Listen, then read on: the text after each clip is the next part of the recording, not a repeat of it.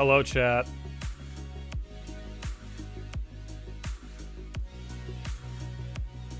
Listen, I'm just gonna cut to the chase. There's no intro. We're just streaming now. Yo. Yeah. I deafened, but I'm in a call with some people, and we'll talk to them shortly. I just had to make sure everything was working.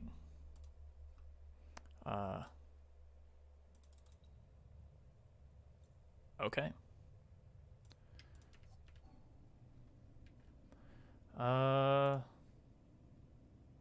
would have never guessed that. All right, I'm no longer deafened. I just said it.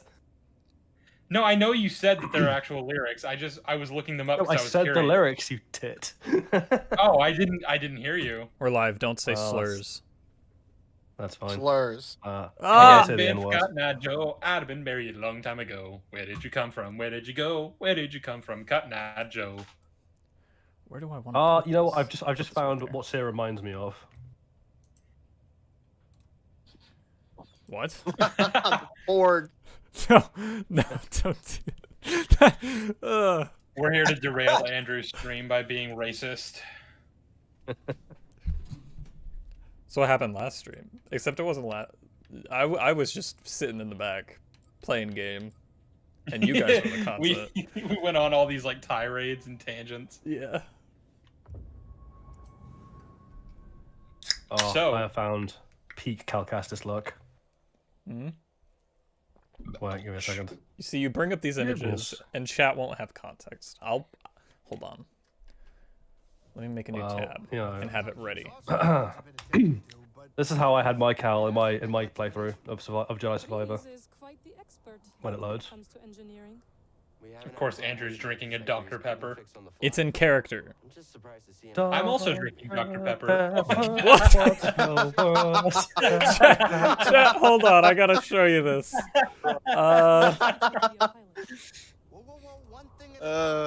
Why would you do this to him? Because it's peak Calcastus. It's sabotage. Wait, are the Cotton Eye Joe lyrics literally just that same paragraph over and over again? Yeah. What did you think it was a lyrical masterpiece? It's literally just, if it hadn't been for Cotton Eye Joe, I'd have been married a long time ago. Where did you come from? Where did you go? Where did you come from, Cotton Eye Joe? Like, over and over again. Wait, with what? no deviations. It's just that? Yes. Artistic freedom. Oh, game's gonna die. Oh, we're good. I was just a little bit more than that, but it's literally just what the? Okay then. Oh god, I can't see my chat. Oh, there it is. Is that a mullet? Yep. Mullet train. Good. Now that Malikos is gone, it's hard to believe he was ever a Jedi. Wow, Oh my Odrin is God. the only one in chat. there are many experiences that can. I have found a photo of Seer with a beard, and it's something else. True, Searbeard. but it still leaves a mark. Beard Junda. Your friends Oh my said god, it is clear she Why? why do I kind of like that? Jedi, but she'll never stop fighting for what she believes in. Good.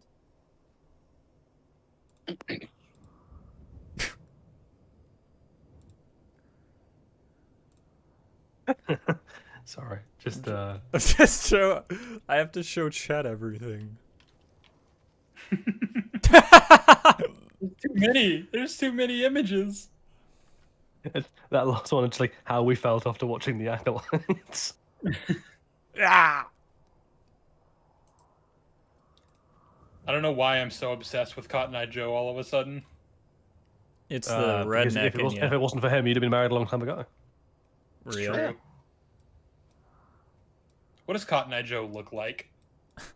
Is he real? This is the true myth. I don't know, but this is what happens when I search. Hello, Cotton Eye Joe. Steven.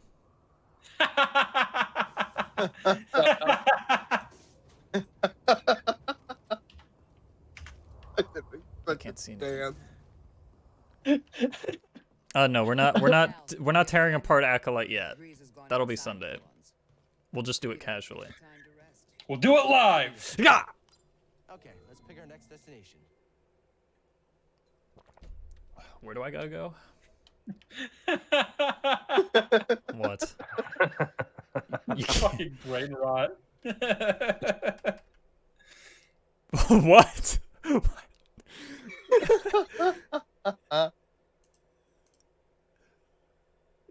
This is not the time for this. All right, we're gonna go here because it wants us to. Oh shit, you're on Dathomir. That's sick. Yeah, but he's actually supposed to be. Yeah, here. I'm appropriately here. Listen, I mean, it Bros- wasn't inappropriate Bros for done the she to be fucking there. The legwork. story Look- allowed it to happen. look at my wife. She's 17. No, she's not. The Wikipedia says she's 21. He was always The Okay. The Wookiees told you. Yes, they told me on The Kashyyyk when I Wookiees was spoke there. to me, and they told me. He didn't have the time. Don't What do this does to the me. Wookiees say?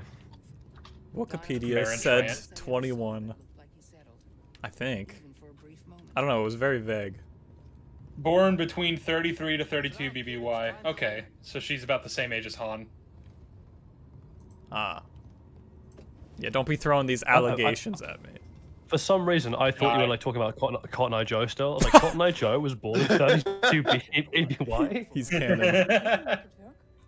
If it hadn't been for Cotton Eye Marin, I'd have been married a long time ago. Oh, how's the new season of I'd have killed Baron a long time ago. how's the new seasons of Game of Thrones? I'm assuming they're talking about House of the Dragon. About Hot D. Ah, good to know. It's a hot mess. Ah. No, but it really is though. Okay. It's got a lot of problems, but it's also got a lot of good. Yeah, it's got it's got lots of Matt Smith, which I like. Seasons of If you Game of take them from their Thrones, I'm homes to assuming train they're as talking about House Jedi. of the Dragon. Won't they be What is this that Southpaw's just sent to the chat? Something about Cotton Eye Joe. Okay. A couple of years ago, one night, I was about to propose to my girlfriend when my roommate Joseph. Oh my god, I know where this is going. Yeah. Please. When my roommate Joseph barged into the room out of nowhere, tripped and fell over, breaking a glass table with his face. Totally ruined the mood. Now, I didn't know Joseph that well. Don't even remember where he was from. But let's just say I put my Oh my plans on God. hold to help him through his injuries. Joseph had gotten big glass shards in his eye, making him completely blind in that eye. He was walking around with one of those cotton pads on his eye for a couple of months. Then suddenly he disappeared along with my girlfriend. Apparently they'd bonded during the time after his injuries and eloped together. Left me behind without so much as a note. I tried tracking them down, but never could. In conclusion, if it hadn't been for Cotton Eye Joe, I'd have been married a long time ago. Where did you come from? Where did you go? Where did you come from, Cotton Eye Joe? Something about that just makes it like it sounds worse in a British accent. It's like, if it hadn't been for Cotton Eye Joe, I'd have been married a long time ago. I hate Where did that. you come from? I hate Where everything did you about go? that. Where did you come from, Cotton Oh, Eye God. Joe? There's something weird about this place. Tiga-ka-dee-ka-da-ka-da, oh. It's different here. Yeah, it's different than Dathomir. Yes. Dathomir is intricate. Its ancient power emanates from the shadows. Wait, Bogano feels hang on. more How old is sophisticated Cal? than When me. was Cal born? I can't He'd figure be 18 at this point, so... So Marin's a cradle snatcher. No, they're about the same age, I think. More or less. He was 13 when Order 66 went down, so... All this cradle snatching. I don't approve. This is the same kind of Wait, if she was born in 32 Ooh. BY, Guys, a she should ball also be like puzzle. 18. Sorry, Andrew. A ball puzzle. We love these. Where do I put this Ooh. ball? This is peak Andrew wants to content. keep on fondling his balls. I am. Balls in 3D. Let's go. I feel like I should open one of these things. Where does this go? Sorry, I just saw like the dialogue from Cal there being like, look, it's one of those balls like on Dathomir. I wonder what it does. Like, well, probably the same thing I did on Dathomir, you prick. Oh, there's this squirrel thing. Okay. Wait, when did you go back to Zepho? Was I not paying attention to the stream? Now. Okay. But we've Boggling always been on companion. Zepho. Gaslight, Girl Boss, Gatekeep. Real. Sam said, just finished Game of Thrones Season 4. The Brienne Hound fight was terrible, but otherwise I'm happy to leave it there for now. Oh wait, I Happy that my fave characters died from the before the show went to crap. Yeah, the Brienne Hound fight is stupid. She should not have won that. wait. I can Well, get isn't a. the thing that he's stem. he's badly like he's sick, right? When the Hound fights her, when the Hound fights her. Is he? I don't remember that. I thought he had like an infected wound. All right, Joe Biden. I'd have to rewatch. I don't remember that being the case. Of all of these women. Because I thought there was a thing of like he got bitten by some dude, and then Arya had to like cauterize the wound with a hot stick, and he's not basically he's not feeling his best. I still don't know that I believe she's winning that fight. I mean, she's a capable warrior, and he's injured. /L. Yeah. Well, never mind then. Sam, you're wrong. All right, we're gonna be playing with balls for the next 30 minutes. I need to get this. Delicious. But yeah, I don't Only believe that she would win against the Hound when the Hound is like fully fit.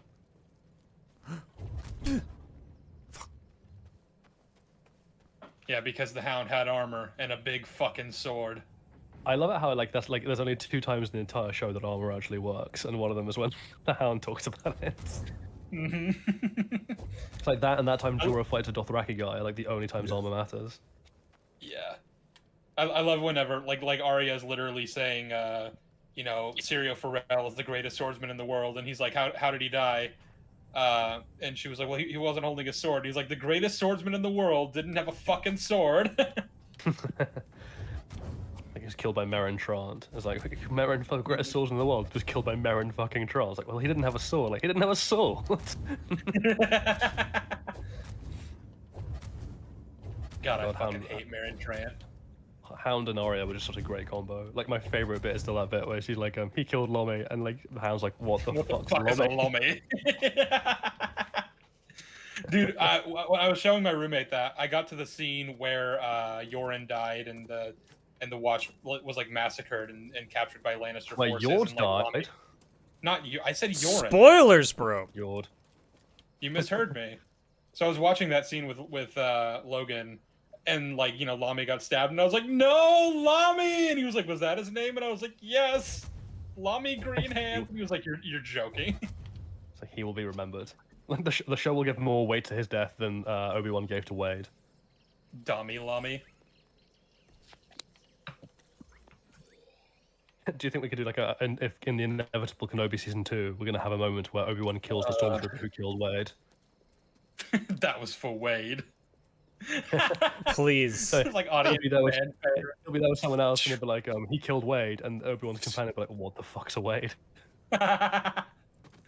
No, like I'm just imagining like he lies awake at night in his cave saying the name of the stormtrooper who shot down Wade.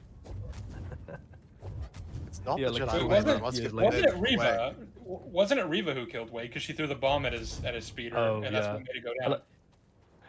He's like talking to Luke, and he's like, oh, you know, it's imperative that you kill Vader, because like think of all those innocent people who died at the Empire's hands, like Wade. Think And it's like, about Like Wade. Wade. Wade died at the hands of the Empire. He's like, who's Wade? He's like, you wouldn't understand. You had to be No, there. no, man. Oh wait, you weren't. No. Your sister was. What? It's like, wait, what? Excuse me. Luke, did I ever tell you just- about your father's hot apprentice? I'm No. just imagining Not like that one. Obi-Wan's talking to Leia, and he's like, "So you remember Wade?" And she's like, "Not really." And he's like, I'll kill you. I hate you." He just becomes Anakin, like, I hate you. I hate you. From my point of view, the Wades are evil. Well, then you are lost. It's thematically relevant too, because when you're watching the Kenobi show, you're wading through a bunch of shit. Ah. Yeah, very clever. That was a very funny joke. This is peak content. Oh, yeah. Listen, I have to finish this puzzle. It gives. Bro's locked This in. is the Wade. There's Oh. a yellow box over there, and the Thank you so yellow much for box that The truth and the creation. light. gives me more stims, which makes the game easier. Did you ever hear the tragedy of Darth Wade?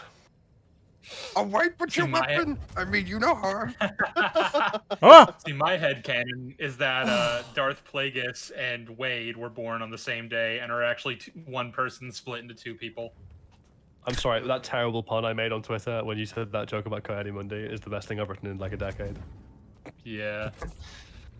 Did you not appreciate what I said under a different comment thread where I I said "Fly me to the moon," but I spelled it like the Darth Plagueis species. Oh god. Blue I just did moon. like the first opening verse for "Fly Me to the Moon," but I used like Star Wars things instead. Let me plague among the stars. It's like you choke out Plagueis and you're like, blue moon, without a thought in my heart. Let me see what Sheev is like on Naboo and Dakar. Oh no, actually I did see that tweet. I tell a lie, I do remember seeing that. Wow. But you didn't I must like have it, blocked it from my memory. piece of shit. Fake friend. It's true. And now wait. Please. Oh, I overshot that completely. I offered to bribe the. Oh, see ya, Rowan. Oh, see Rowan. See you. Rowan has abandoned us. Yes. All right, bye. Offered to bribe the nice lady at Best Buy today to give me the Arcane Season 1 Blu-ray early. Seriously, I'd give everything to for it. True. For TARDIS right now. Also, what's better, What was it watching that, watching Andrew that- play with balls or Sheev fall off ropes? That's for the Oh, chat to ropes. decide. Watching Andrew play with balls or Sheev to blast ropes. Oh god. That's crazy, Cobbs. Maybe I can do it this time. Deeply cringe. I Jolly, know. what? I was I got it. pain and death and misery and sadness. And Wade. And what? Good, buddy. We will never forget Wade. Anyway, yeah, what did you want to ask me? What was it that I forgot his name? Something Lake in Doctor Who. Like, what did he say? Jackson, that like. Jackson, like, what did he say that the TARDIS like stands for? Oh, tethered aerial release deployed in style or something like that. Oh, the hot air balloon TARDIS. Yeah, I was like, wait, that's not right. Wait a minute, I know where that's from. All right, no more playing with balls. It's It's the time for the governor from real The men's Walking Dead. sport. Mm-hmm. Playing with rope. Amen. Hey, Sheev, do you like how that silly bad episode where the giant man jumps all over London still has better character work than the whole of the Acolytes? Oh, it's so depressing. You know what? To be fair, Victory of the Daleks also has better character work than the Acolyte. And Oh that's my crazy. god, it does, doesn't it? Just Christ, it actually does. Wait, hang on, are we including Matt Smith running in and punching that one dude in the face for no reason? Yes, Okay. that's still better characterization than anything in the Acolyte. I think we should just have that in every season of television ever, regardless of the context. It's just Matt Smith runs in unannounced and punches someone random in the face. Oh, I am OP. I'm doing so Oh, much I just remembered. damage. I found an opportunity to use that Doctor Who clip where he talks about how space is, really small and someone's bound to come find them. In my Episode Acolyte 2? video. No, in Amy's Choice. No, as in like in episode 2 of the sorry, not episode 2, the prison break, I imagine, right? No, I was for the fact that not only do Osha and May look exactly alike because they like coincidentally happen to have the same haircut, but the Jedi are also able to reasonably infer that Osha was the one who killed Indara because she lived so close to where she died. Oh yeah, she just happens to be in the right quadrant of space to make that plausible. Yeah, and it's like, okay, yeah, because space is really small. Yeah, space is small. It's fine. Barely an inconvenience. Famously, space is tiny. That's why we call it space. Because of how little space there is. Okay, we can't go up Hey, there. there's a fossilized dino head down here. It's cool. I like that. That's cool.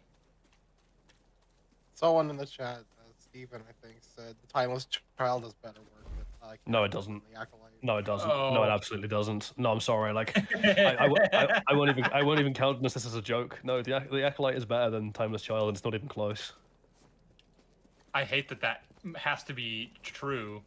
Andrew, you're supposed to run up on the wall first. Yeah, I'm running. Don't worry. Wait, I'm sorry, Sheev, are you giving people gaming advice? I feel like you forfeited that a long time ago. Fuck you, Jolly. True. I know how to play Where this did it game. come from? Where did it go? Where did it come from? How Nigel? Most of the stream is just going to be me 100%ing the game now. Because I'm like 2 missions away from finishing the game. And I want to 100% it. Well, finish the That game, sounds fool. tedious. I can't imagine actually trying to 100% this game. Listen, it's just Or explore. any all the game, really. ponchos. Did we find a poncho? Yeah. Hi there. No, it's new lightsaber material. Got the No, okay. grip.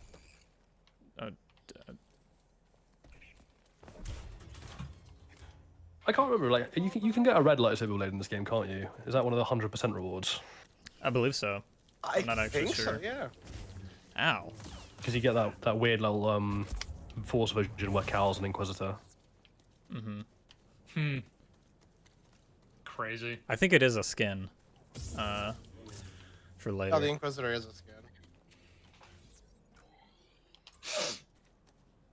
There's apparently a rope. Ah. Grab the Oh. rope. No, not ropes. Type No. Soap on a rope?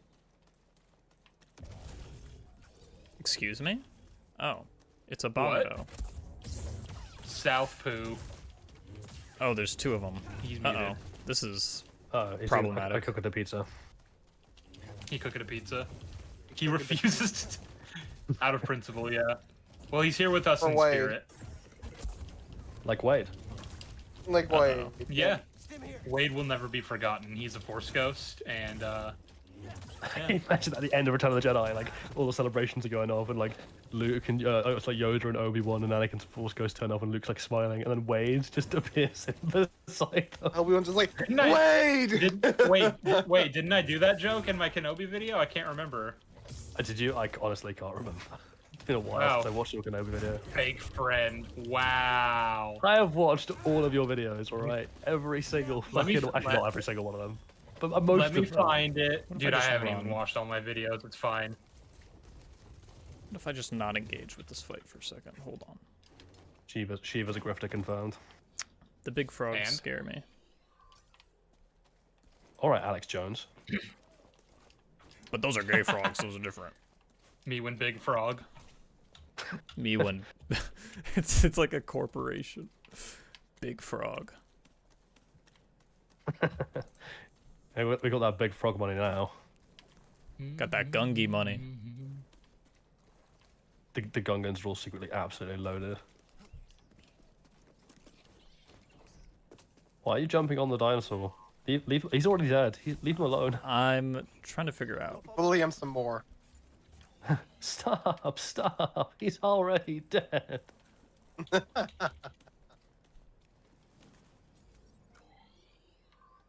Okay, I just like re-engaged with chat, and all I saw was Odorin's bottom comment saying "Remember Sheev." I didn't look at his one above it, so all I was thinking was that bit like Mufasa in The Lion King.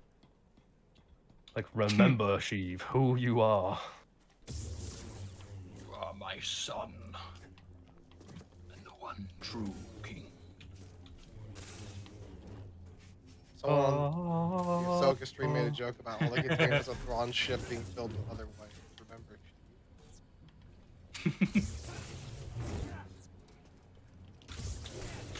Exegol's tanks are just full of clone Wades.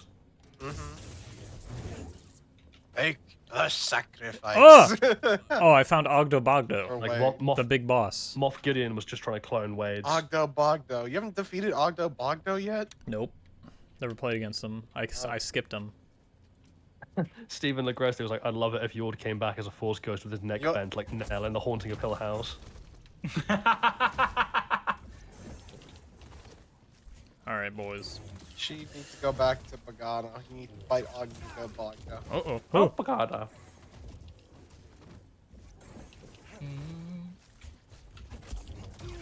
Oh, that was stupid. The frog ate you. The frog is coming. Oh. Giggity. Oh my god, I died. Yeah, the frog killed you. You died to the frog. Mm-hmm. We don't talk about this. The first, Wait, the this is my first rule of favorite Fallen Order. First rule of Frog Club is we do not talk about Frog Club. I would love if Fjord came back to as a Force Ghost with his neck bent. I want Yord to come back as a Force Ghost. I don't care if it breaks everything about Qui-Gon learning how to do it.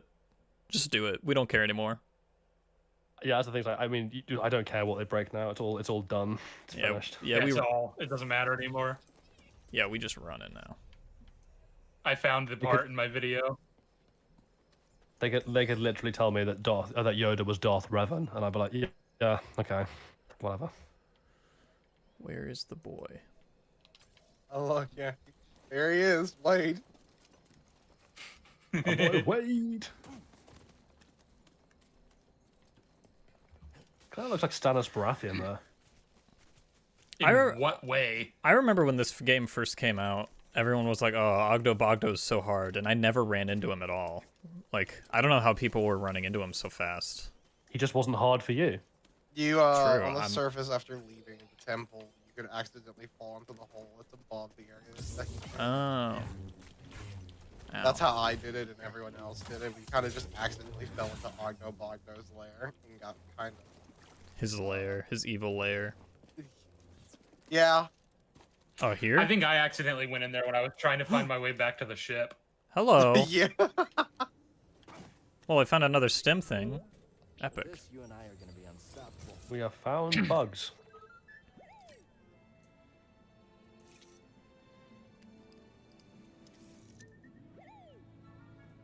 The Froggo's coming. Gandalf reading from the book of In Moria. Yeah. I found a brick! Time to throw it at We have homeless barred people. the gates, but cannot hold the Froggo for long. We don't like Brown brick face. around these parts.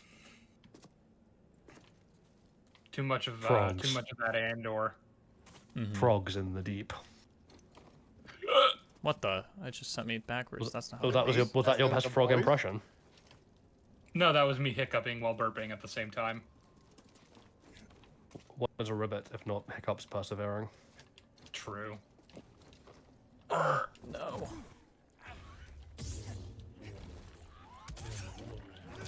Get parried, weird mush insect. See, like, I'm not there yet on your stream, Andrew, so I just see you running on a wall and go and get parried, There he weird goes. much insect. Yep, seen it. I've seen it. It's real. No, it just occurs for me. It's like, this is about the same amount of delay that Sheev's stream had. Chad, is this real?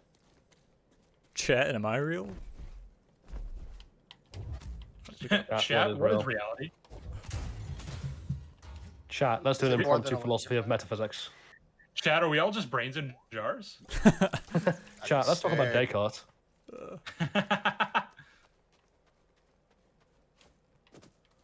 I want to be a brain in the jar. That'd be kind of nice. Unexplored area. But Omar Mars. Transcendentalism. I literally no thoughts had Transvinda. empty. No Sorry, bad. like philosophers of the 18th century were like, "This is transcendentalism." Other philosophers, the fucking trans agenda. The woke. Yeah, okay, woke head.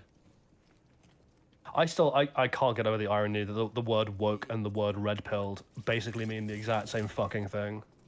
But conservatives just don't seem to understand this. You slice the But they- box, but but they didn't mean open the it. exact Oh same thing no, I'm For, like, stupid. opposite political sides. Yeah, opposite ends of the political spectrum. Horseshoe theory prevails again. Oh, dude. His repair kit. He hopes to find Horseshoes. Oh. Amen. What are these little foxes we're following? They're cute. The crystal foxes from Or the TLJ boglings. again. We No, found don't them. remind me of that. Suddenly they are not cute. Suddenly how much I'm money was filled spent with on anger. those. Oh, Southpaw's making Lego. course he is. Ooh, that's the Coruscant Guard LAAT. Oh, that's sick. Nerd. That's cool. What is it? Hold on. Is that the scimitar I gotta next to it? check. Yeah. Ah. Darth Maul's ship is cool. It is, yeah. I mean, it's no Rogue Shadow, but it's still cool. Rogue Oh no, now where was this thing that I want to get that box? A Reddit Oh post. god. Rogue It's- Shadow Legends. It's so over for me. The- Steven, Your Shadow Steve, when you Legends. Sheev, when you cover Jackie in your video, are you gonna make a 3-hole punch joke? I should. No, just make a penetration joke. Be base. And he's pretty young. We try not to sexualize her. What, Jackie? I was making a Community reference. I forgot you haven't seen that show. God damn it. Nope, I have no idea what you're talking about. r/whoosh. I want to know who maintained Yeah. all these ropes and zip lines on Zepho, considering that no one's been here except for Cordova, and he hasn't been here for decades. It's BD1. The Oggo Bogdo. He spent his time repairing the ropes. That was his mission after his master like brainwashed him. He's like, oh, by the way, there's a bunch of obstacle courses. You're gonna need to keep this intact for the next American Ninja Warrior. Like we're gonna be doing Takeshi's Castle here on Zepho. It was near the collapsed What is it, bridge. Jedi Temple Challenge? Yeah, Okay. they're just doing the Jedi Temple Challenge there. The Salto, Ice what are Bucket you Challenge, talking Jedi about? style. Yeah, Sheev, what are you doing? Dogdo Bogdo. I'm so Wait, confused. I need to fight him again. I thought he was being indignant about the fact that you haven't seen Community, but then he was like, Sheev, no, he like is. he singled me out. Yeah, I he's think saying you he should have shown it to me. misunderstood. No. Oh. He said you haven't shown him. I was like, Okay, I what thought the fuck are you what- doing, Sheev? Show him Community. When the fuck was I supposed to show Jolly Community? Yeah, he's been trying to show me Severance, and that hasn't gone well. Yeah, and that's like a fucking mini series. Now imagine trying to get him to watch 6 seasons of television. Yeah, Your I'm fault. taking Sheev through Doctor Who. Yeah. Yeah, we don't have time to start like watching another show together. Yeah, we got like another 7 seasons of Doctor Who to get through, Oh, and then and then Buffy. you know Ogdo Salto, are Bogdo's you a Todd? purist who thinks that there's only 3 good seasons of Community? Imagine yes. being a Wow. purist of any kind. Andrew, you know Ogdo Bogdo's tongue? You can freeze it and then cut it off. Oh, you can? Season 4 is That's pretty metal. bad. Season 5 Yeah? is okay. I don't remember season 6 well enough. Now, BD. How far are you guys in Doctor Who? We're on season 5. We're in the Matt I- Smith era. Yeah, we're about to start the Cold Blood 2-parter. Based. I want to get the next time we watch together. I don't want to stop until we've seen Vincent and the Doctor. Oh yeah, that's a great fucking. Or maybe it's a episode. force. I- Mm. I might I have to want to force finally pull or see something. peak. Just needed Yeah. don't you? You got him killed, basically. Fun in there? All right, I did the open frog that is a one. pathway to many abilities that some consider to be unnatural. Oh, you killed Octo Wait, so how Bogdo. far are you into Easy. Doctor Who? Ogling was killed. Is it Season five, Season you just 5. said. Oh, you just started Literally Smith. just Okay. Yeah. Okay. I wasn't paying attention. I was watching Andrew fight. Oh, I wasn't paying attention. Well, oh, all right. My that's alright. bad. I'm Wow. Fucker. Imagine not hanging on my every word. What a dick. sorry. No, fake friend. Excuse me. Bless you. Stephen Aggressively's like, and Jolly, are you going to watch Angel as well? I've seen Angel. Whether I show Angel to Sheev is another matter, because I don't actually rate Angel terribly highly. I think season 1's good, and I think season 5 is excellent, but seasons 2, 3, and 4 are a real fucking slog to get through. What? So I mean, I wouldn't watch it until I've seen Buffy, right? Yeah, I'd Guys. probably show you very select episodes of Angel just to give context for what's going on in Buffy, because it does become it's almost like a torture situation where like they do sort of cross over. Yeah. Oh. I mean, I'll show Sheev season 5 of Angel because that's got the fucking puppet episode, and that's one of the best things I've ever seen. That's just amazing. Everyone should see that episode. It's great.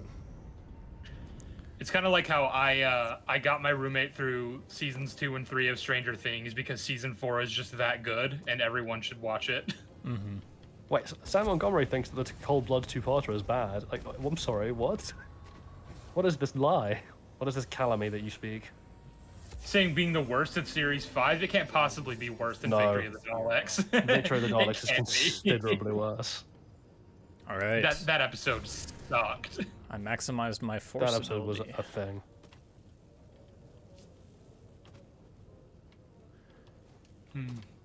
Why did Cordova put a little workshop on the other side of like 3 rotating blades of death? He's got to keep himself in So that nobody else could. In shape. Yeah, to keep himself from like going off on breaks, so he could stay productive. There's a ball up here, and I need it. Can I go up here? Oh, we're back to fondling balls again. Yep. Can I walk in Andrew. this Andrew water? will never stop playing with balls. Nope. Is there anything outside? Oh, there's a rope. Was the last episode you seen Victory of the Daleks, Chief? So I know not to spoil it. Is that the I've last seen one? it. No, I mean, No, like, what was the I've, episode in season 5 you left off? We watched the last- Angels two-parter, and then we watched Amy's Amy's Choice is Choice the last one, last. right? I'm up Yeah. here. I don't know if I'm supposed to be, but Something in there. Something catch your eye? Amy's Choice is great. scan this ball, BD. Pretty good. I like Rory. I'm glad he's getting more attention. Ow. Yeah, Rory's excellent. Got a lot BD, more. scan his That's balls. a good episode. What, George? I liked Amy's Choice. It was a good episode. The fuck? Huh? Huh? Huh? My upstairs neighbors are treating my ceiling like it's their own personal trampoline. Oh, they're doing the dance of no pants. See, I'd forgive them if that's what they were doing, but it seems like they're just stomping for the sake of stomping. In my head, you're like, oh, I'd forgive them if that's what they were doing, but actually, no, he's just beating his girlfriend, the inconsiderate dick. Yeah, asshole. I'm trying to fucking have a live stream with my friends. Like you just hear screaming and yelling from above, and you're just like, man, I can't believe he's doing this on my time. In this we economy? have a specific schedule that we keep to. God damn it, Like, Jeremy. you- All right, we got a big Storm boy you here. storm upstairs, and like, you can only beat your girlfriend between the hours of 4 and 10. We've agreed on this. I told you, not between 3:30 and 4. Ow. Get me pictures of Spider-Man. Die, bounty hunter. Yes, Odrin, they fucking. Thank you. Oh no, Dashword. Dashorb. Dash Huh. out. Where do all these guys come from? He's the philosophical concept of Dasein. True. He's joining in all the existentialist banter.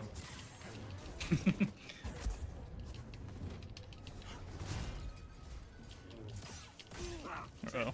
Stam said, "Oh yeah, Victory of the Daleks is terrible. Truthfully, I can't remember that two-parter well. I just remember it being catastrophically bad." Well, I can't speak to it because I haven't watched it yet. But Jolly, is it good? It's good. I mean, it's not amazing, but it's not terrible. It's perfectly fine. Very nice. Well, It's got some I good don't know stuff who to in there. believe. I trust both of your opinions. I don't know who to believe. You should believe me because I have an honest face. I should believe women. PFP is literally a demon. Well, as the I mean, actually, I have no idea what sexuality Sam is, but like as the only bisexual, as far as I'm aware, I am the closest to a woman, so you should trust me. No. Oh, okay, fair. Got something? Yeah. That's In just fact, discrimination against just on non-binary principle, people. I don't trust you because you're bisexual. All they do is lie. It's like that Tywin quote, "I don't mistrust you because you're a woman. I mistrust you because you're not as smart as you think you are." Hey, a chest. I don't mistrust you because you're a woman. I mistrust you because you're non-binary. Hey, look in here. All women do these days is eat hot chip, charge Oh they no! phone, So, and die. Neil in the chat's been like underrated film or TV series Land Before Time, and I'm like, yeah, Land Before Time's great. Just don't look up what happened to the actress for Ducky. Oh God, what happened to the Oh, actress for yeah, Ducky? that's right. The Sedge. It's really not good. Well, that's more like an All Dogs Go to Heaven Sedge more than Land Before Time. Yeah. Yeah, that's unpleasant. Let's take a look. He said for series, Black Sails. Black Sails is peak. Indeed. I recommend Oh. Black Sails to literally anyone who will listen. Black Sails is a Marxist masterpiece. Changed Now my I mind. have the Sedge. 15,000 Rontgen. Customized lights. I don't remember how to great, pronounce terrible. that. Not great, not terrible. Rondkin. Rontgen. Chief, I'm not gonna read what Southpaw texted. I don't want the stream to feel sad. You can look at it. Oh damn. That sucks. What just happened? What happened? What happened to the actress for Ducky and Land Before Time? Just Southpaw put it in chat. We don't want to give everyone the sad. Yeah. Oh damn. Really dark. It's actually worse than that, but never mind. So I'm glad Southpaw didn't give the full context. Oh Ooh. well. Let's turn on these lights. See what's going on. Oh, this is his bedroom. Do you have a favorite It's gonna be a memory of Jackson Oh, Pollock dear. painting in here. We're creeping around Cordova's bedroom, are we? You absolute pervert. Southpaw said, I don't think I have the full context. Me Oh, when I thank God, creep around an yes. old man's bedroom. you ever win? Yeah. Oh, he had a I he don't had a think I mirror have the here. full context either. Me when an old man in a red suit climbs down my children's chimney and empties his sack at the end of their bed. It's Santa that time of doesn't the leave year. presents at the end of their beds. He puts them under the tree, you fake Christmas fan. Stockings. Where do you think stockings go? Over the Over chimney. the fireplace. In the living over room. the fireplace. Yeah. Yes. Hideous. What do you The fuck are you mean? talking? You We put them gotta on- make them you put them on dry. the foot of your bed? Yeah, you put them on people's beds. Why you hang them over the fireplace? It's a Christmas tradition. You put the stockings over the fireplace. It's I'll tell you tradition. why you don't do that. It's because I value my house unburnt down. You obviously don't put it close enough to the fire. No, put it over the fireplace. Just put it in people's rooms. That's where it goes. French people continue to No. infuriate me. What is wrong? What? Huh? British. French, actually, but never mind. I feel like you're an alien. I mean, I am French. I repeat. True. He's a fake French person. I know, but saying The real British is French. kinda You funny. look human. You look French. we came first. The real French people are Canadians. Yep, there you go. The real Canadians were the people the French left along the way. Oh. Just like the Harfoots. Andrew, how do you get over to the ridge with the big creature? I want to go interact with the big creature. Oh, the big boy? Big boy. Oh. Wait, where is big boy? He's gone. Is he this way? No, oh, I the see one him. on the very. Yeah. Oh, I know what you mean. I forgot I'm behind you. He's behind you. He's Big right old behind thing. me, isn't he? All I know is that Big old dude. there's a chest somewhere that I forgot to actually open. Is it down here? Actually open. Actually There'd open. be the chest. Inside. Be Ow! If I'm trying to remember, I don't think you can actually get to him, but you can get near to him. Oh, okay. I can't just jump down there. Spent them and That's traded them. stupid. And frittered them away on food and wine The and game pleasurable just- company and the more we came to. All right. So the game just decided for there to be fall damage for some reason. Good save. Stupid game. Stupid game. Stupid I just fat logged on to hobbit. Twitter. I just logged on to Twitter and I saw the world's most amazing comment in my notifications, which is, my ass frothed at the mouth to be a misinterpreting contrarian. My apologies. What? I'm sorry, what? I opened up my Twitter, I had a bunch of notifications, I looked at my notifications, and the thing at the top, but I have no context for this, is someone has replied to something I wrote saying, my ass frothed at the mouth to be a misinterpreting contrarian. My apologies. I hate, like, terrible day to have ears, first of all. Chat, make him a mod.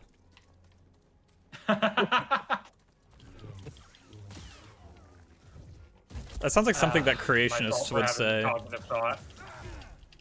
Yeah. Right here, BD. All right, your I was gonna attack put it in was chat, delayed. So I'm gonna appreciate the beauty that is this tweet.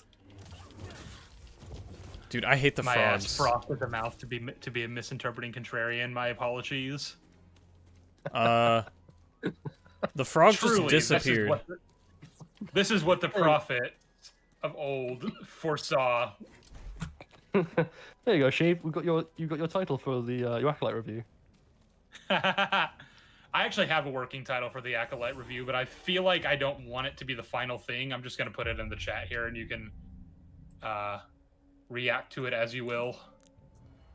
Oh, it was on my thread where I responded to someone being bigoted about like how queer people existing in history. Odrin, am I near? Am I close? Am I hot or cold? I feel like I'm close. Where are you trying to go? I'm trying to find this box that I opened apparently, but just never. I sliced it, but I never actually opened it. Is that what this entire thing has been? You're not even like trying to find a real objective. You're just going around doing shit for the sake of it. Yeah, I'm exploring this planet to get more drip, and then I'll do the main objective. Andrew. I'm This is cold. it. Andrew, do a mission or I'll kill you. Okay. Fair enough. But I did find another box though. It's We outside. found a child. Oh, what Southpaw just put in the chat made me realize I need a title for the Boys Season 4 video when I make that. The There you go. Boys, the Well, Boys yeah, season 4 is a Just use diabolical your ass disaster. froth to the mouth. Oh, that. I can't use swear words or else YouTube will get mad at me. Call it a diabolical disaster. Because That's fair. Because that's something that Mr. Butcher says. Oh, I think I found it. Fudging diabolical. Originally, what I was thinking was just calling it something, you know, something more basic. Like, I'm really tired of the boys, but like after what happened in the finale, it deserves one of those titles. It's earned it. Chat, is this it? Boys to men. I'm gonna assume this is it. All right, let's look at our drip we've acquired. My Ew, that's donkey pink. frothed at the mouth. Oh, we got the pink Actually, one. to be honest, you could just lay the groundwork for where that review will go and be like, the boys tied me to a sex swing in Tech Knight's basement. The boys tied me to a kitchen chair, broke my throne, and cut my hair.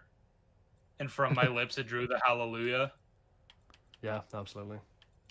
Sure. God, I'm sorry, I'm not gonna go over this. The boys, not once, not twice, but 3 times in one season decided to like sexually assault one of its main cast members and just not acknowledge it. What are we doing? What is this world? It's diabolical. Fucking is diabolical. Dialogical. Indeed. Indubitably. Rope. I keep forgetting Gen V exists. I'm not gonna watch that for this video, but Nope. I will acknowledge that it exists. I keep on forgetting that Carl Urban is being wasted in the boys. When he could be doing Yeah. things that are worthy of his talents. Listen, I just like watching him say, "Oi." Yeah, but they're incredibly old. Like, Oi, Ewy, I ran to rape my wife. just like watching him say the C word repeatedly. Oh, That is a cop move. it's like Southpaw, if you have speaking lines in my boys video, then I'll say featuring Southpaw.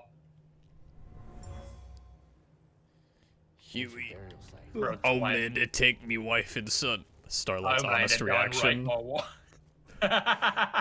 If I have a cameo in that video, I want to be credited as featuring Frenchie. I was actually gonna say yesterday. Does Frenchie offend you? Oh, I don't give a shit about Frenchie. What offends me is having like the IDF supporting piece of shit that is the actor playing that role. But I that is don't know personally, anything about the actor. yeah, the actor is a former IDF guy, and he's really unpleasant. What's That that? sucks. What's It's IDF? Gal Gadot all over again. Uh-oh. Israeli Defense Force. Hate that. Bro's a Zionist. Oh yeah, very much so. Which, like, considering what the subject matter of the show is about, is like just fucking hilarious. Weird how people make a big deal about that when it's Noah Schnapp, but when it's one of the characters who plays, like, you know, when it's one of the actors who plays a character in one of the most popular shows on right now, no one gives a fuck. No, to be fair, I think a lot of people do care about the Frenchie one. Like, a lot of the fans are not happy with that. To be fair, Oh. to the boys' fan base. Well, like, I've never lots of heard issues about with that. fan base. So But that's I what guess I just they are. assumed. But then that Yeah. same fan base will defend other things that are pretty bad. You know, that's just how that goes, I guess. People sadden me. Really. Salmon season 1 saying season 1 of The Boys was actually okay. It's pretty good. I rewatched it. It's got a few issues, but it's a mostly pretty well made show. In season 1. Translucent doesn't mean invisible. It means sort of see-through. But it's a cool name. Ooh, Mr. Dragonman. It's really not. It's really not a cool name at all. That's Hey, do you remember how the name season you 1 of give The Boys? yourself when every other name is taken. you remember when season 1 of The Boys established that Homelander can't see through zinc, and then they just never use that again? Just never brought up. Yeah. What can't I see through? And like that's something to Butcher's knowledge because he specifically, like used that to make it harder for Homelander to find the remains of Translucent. Oh boy.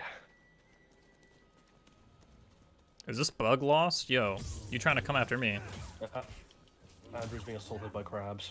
I am. The That's bug what happens was when you- lost, but now it's found. See, that's what happens when you fondle with your balls too much. You get crabs. Yeah. I found 2 boxes. Ooh.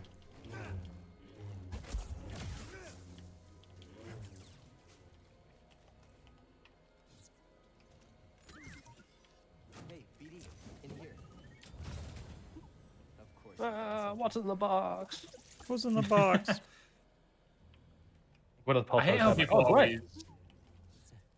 always. I hate how people always compare Invincible to The Boys because like on the very surface level they are similar, but like these shows are nothing alike, and I'm tired of people comparing them. Yeah, Invincible's I mean, actually Invincible good has as well. problems, but it's Invincible has its issues, but it's much better than The Boys. Mhm. No, Like it's actually perfect. good. Oh my god. It's perfect. Amber. Goodbye. Oh, that's true. At least season 2 kind of like addressed Amber and her issues.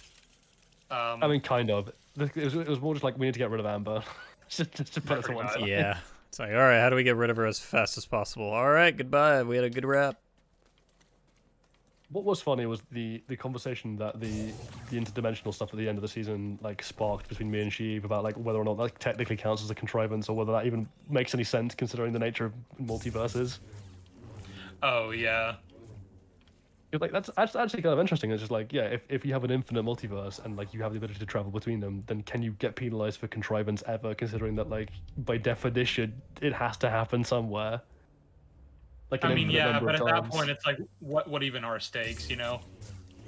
Well, yeah, that's the problem. Is like you need to be really careful then not to destroy stakes by just making all universes successful. I mean, this is the Rick and Morty problem, right? Of like, oh, we can just pack up and move to a new universe when we blow up this one. Yeah, like they had like a throwaway line where Rick was like, "Yeah, we can only do this a few times, so let's not waste it." But it's like, what do you mean you can only do it a few times? Why? It's an infinite multiverse. I don't think you quite understand what that means, Rick. It could be the fact that Rick Yeah. is also himself infinitely doing it as well. It's a Ah, yeah. scaling issue.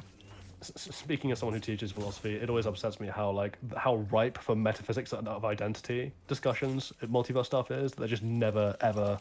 No show wants to touch that. Like, oh sure, we can go to a universe where like literally the entire same history's played out, and like except for the person who's died is alive. Say, I get my girlfriend back or whatever. But then like, is that really the same person? Is that how that works? Like, isn't your universe where she's dead like still a thing that exists, and like she's actually dead, and this is just a perfect copy? Like what does that even Yeah. mean? Like, there's so Well, much yeah, interesting but, stuff to do there.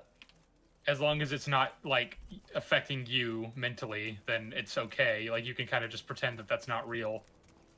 Oh Like, right, it's but, more- it's It's a Oh, cognitive that's like- dissonance thing. yeah, like I would like to see a character go through that dissonance of being like, this is a person who is like identical in every way. Like, like this is the same person in every sense, except the fact that like they are physically not the same thing because this is a different universe. So does that mean they're a different person, or does identity love- transcend single individuals? Didn't like, Doctor I Who share do the that? body? The I'd squirrel. love- I'd love a story. I'd love a story like that, but like they're just like say a guy like goes to a different universe because his girlfriend died, and this universe he's gone to is the exact same thing in every way. It's essentially, for all intents and purposes, identical with like a few minor differences, but like over the course of like the story, he notices very minute, basically inconsequential details about this new version of his girlfriend that are just different. Like maybe her favorite color is green when the other one was blue. Just things like that, and like those things just fuck with him because he's like, no, you're not the person that I fell in love. Even though like for all intents and purposes you are, and you have all the same traits that I fell in love with. You just like these are like little reminders of that you're not that person. And I I can always never prefer have if that there person weren't. back. If there weren't those little differences, like she is literally identical in every way, but he still like on a subconscious level feels like he's cheating. Like this isn't the same person because he watched the original person die. right? So he's just like got this mental thing of like you can't be the same person even though you are. And so like he's inventing things like, oh, you know, you did this and she would never do that. Like, actually that's bollocks. She absolutely would have. But She like, totally would, yeah. Yeah, he's just trying to justify the fact that like, you know, mentally justify the fact that he feels like he's cheating. And like then you can have actual conversations about whether he actually is and what does that even mean in that context. And like, that's really interesting. Yeah, and I think there was. and you know, it's like, well, and it's like because of this psychological barrier, he can't bring himself to feel the same kind of love that he felt for his original girlfriend, even though she literally has every single aspect that he fell in love with to begin with. So like, in theory, he should just be in love with her. She's exactly the same person. I think I watched. Man, that's such an interesting there concept. was. I don't know if it was like an audio thing or I read it, but it was a short story about this. Like, we were able to figure out how to communicate between multiverses, and this guy found an exact replica of his universe. But instead of his girlfriend dying, it was him who died. So he then contacts that woman and says, "Hey, I am from a different universe." And then the big reveal is that this girl has talked to thousands of him who have also talked about this, and she pretty much has to tell him like, yeah, even though everything is the exact same on paper, we are still different people, and in fact you actually never loved me in this universe. And it's pretty cool. Yeah, that's something that's worth exploring. I'm trying to remember. There's a thing called Constellation. I don't know if that's the same thing you're talking about. There's a play called Constellations, which sounds similar to that. Which is about people communicating across multiverses. Like they never actually see each other. They just talk like by equipment, basically. Talk about your long distance relationship. Constellations play. Yeah, Nick Payne. Ooh. Big Ball. Yeah, it's Well, two people fall in love from two different universes, and they're communicating via her research. Because she's got like a machine. She's a scientist. And she's got a machine that lets them communicate, basically. We're close. Let's check it out. Nice. Oh, I think this is the scene where we see Evil Cal. Yeah, but it's interesting, right? Because like the multiverse is ripe for potential, just in terms of like what you can do with that.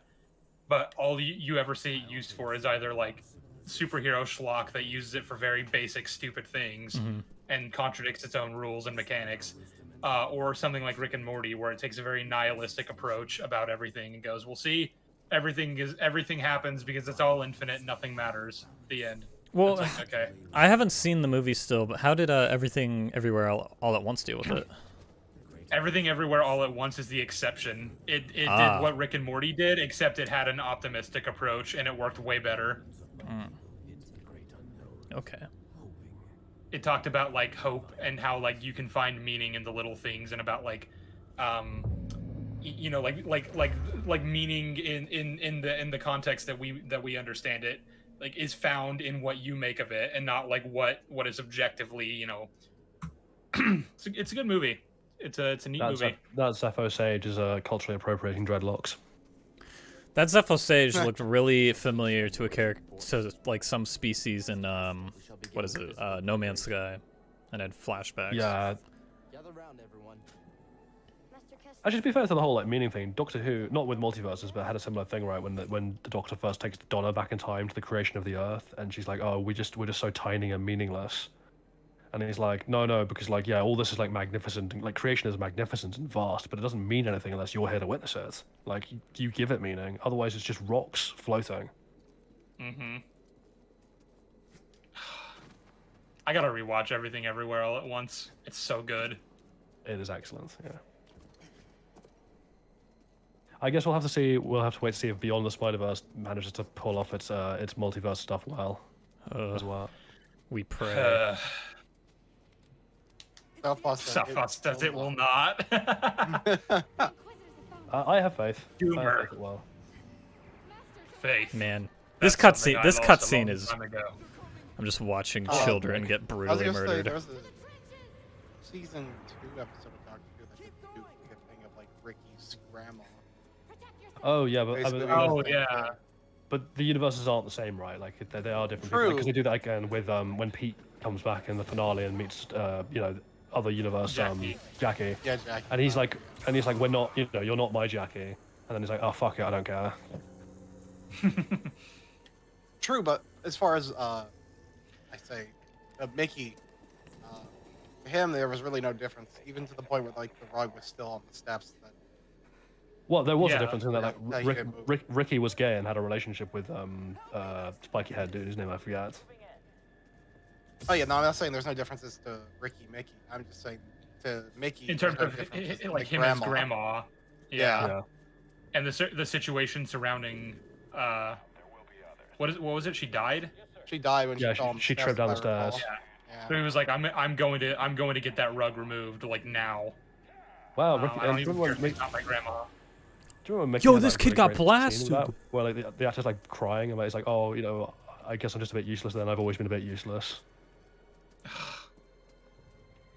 Character work, it is the foundation of good storytelling. I'm so glad Mickey and Martha found each other. They deserve each other. Because the Doctor and Rose respectively treated them horribly. The Giga Jazz. Yeah. Oh The no, characters who are Calculass too is good just having for a the main vision of all these characters. younglings being slaughtered. Mm-hmm. Not even the younglings survived. We're putting the kids in These cages. guys. Oh no, I feel No. more sad for Mickey and Martha when it comes to the Doctor's treatment. Not to say both are great. I think Mickey kind of where he was constantly the joke. The Ninth Doctor. Worser. I mean, Martha did have to go through an entire year of hell. True. She literally did, yeah. And also, But that was like for the everything- fate of humanity. everything- That was out of the Doctor's hands. it was directly the Doctor's fault that the Master was able to obtain the power that he had. So, Yeah. I don't think he chose the Master to steal the TARDIS though. but yeah, but like, he still caused it. Is what I'm saying. Yeah, Martha even acknowledges that in season 4, where she's like, the Doctor's brilliant, but he's like fire. You stand too close and people get burned. But also, like, yeah, Mickey was treated like shit by Rose just because she like ignored him, basically. But like, Martha was just actively like looked down upon. Like, you're not as good as Rose every single time she tried to get any kind of closeness with And that the is Doctor. fucked. Yeah, it's way worse, I think, for Martha. Not that it's really a competition anyway. They both they had both get terrible treated badly. treatment, Yeah. Yeah, the bottom line, yeah, they were both treated like shit, and they deserved better. And I'm glad they found each other. And Which is fuck why it's really Rose. refreshing. It was really refreshing to see, like, obviously in season 5, you have the same dynamic almost with like Rory, where like Rory is being treated really badly by Amy at the beginning. Mhm. And then Amy And then they essentially actually addresses like it. acknowledge that and like address it and make it a thing. Yeah, it's good. It's neat. I'm liking this season so far. Yeah, Oh. Matt Smith's a great Doctor. I like David Tennant as a Doctor, but showrunners Stephen Moffat better than Russell T Davies. I think Shiva's in my camp so far. But we think David Tennant is the worst of the new Doctors. You know, well, he's only seen Eccleston, Tennant, and Smith, but like he thinks that Tennant's the worst of those three, and I agree. I think he is too. Really? I Oh. like Tennant, but I prefer Eccleston and Smith so far. Yeah, that's like they're all great. Like Tennant's also great. He's just not my he's my least favorite of the Boss new fight. Who Doctors except for Jodie Whittaker. Oh, yo. Time to lock in. But at least when it comes to that, that's like a matter of like opinion to a degree. So like, it's not- I don't think so. I think there are legitimate arguments that can be made in favor of why Smith and Eccleston are better Doctors. Uh-oh. Like objectively. Yeah, as in like more in line with the character. oh yeah, as no, he was it's not a for the matter movies. of opinion with Jodie. No, Jodie I is think just we- definitely worse. I think we can all agree Jodie Whittaker's the best. True. I feel so sorry for that actress as well, because like Jodie herself is a really fine actress, and I'm like, man, you deserve it a lot better than this. She's great. I've seen her in a few different things, and every time I'm like, yeah, she would literally be perfect for the Doctor. Yeah.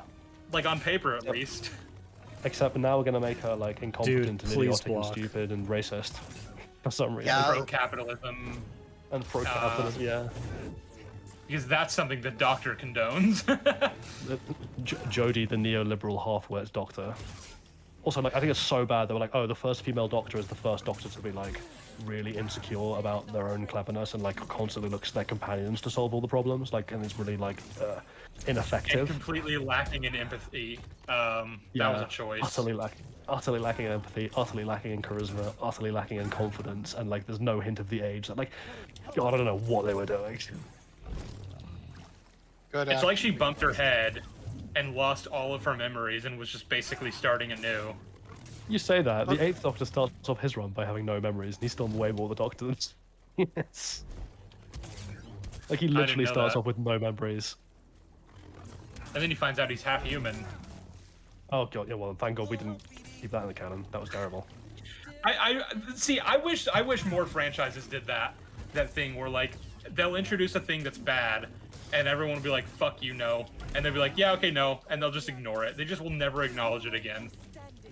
Yeah, that's great. Love that about that. More franchises need to do that. Yeah, just Like, no, unapologetically, Obi-Wan that was didn't a mistake. rescue Leia and encounter Darth Vader, and like Bail Organa wasn't known to the Empire as someone who collaborates with Jedi because obviously. Because what he actually said was, it's like the show was trying to say something about women being inherently inferior, when I highly doubt that was the intention. But what I read was, I'd like the show to say something about women being inherently inferior.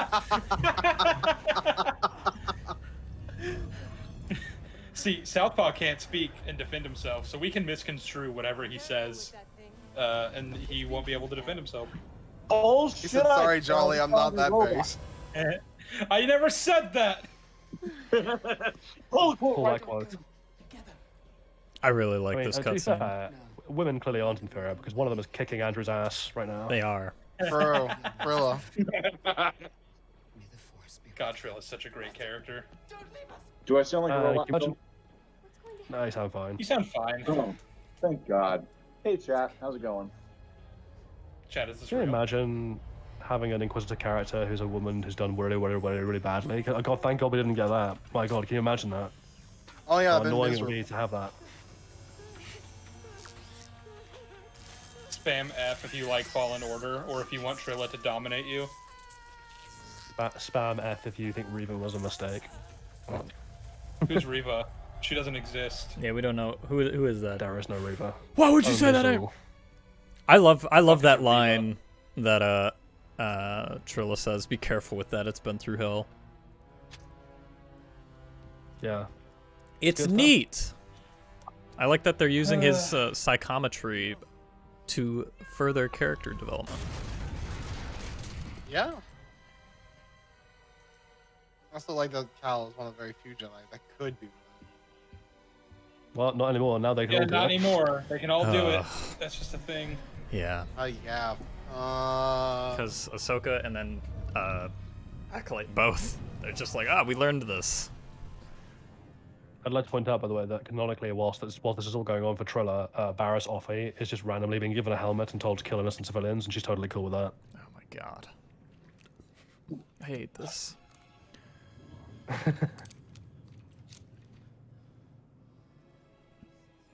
Yeah, the Barisofi thing, but yeah, that was so dumb. Why are you more concerned about the Jedi's life, taking him captive, than your friend slaughtering innocent? Slaughtering an entire village, yeah. Yeah, that's so. Oh my god, that was so stupid. Is the stream Trilla being smooth like, I enough? betray the Are Jedi we to stop okay? the rise of fascism. Your and then stream's joins fine. It fascism. effed Okay. for 1 second. All right. Okay. Cool.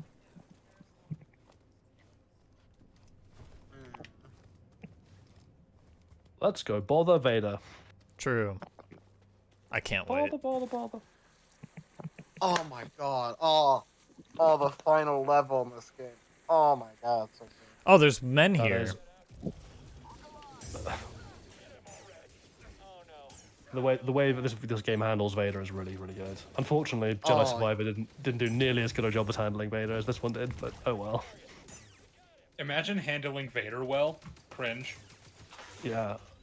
Actually, I'm trying to think what's done it well, like, in terms of like live action. I guess it's just, well, not live action, but like, you know, moving, Rogue One, I rolling guess. comments. Yeah, like Rogue Rogue One One did and good. Yeah. Rebels. Fallen Order, Yeah. Rebels did. Cold. Rebels, yeah. I'm just gonna run. God. I don't need to deal with these people. Someone Where do I go here? Jump down here? Great. Cool. I remember I was showing. Most pleased with this discovery. I remember I was showing Rebels to a friend of mine once. This was years ago, back when I think there were only like 2 or 3 seasons out.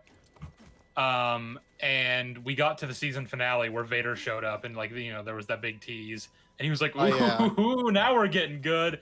He never watched another episode of that show. Oh, that's season 1. Yeah. I just think that was really funny.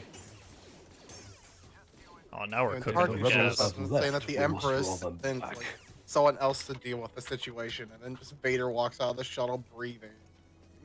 And if they are here, we must draw them out. I almost We just will killed squeeze myself. Lothal Oh, until someone reveals the whereabouts of these traitors. great. Love that line. That line's so good. Nerds. Fuck you. You're the one playing a Star Wars game. Fucking dweeb. Roll patrols, set up checkpoints. I honestly don't know what else to do. Saw what happened. Perhaps that is the problem. You lack You lack imagination, Minister, when it comes to producing results. I was arrogant. Oh, Vader and Rebels is so good. Never Mhm. Do you think Vader ever trips over his own cloak? All the time, yes. Just constantly is, like, Unironically, pratfalling. unironically, I've always thought that. Like, when you're a kid and you tie a blanket around you, like pretend it's a cape or whatever, so that you can play Superman or whatever you want to do. I've tripped over my cape so many times as a kid, and I was always like, how does Vader do that? Okay. I think the Vader. Oh, sorry, go on. Look, kill the softball. I said no games. Our mistakes. Oh yeah. Okay. Hey, No more. capes. No capes. Yes. All of our responsibility. Comment from Sam Montgomery. Jolly, last stream you said the 5th Doctor was terrible. He's not a favourite of mine, but I don't think he's that bad. Why do you think so? I think so because he is. He's appalling. No, explain why. Use your words. Okay. He's fine. He's just really meh. Like there's nothing he does like that's particularly offensive to me. It's more just like he is very diluted. Like he's almost like insubstantial as a Doctor. Like he doesn't have any really strong opinions. He doesn't get any particularly good episodes or lines, except for his very last one, which is the Caves of Androzani, which is great. He doesn't really get to shine in the role. The actor doesn't have nearly the charisma that Tom Baker did, and he was coming right off Tom Baker, who is arguably the best actor Yeah, to do the role. I was gonna say he had a very tough act to follow, so like maybe you're a little biased there. No, it's because I've gone back and watched it, with the benefit of hindsight and as an adult and being more fair, and like he is just the most washed out of the Doctors, if that makes any sense. Goats washed. Sears about to kill Oh, Cal. fair enough. They cast him instead of like an actually talented actor because he was following up such a tough act. Well, no, Peter Davison is a talented actor. It's just that he's very I don't know how to phrase it. It's almost like Martin Freeman, right? Like Martin Freeman is really good at playing the everyman. If that makes sense, like that's he finds the beauty in the performance of everyone of the Joe Average. Peter Davison's kind of like that. He is like a really good character actor for like understated roles, but unfortunately, the Doctor is not one of those roles. Like the Doctor is like this, charismatic, space wandering, ancient, alien with hundreds of years of knowledge and experience and then mischief and there's just you have to be a lot. The Doctor is just a very larger than life character, and you have to be able to bring that kind of energy to it, and he doesn't. See, I still want Colin Morgan to play the Doctor. see, 92%. My theory regarding their decision to go the direction they went with DCEU Joker was because they were already having to follow Heath Ledger, and they're like, why even bother? Why waste the talents on like get a talented actor who's just going to get compared to Heath Ledger? So we're going to just intentionally bomb this version of the Joker, and that way the next one isn't going to be so bad in comparison. Was that I your think theory the, about why Jared Leto Joker sucks? No, I think it's just I mean, because I also Zach is stupid. That's my theory. Yeah, there is that. I also think that like the Joker is a much harder character to play than people seem to think he is. Oh yeah. No, you simply have to say society and paint your face. True. Like, yeah, God. like Joaquin Phoenix does a wonderful take on it, but like I honestly think this is like my my thing for the Batman. Like I think the reason they went with the actor they did, whose name I can never remember, Barry Keoghan. Barry Keoghan. Yeah, is purely because they couldn't go for Bill Skarsgård because he'd already done Pennywise, and they're like, that's too close. That coward. They should have just cast him anyway. Well, because he is perfect. Like he looks the part. He can clearly do the part. Like he can be really creepy and sinister. Like it's the thing of like, you know, the way Bill Skarsgård plays Pennywise for the first half of the first It movie, where he's like really sinister and creepy Really and like almost sinister, yeah. understated. Like that's how you do the Joker. Just get Stellan Skarsgård. Just do it. Just have him play Luthen as Joker. Just yeah. We live in a society, man. Cassian Andor is going to help us. It sounds.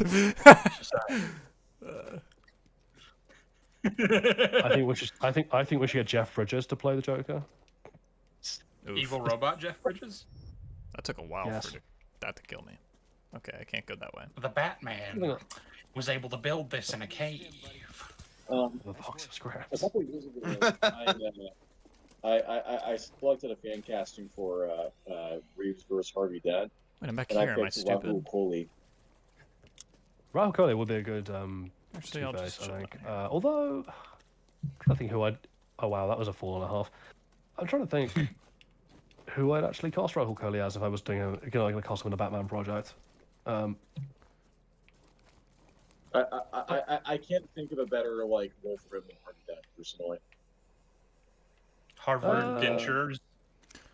I just want Dentures. Cillian Murphy back as Scarecrow. Yeah, he was just so great, and I want more of him in that role. He was phenomenal. Have you seen the audition he did for Batman? Because obviously that was the part he originally. I've seen pictures, but I haven't seen the The screen test is the funniest thing you've ever seen. Like it's just like it's not Cillian Murphy's fault. It's just like he's really not suited to play that role at Yeah, all. I was gonna say that would have been weird casting. He's like, why am I here? It's a bit like when you see Tom Hiddleston's audition for Thor, and you're like, I don't know why you ever thought you should be going for this part. That's insane. He's so perfect for Loki too. It's crazy. Oh, you mean back when Loki was a character? Yeah, Yeah. back Oh, when he yeah. was well written. Isn't it I crazy think- how we haven't had well written Loki since 2017? Or 2018 actually. Yeah. Infinity War was pretty good. By endless war. Yeah. I think that it's funny that Nicholas Hoult locked the audition for both the Batman and Superman, but gets Lex Luthor. I think that suits him better. Like, he was my fan cast for Lex Luthor for ages. Yeah. Oh, I think that he's perfectly good for Lex Luthor. I think that he auditioned for both Superman and Batman and gets Lex Luthor instead. Luther's I mean, bullshit. I was gonna say, let's be honest. If the audition had been Nicholas Hoult versus Robert Pattinson for the Batman, like I really rate Nicholas Hoult. He's a phenomenal actor, but like no, Pattinson's taking that one. I mean, you know, Robert Pattinson's already played a fucking vampire, so not far off. Yeah, he's a broody, square-jawed like maniac. He's perfect for Batman. Same. Just without the square jaw. Well, it's like Henry Cavill and David Torrance would just look like Superman. Like Robert Pattinson just looks like Bruce Wayne. He's Yeah. one of the Yeah, there's a very distinct look that Bruce Wayne kind of has to have, and if he doesn't, it just feels weird. Yeah. I did say I said I did like Ben Affleck as Batman and Bruce Wayne. Obviously, like he didn't get given good material to work with, but he as a presence was really good. Oh It yeah. really felt like it was the DCAU Bruce Wayne. I'm so like, lost. Yeah. in Or like Dark Knight Returns Bruce Wayne. Well, you're Zack Yeah. Snyder's When I show, was- so when I was rewatching Good Will Hunting a few weeks ago, I was like, I can't believe he ends up playing Batman. Like that's just funny. I can't believe he wasn't considered before then. Yeah. I want to see Nicolas Cage as Batman. well, he was Oh my Superman. god, I don't know, like, ironically, would be a seriously, fucking as Batman. hilarious. It would be a really funny thing to cast him with. Like cast him as Riddler. Nicolas Cage Riddler would be really fun to watch. I could see that, honestly.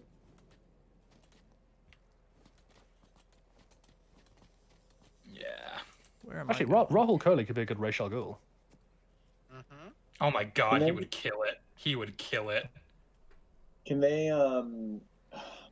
I think mean, that's Brendan Fraser. I'm just generally like a Flanagan dick writer too. So like any actor that's like constantly cast by Flanagan, I'm like, I want them. I don't care. Put them in. Tom Hiddleston's in the next Flanagan thing. I'm really excited to see that. Yeah, alongside Mark Hamill. I'm really looking forward to that. And Rahul Kohli and I can't remember her name. The actress who's like Hannah Gross. I wouldn't mind seeing Brendan Fraser get a second chance as Firefly. I was excited to see his Firefly. I just like Brendan Fraser to be given more roles. Yeah. Did you see? No, Brendan Fraser sucks. Did you see that little reunion that he had with Leslie Mann? I did not. Mm-hmm. Yeah, it was really cute. Sam says I for £2, guys, let me cook. Billy Zane as Lex Luthor. Who? Billy Zane. What is Billy Zane? Why do I know that name? Titanic guy. He's Cal in Titanic. Oh no. He's Titanic. No. He's the least likable person in the entire movie. Okay, Oh. so this is the thing. Why does everyone want to cast? The only reason we're casting him is because he's bald. True. I guess this is my thing, right? Like, I don't know why whenever we're casting for like Lex Luthor, people are like, okay, we can only cast actors who are already bald and in their 60s. And I'm like, why does Lex have to be in the 60s? He's not in the comics. Because he's in his bald, 30s, early 30s. and all bald people are old. That's how it works. Unfortunately. Let's get Kevin. Can I Spacey kill back to you? him again. I can't Right, kill the right. rabbit things. Oh. Bullet Andy also says, how do you guys feel about how not only does Mahler nearly defend everything about Star Wars theory, but how quick those two made a podcast after their debate compared to Mahler's other debates? I think it's the closest thing. Yeah, it's spineless, and also it's just such an obvious grift. Like, oh, we have similar audiences. Let's capitalize on this. Yeah. It's completely unprincipled. I mean, I remember like literally when Mando season 2 finale comes out, and they make fun of Star Wars theory for like crying in response to it and everything. I think it's really funny now, like for them to have gone from being like that to let's be friends with them now. Yeah, it's. I mean, I think it's also more just with Theory as well. Like, Theory's very clearly attempting to pivot to a certain kind of audience because his channel is flagging. Oh, clearly. Yeah. And like, it's like, it's just such a like an abandonment of all of their standards and people as critics. Because like him, Drinker, and everyone's just like so open. Well, that's true, but they're just like so open to like, yeah, let's get this guy on. It's like, do you guys know who this is? This guy's an idiot. Like, why are we like respecting him at all? He'll fit right in. That's true. I'm at 96% explored on this planet, and it's bugging me. I must explore everything. Well, also, it is funny seeing how hastily he will like jump to Theory's defense as well. There was that. Yeah. Well, that was the thing, right? Because like people are obviously criticizing Theory for the hypocrisy, not for like suddenly thinking that it's not for the standard he proclaims to suddenly have, but just for the hypocrisy of like it's obvious why he's holding the standard, a standard he can't even adequately defend. And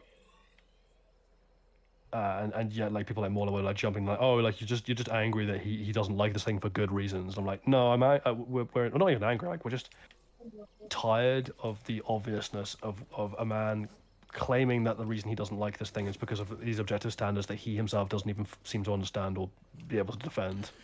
Theory also very thinks just, the Jedi didn't suffer conflict during the High Republic for some reason. What? Are you kidding me? Yeah, Does he which is think nonsense? Does he think there's like nothing to explore there? Well, it's just not even true. Like the Nihil or thing.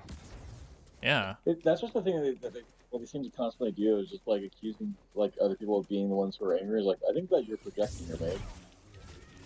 Yeah. Yeah, well, I mean, it's been a running theme for a long time that unfortunately the critics who have made themselves the YouTube establishment, quote unquote, and who have the largest fan bases and who seem to have tried to corner this idea of objectivity, understand neither the philosophy nor even the basic moral principles behind anything they do, and are just grifting. and it's deeply frustrating to watch. What? No, they're Yep. not grifting. They give critics a bad name, and they give objectivity a bad name, and that upsets me as a philosopher. As a philosopher. Imagine. I forgot what I was gonna say. I forgot the word I was gonna use. Just imagine, just generally. Bet my student loan that Theory secretly loved the cameo. Oh, 100%. Oh, I'm sure he did. I'm sure he was really like happy on the inside when that happened, and then like Mauler and Co were like, "Oh, key jangling," and he was like, "Oh man, that's the line Well, I've got to take now." There's a clip of him watching it, and he just goes, "Oh, f off," and it's like, really, dude? Do we need to pull up your tweets from like a week ago? Oh yeah, people were literally doing that. They were doing just that. Yeah. He has no He standard. never said that. He never said that. Pull the quote. Where's the quote in it?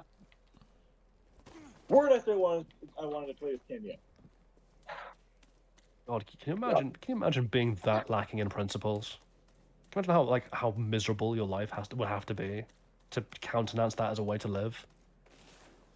Mm-hmm. Just living off of what other people say.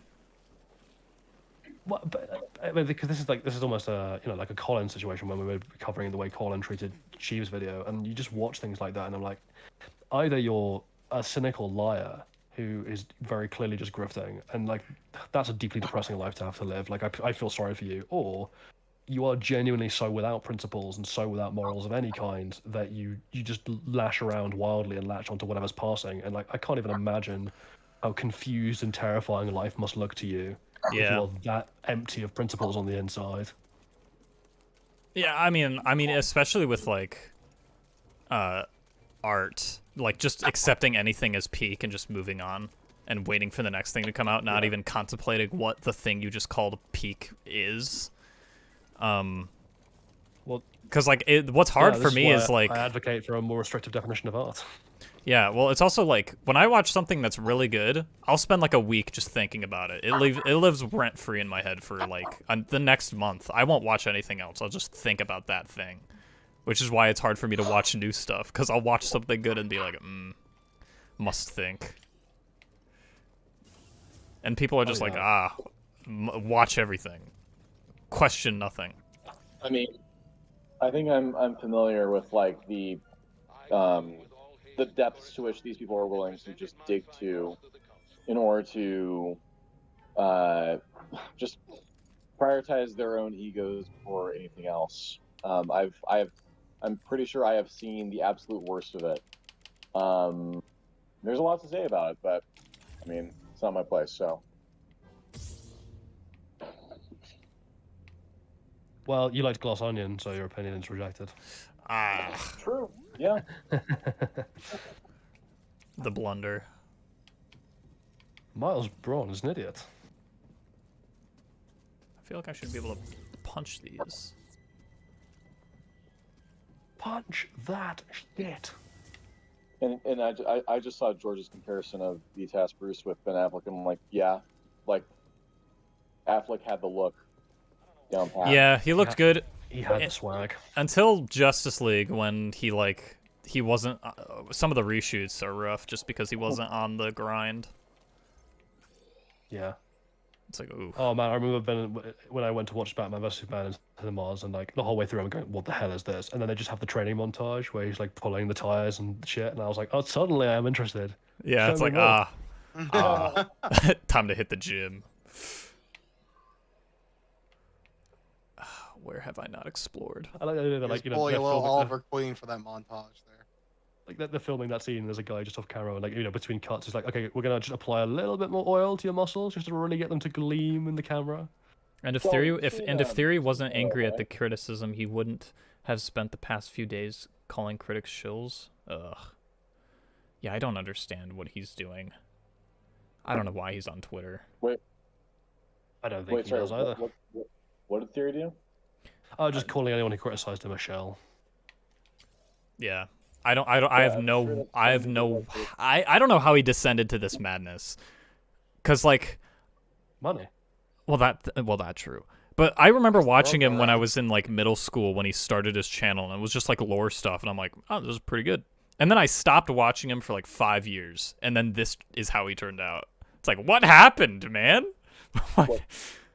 Look, validating and feeding people's addiction to rage gives you a lot of money. It just does. Yeah, there's a lot of people in the world who've confused passionately yelling about stuff with having principles, and it's really annoying.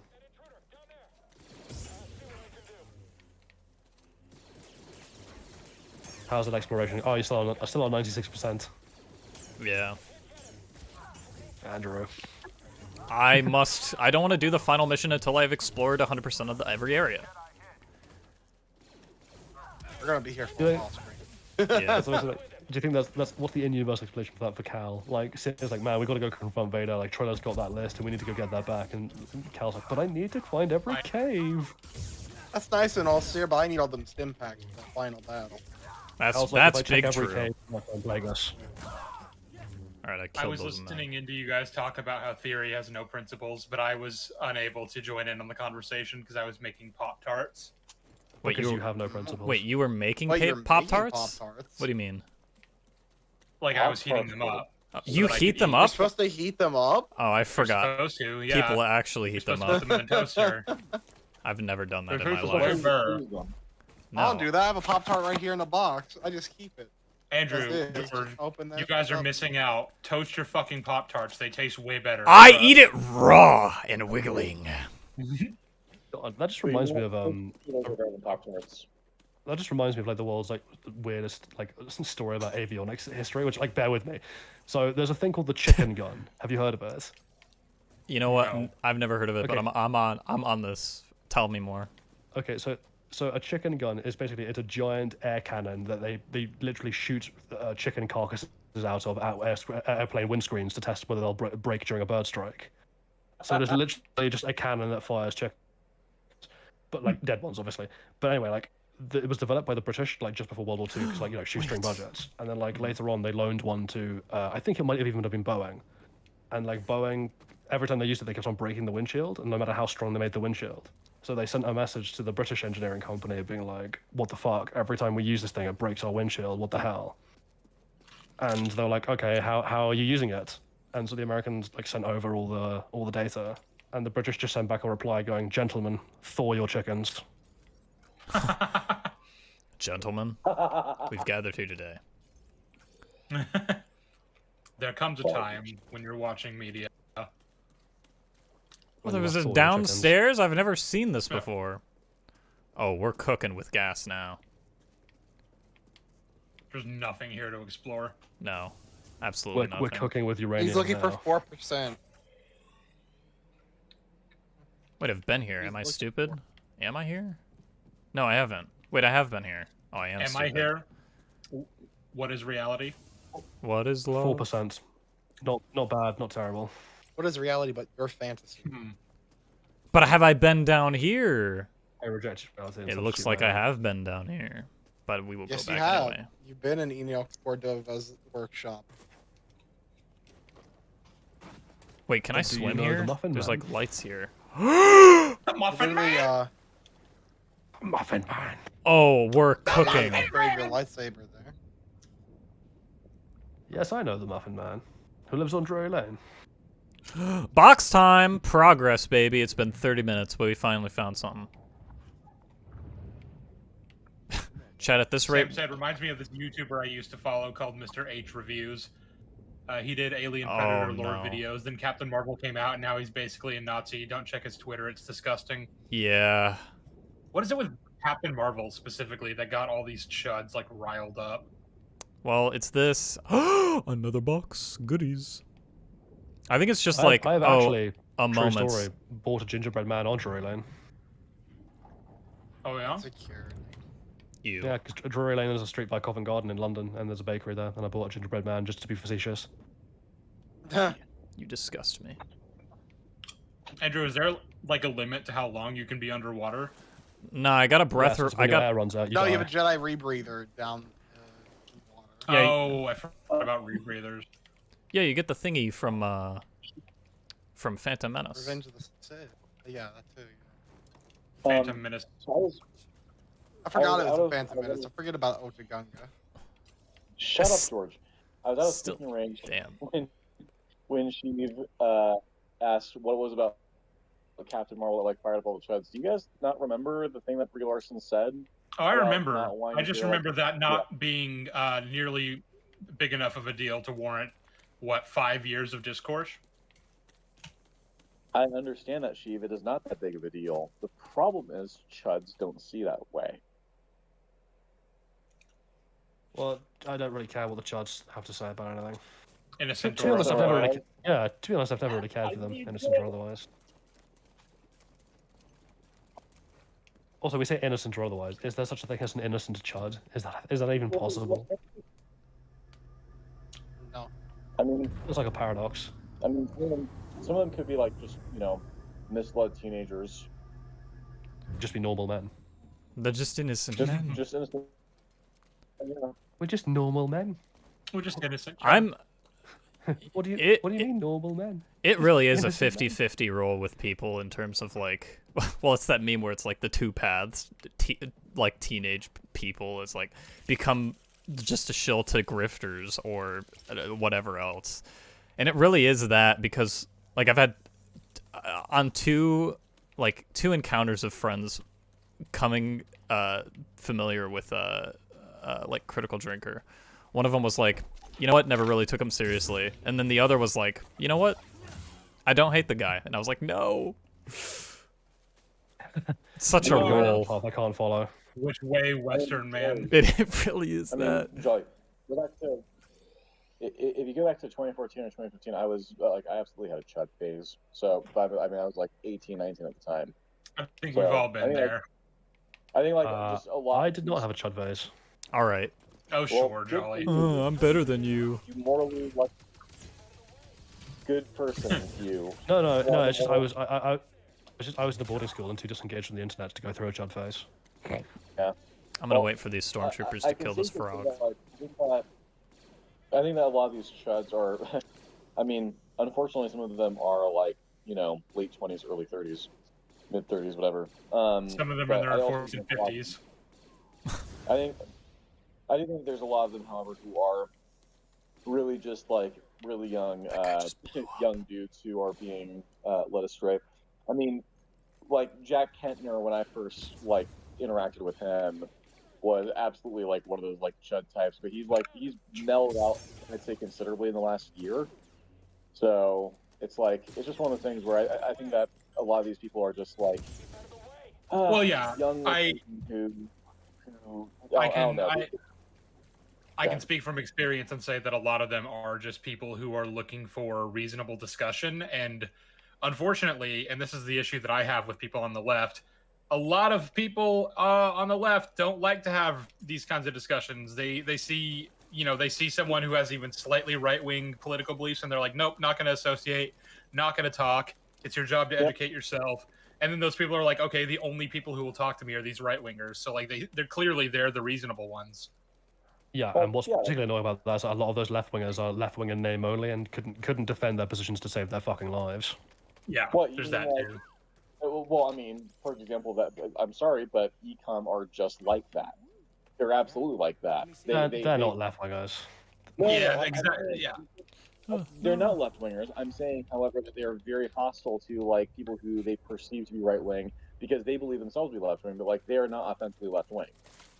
That's the point. Well, it's a bit Yeah. like I feel like right wing and left wing are such vague descriptors that they're basically meaningless. Because do you mean economically right wing? Do you mean socially right wing? Like, what are we talking about here?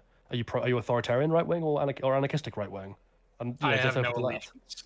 I simply take whatever stance will troll the most people. Real. I have no allegiance. I mean- I am simply Zool. I mean, My people like allegiance is to ecom the do Republic, the things democracy.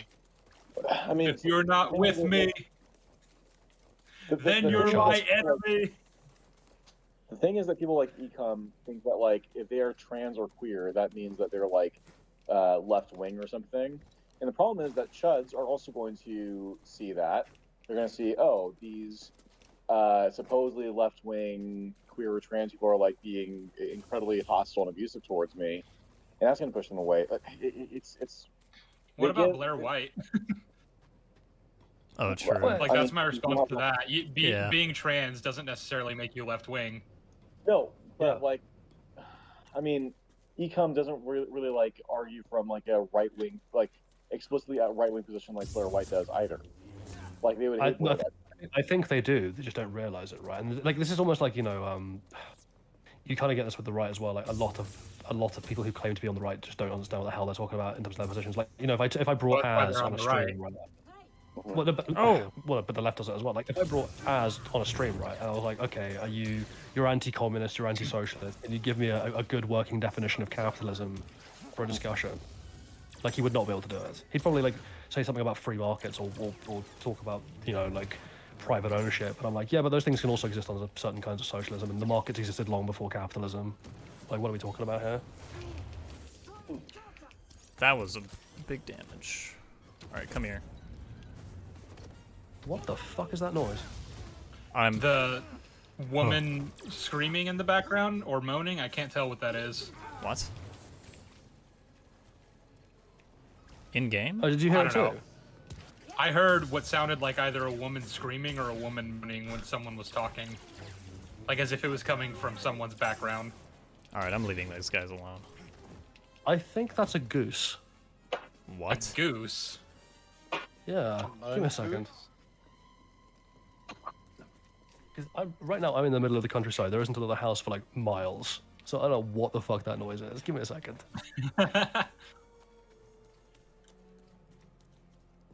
I didn't want to bring it up because I didn't want to sound crazy, but then Jolly brought it up, so I didn't hear anything. Well, it's definitely not.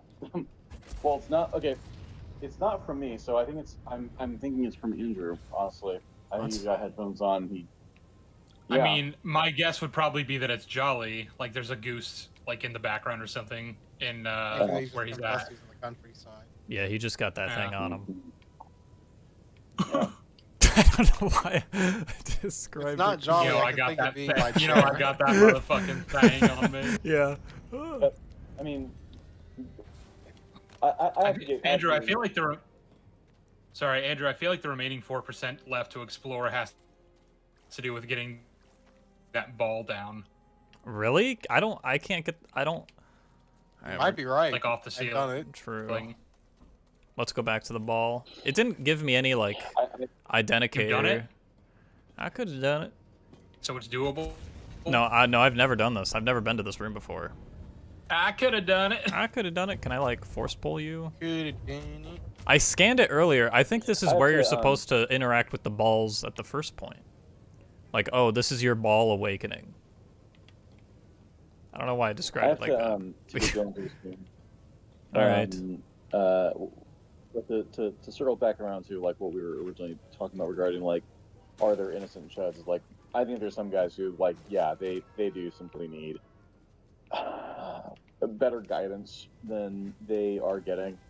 Unfortunately, it's really hard to like be able to tell if that's the case or if they're just like just knowingly openly just chuddy. And you, there's not really a way to know for sure until it's basically just too late. But I don't know. I think like I have. I'm sorry, what? Oh, no, sorry. I thought you just finished. I was about to launch in, but like, carry on. No, I kind of was finished. I'm just kind of rambling. Okay, I think I have found the source of the noise, and it is quite distressing. Oh. Oh. Oh, My suspicion is that it's a baby deer. Oh. Uh-oh.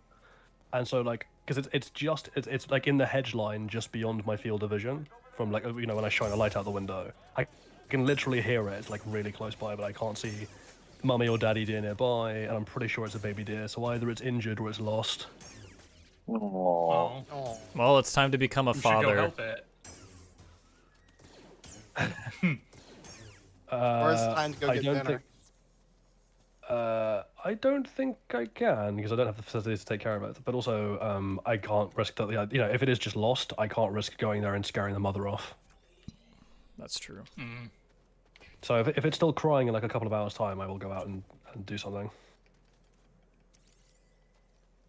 Fair. You trying to scan something, Yeah. BD? But I want to give the mother a chance to come back for it. I mean, also, like, there's no...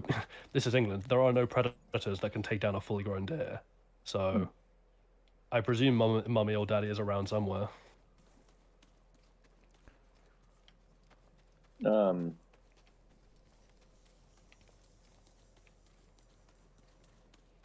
But yeah, I don't know. Yeah, I did get that box, Andy. I have gotten that box earlier. It's the first box we got here. Get the box. Did you get the box? I might just search on YouTube to get the other boxes. I also think that it's like it's almost inevitable that like the thing about these chuds is that like they're all toxic and they make for like really shit company, and I think like naturally their friendships with each other is built on a really shit foundation basically. And Wait, are we still talking about chuds? I thought we got past that. Oh, we talked about Well, deer. well, I thought that Johnny was going along. Maybe the deer is a chud. Who knows? Just Yeah, kill him. oh yeah, Yeah, shoot him. pull the deer. Yeah. Also, this is really bad, but when you're like, maybe you should go take care of that deer, my first thought was like, maybe I could just go and like nab myself some venison. That's what I said. Go get true. your dinner. Yeah. Yeah. Get it, get it. Why'd the light turn off in here? I turned it on. My gun is safely locked in its case. Simply use a cleaver. What? the Simply use a hatchet. Simply grab a hammer. Send us. All right, let's kill him with hammers. All right, let's kill this guy. Let's beat him to death with Simply hammers. grab it with my bare hands and tear off its head. What the fuck am I looking at in the Chapin Chief chat? What do you mean? A very normal thing.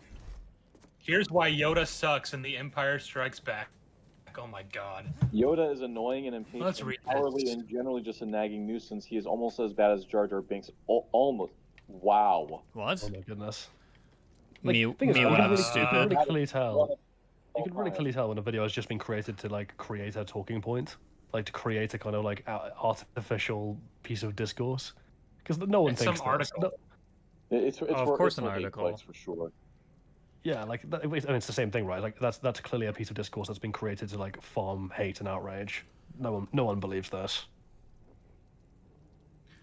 It has been 40 years since Star Wars Episode 5, The Empire Strikes Back, came out, which seems incorrect at first glance. I love Star Wars and everything in the Star Wars universe. I love the Jedi and the Force and Han Solo and Luke Skywalker and the Ewoks. But there's one thing I do not love as much: Yoda. Kill Don't get him. me wrong, I love Baby Yoda, or the child if you feel Oh like my being God. pretentious. However, adult Yoda is less cuddly and adorable. Yeah, he's not. Okay. Yeah, He is not bad. annoying. He is annoying and impatient and generally just a nagging nuisance. He's almost as bad as Jar Jar Binks. Almost. He does have some redeeming traits, like his generally silly demeanor, at least in the original trilogy. And well, yeah, that's the movie we're talking about. And silly voice, but he is a frustrating character. Chill, Yoda. When Luke Skywalker meets Yoda and he offers to teach the young man the ways of the Force, he is the most impatient, annoying teacher.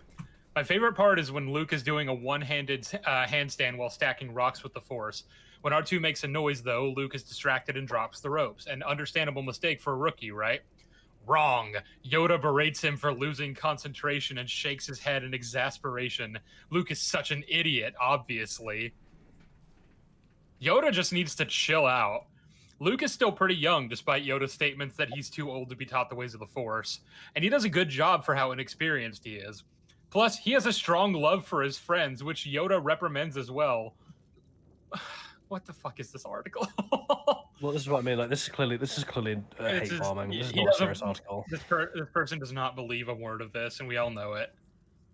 This is like you come across an article where someone's like, "Oh man, chocolate ice cream is no one likes chocolate ice cream, right? Like chocolate ice cream is just for dicks." And you're like, okay. Can we all finally agree as a society that chocolate ice cream is shit?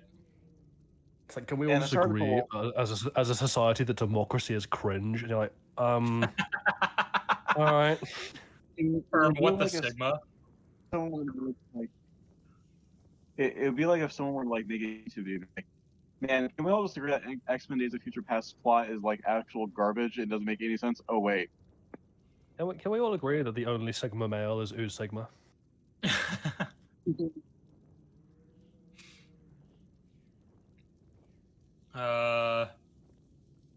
God. I find it astounding. Yeah, I find it astounding that Yoda would criticize a good trait that should probably make Luke a better Jedi. Sure, Luke walked right into a trap because he cared for his friends, but he still has a good heart. Well, that makes up for the tactical idiocy then, I guess. I love the wording here. I find it astounding that Yoda would criticize a good trait that should probably make Luke a better Jedi. Sure, Luke utterly fucking fails and nearly gets himself killed. It's like, yeah, better Jedi because he walked into a fucking trap like an idiot. Also, Okay. Also, we are all aware, right, that like the entire point of the OT is that Yoda and Obi-Wan are wrong about how to be a Jedi, and Luke is ultimately right. That's part of the thing. People would contest that, you see, even though that's literally a theme. Well, people are idiots. I don't trust people. I also find Yoda's emphasis on having no attachments so stupid. Anakin wasn't allowed to have any attachments, and look how that turned out. Didn't work so well, did it, Yoda? That's the point. That's the point. Also, this is about him in Empire Strikes Back. Why do we keep talking about things he does in the prequels? Because time as a linear construct is an illusion, Steve. Learn to let go of your linear perspective of time. True. In charge of planning, Yoda was. You see, from a subjective point of view, it's linear, but from a non-subjective point of view, it's more like a big ball of wibbly-wobbly, timey-wimey stuff. Timey-wimey. Well. He said the thing.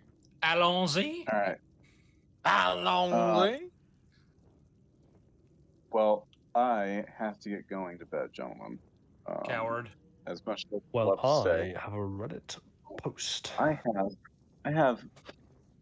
sorry, Sheev, but I have to be up at 3:30 in the morning. So, fuck Well, that's you. just racist. In the morning. Okay. That was racist. It's because you How hate the isn't it race of people racist? who. Yeah, exactly. That answer me that, cringe lord. Well, answer you what? I can barely. Stop, go to Defend your bed. racism. Go to bed, Go to rat. bed. We're just fucking with you. Fuck you. Don't tell me. Don't. Fuck you, He-Man. It's gone.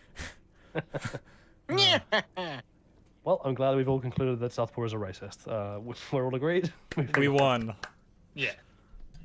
Luke's very first impression of Yoda is that No, of Andrew, a we dotting didn't little win. imp. Justice won. Huh? Like, we didn't win. Justice won. America won. Amen. I love my country. I love my God. Lost. You know what more can I say, you know? Luke's very first impression of Yoda is that of a dawdling little imp. After getting to know him, Luke finds that he is still a dawdling little imp, except that he has the power of the Force. The first thing Yoda does upon meeting Luke is steal his food, take a bite out of it, and then remark about how nasty it is, all in front of a starving Luke. Then he starts throwing things out of Luke's pack and making a big mess. Yoda is basically a toddler with a knack for getting into trouble. To top it all off, Yoda exhibits a very un-Jedi-like characteristic when he steals a flashlight-type object from Luke and demands it in exchange for teaching Luke. Thievery that's not what happened. Nope, it is Thievery now, does not apparently. Do you seem think he like has this with something like that Baby would Yoda make as well? Like, do you think he wants to do it like Baby Yoda tries to choke Cara Dune to death No. because of an arm wrestle? He's just going. He's literally, because again, this is all like hate engagement farming. He's literally just going through the movie scene by scene and going, "Ha, I could nitpick that." Sorry, whenever people say hate farming, I just have in my head like the image of a man walking amongst like a field of tall, dark plants and be like, "Ooh, the hate crop is good and bountiful this year." I don't even. It's not even like nitpicking. Sobek has blessed us this day. It's just So back like as every taking year we thing. deny the sperm lord his offerings. It's just taking thing and making Yeah, I it mean, something that it completely isn't, and just being like, bad Yeah, writing. it's not even Like your nitpicking because mustache. that What? implies that like they're actually making a point that's technically true, but like not consequential. When it's like, no, you're literally just like describing what happens and then going, that's not very Jedi-like. Actually, that's a good point. Andrew, what happened to your mustache? I had to shave it See, on. razors exist. I had to shave it in the part 1 stream because I lost a bet. Wow. Well, if I may say so, you look good without one. Yeah. Yeah, Daigen said Daigen said something along the lines of how many times are you gonna die to this obstacle, and I just said never again. If I die next time, then I'll shave my mustache, and then I died. It was that simple. And then I went in, and then I shaved You lost it. the bet to Daigen. I did. I can't Oh believe. fuck! I just lost the game. What? Oh my god! Fuck you, Jolly. Why would you do this to me? I'm sorry. Like it's because when he's like I lost the bet, and it just flashed into my head. I was like, damn it! I lost the game. And you had to take us all down with you? Fuck you. Yeah, because that's how it works. When you lose the game, you have to announce you've lost the game. That's the rules.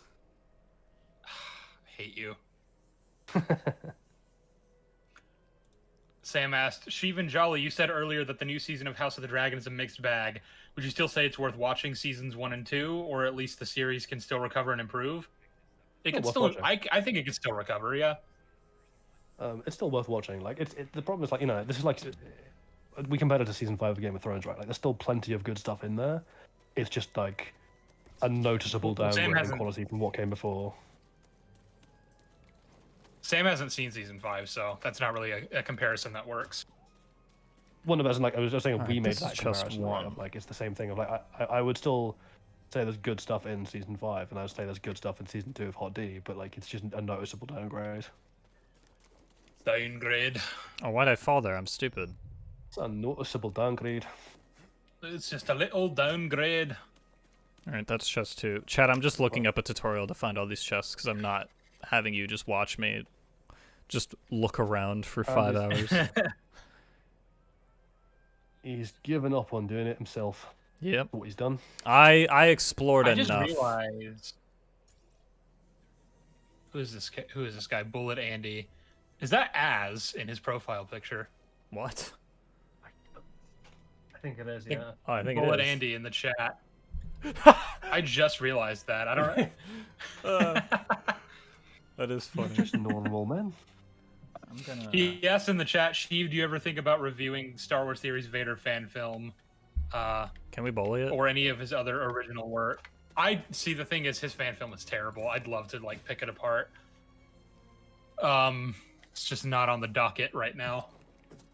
Yeah, we still got to get through good old Will Jordan's film when that comes out. God. Oh man. Yes, it's Az crying. That's beautiful. Oh, there's a plant here! Oh, new plant! This will be a nice addition to the Plant. Na na na na na na na. Oh, where'd I go? Eve from Wall-E just drops in and grabs your plant. Plant. I need to rewatch that movie. Yeah, George got it. Whether the Palpatine was listening to that music and being like, wow, that's really catchy, but I'd like it in a minor key. Slow it down for me. The brass band is a pathway to many abilities. Oh, Excellent. Oh, I see it! oh, Dad. Oh, hold on, we gotta lock in. We got a big frog, man. Dad. Ow. Froggo. The- Froggo The boy. gospel choir version of Palpatine's theme. Oh, Dad. Oh, there's 2. This is terrible for the... Year. This is gonna ruin the tour. There's 3?! What What tour? The World Tour! Can I just run over here and The KOTOR. they de-aggro? Oh, can you? Korriban. Yes, it's like just Crare dies. Like this will ruin the tour. What tour? The KOTOR. Oh. The Knights of the Old Republic. Knights of Ren. I just got bit. Right here, bud. You know the word knights used to actually be pronounced that way in Middle English. It was knicked. Really? I hate that. I love that. No, I think that's whimsical. The Knicks who say knee. Who say knee. Well, it's like, so I remember doing like when I was at school, we did Geoffrey Chaucer, like sort of Middle English, like the Canterbury Tales stuff, and like the Knight's Tale is obviously one of his, and so it's like the Knick's Tale is actually how you should say it. In some of what those stop motion Christmas movies from like way yonder. Yar. They would call the knights of the bad guys. They just call them knights, and I liked that. That's the end of what I was gonna say. Nighty night. Wow, you're easy to please. I am. I mean, Oh, yes, I am. Andrew, Let's- I think you can pull the tongues on those fronts. Okay, I'll do it here. What that tongue do? What? True. What this mouth do? In Nom. It does. Ooh, I almost fell off. Lock in. Bullet Andy said, "What's funny about Critical Drinker's film is that in the comments of his trailer, Mahler was there being like, 'This pleases me greatly,' when I remember him calling other trailers like Drinkers bad. Yeah, it's almost like he's not principled or something. I can understand. Curious. No. I can understand maybe like a friend of yours making something that's bad and you wanting to still support them, but like shameless glazing of them is completely different, right? If Jolly made a fan film and that was the trailer, I would have been like, dude, this is shit. What are you doing? I mean, And honestly, if I made a I'd trailer hope and it was he would that do the shit, same thing for me. I would probably hang myself from the rafters. If I ever make anything that bad, I trust Jolly enough to be like, Sheev, this ain't it. Yeah. That's the thing. Like, if you'd show me like a script and that was the kind of trailer that could be pulled from that script, I'd have just taken you aside and been like, "Chief, man, I love you, and like I know from our conversations you can do a lot better than this." Like, Yeah, you would let them down don't easy, right? compromise. Like, there's no need to publicly blast me or anything. You wouldn't have to leave a comment saying this sucked. But like, you'd be like, as your friend, I feel obligated to tell you this is very bad. Like, there's just no way you can survive in a creative industry if you're not willing to take criticism. Like, there's just no way. Like, well, if the your skin is super thin.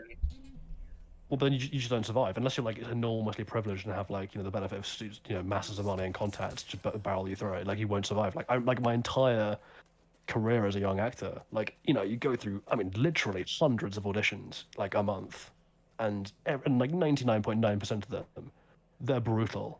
They'll be like, no, fuck off, you're bad. Like, we're not looking for this. Like, it's very, very like, it takes a huge toll on you mentally. Yeah, demoralizing. Like, you always come out like feeling like shit and have to pick yourself back up, and like eventually you just kind of learn to like just not take it personally. But it's really hard. Like, particularly as a teenager, like most of my teen auditions, I was wrecked afterwards. Like, I'd spend like a month doing audition after audition or after audition, and you'd get maybe like 1 in 1,000. And like 999 times, you just like feel like crap, and like you just go home and cry. Particularly because like, yeah, they don't pull their punches and telling you that they think you're shit. So yeah, you can't. Like, the point is like, if with any creative industry, like, you have to just learn to take shit on the chin. You just have to, or you won't survive. Yeah. And that's a good thing. Within reason, like, obviously you shouldn't be subject to bullying, but like, within reason, it is good to build up that thickness of skin in that particular area of your life to just be like, yeah, I'm confident in who I am as a person, and I'm confident enough that I just, if someone tells me that my work is bad, I know that's not a reflection on me as a person or even me as a creative. It just means that this work wasn't it. Mm-hmm. Or alternatively, if someone tells you your work is bad, but like they haven't given you actual constructive criticism, and you look at it and you're like, no, this is actually pretty good. You can always just disregard it. You can just say, no, I think you're wrong, and I think this is actually pretty good. Oh yeah, that's the other thing. Only take criticism from people who you trust to give good criticism. Otherwise, it's just worthless. Mm-hmm. Yeah. Power's in your hands. Well, like, being a creative is as much about being a critic of critics as it is about like building yourself up, to weather them. Because the point of a critic is to give you good feedback, and that means you have to know which critics are actually worth listening to give you good feedback. So you have to learn to judge critics. Well, yeah, it's almost like we've been preaching this for months now. You should be more critical of the critics that you watch, and that includes us. That includes everyone. Oh, yeah. Think for your fucking self, please, for the love of God. No. Well, it's interesting, right? Like, if you go back to like Mauler's early content, like I think it's a Soma video where he's like, "Oh, you know, if I ever do bad criticism, I would hope my fan base would call me out for it." And I'm like, well, unfortunately, the ones who did got purged, and like you seem unwilling to listen to anything now except your own farts. So, Yeah. Those bounty hunters still here. take care not to build bubbles around yourself. Oh yeah, they're still there. I'm not gonna. I try my best not to, yeah, because like, you know, obviously, see, whenever I get criticized, it's less that I'm like upset that I'm being criticized, and it's more that like when I get criticized, I feel like people are wrong about what they're saying, and it frustrates me because I'm like, you don't understand like what you're saying. Like, it's trying to say this without coming off like I'm like a conceited asshole here. Like, people will say things about me that are just like frankly not true, and I'll just be like, there's nothing I can do with this criticism because it's just not even accurate. And so I get really frustrated by criticisms like that because I'm like, I mean, unless I want to sit here and argue with you all day, I can't tell you you're wrong, and I also am not interested in doing that because you haven't like given me anything valuable to work with, you know, like those are the kinds of criticisms that frustrate me. Yeah, it's about like learning to find out which conversations are going to be valuable. Like, not even in the sense of like, you know, because it's perfectly within your rights to shut down a conversation that you think is just going to be a waste of your time, and that doesn't even necessarily mean that you think the other person's a bad person or like a lesser person. It's just like, no, this conversation is just not going anywhere. It's fruitless for both of us. It's just a waste of both of our times to pursue this. Because like I put out a lot of tweets when the Acolyte finale came out, just basically blasting the Acolyte, and I got a lot of people commenting things like, "Yeah, you know, you went in looking to hate it. You're bad faith. All of your content is made in bad faith." And I'm like, I mean, that's just not true. And I know for a fact that you probably haven't watched a single one of my videos anyway. But like, what am I supposed to do other than just ignore you? Am I supposed to argue with you? Am I supposed to try to convince you that I'm actually worth listening to? Because like, I know you're not going to. I know you're not going to listen to me.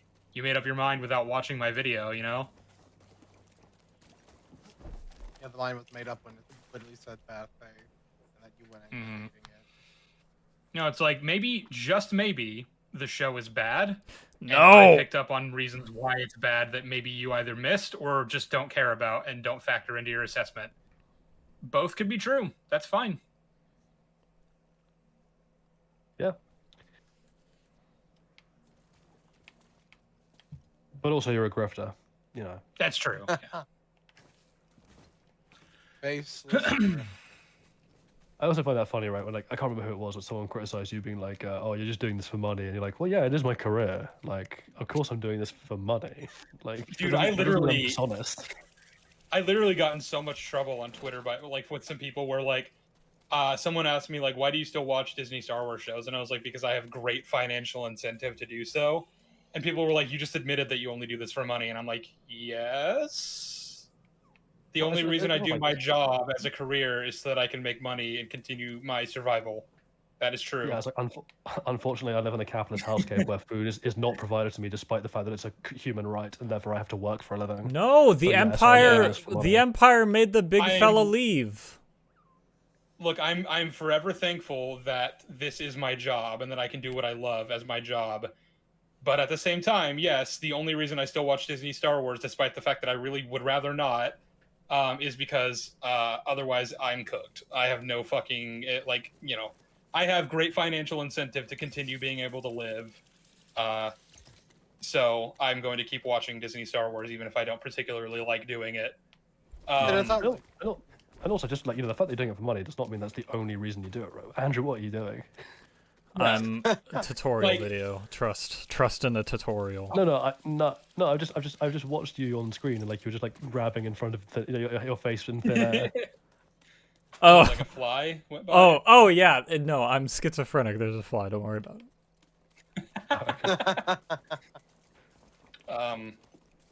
it. Yeah, of course, money is not the only reason I do my Acolyte videos. I could make so much more money if I just blatantly lied, like people accuse me of doing.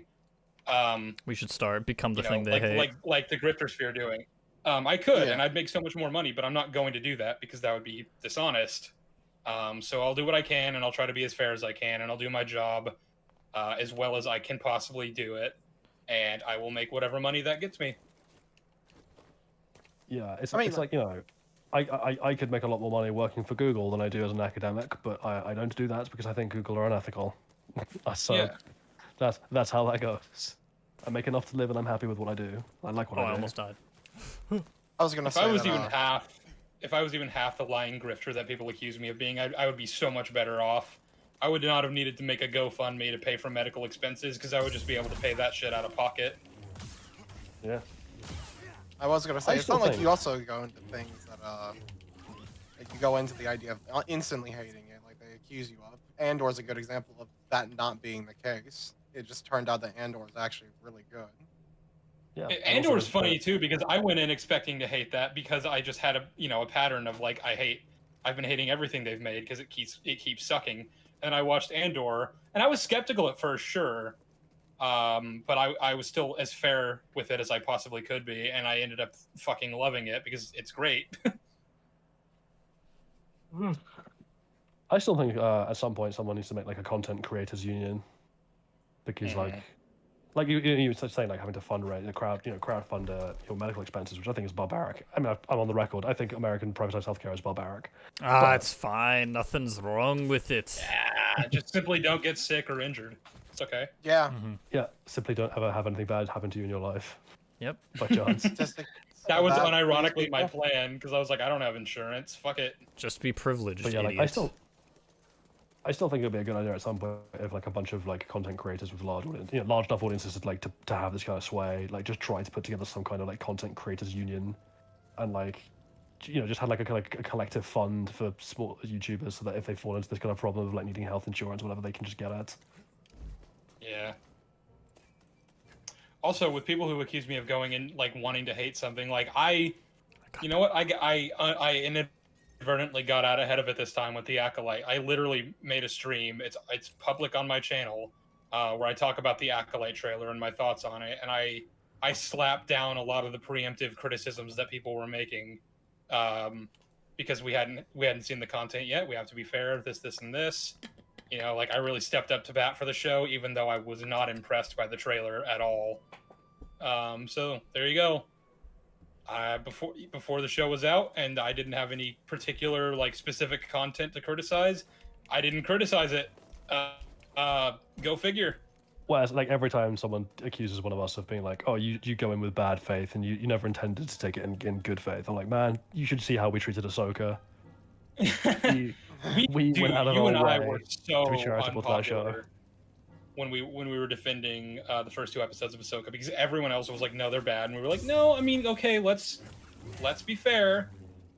And like nobody was happy with us because you had the people who love the show going, you're being too critical of it, and then you had people who like even in our own sphere who were like saying it's terrible, it's awful, and we were like, okay, hang on, let's calm down.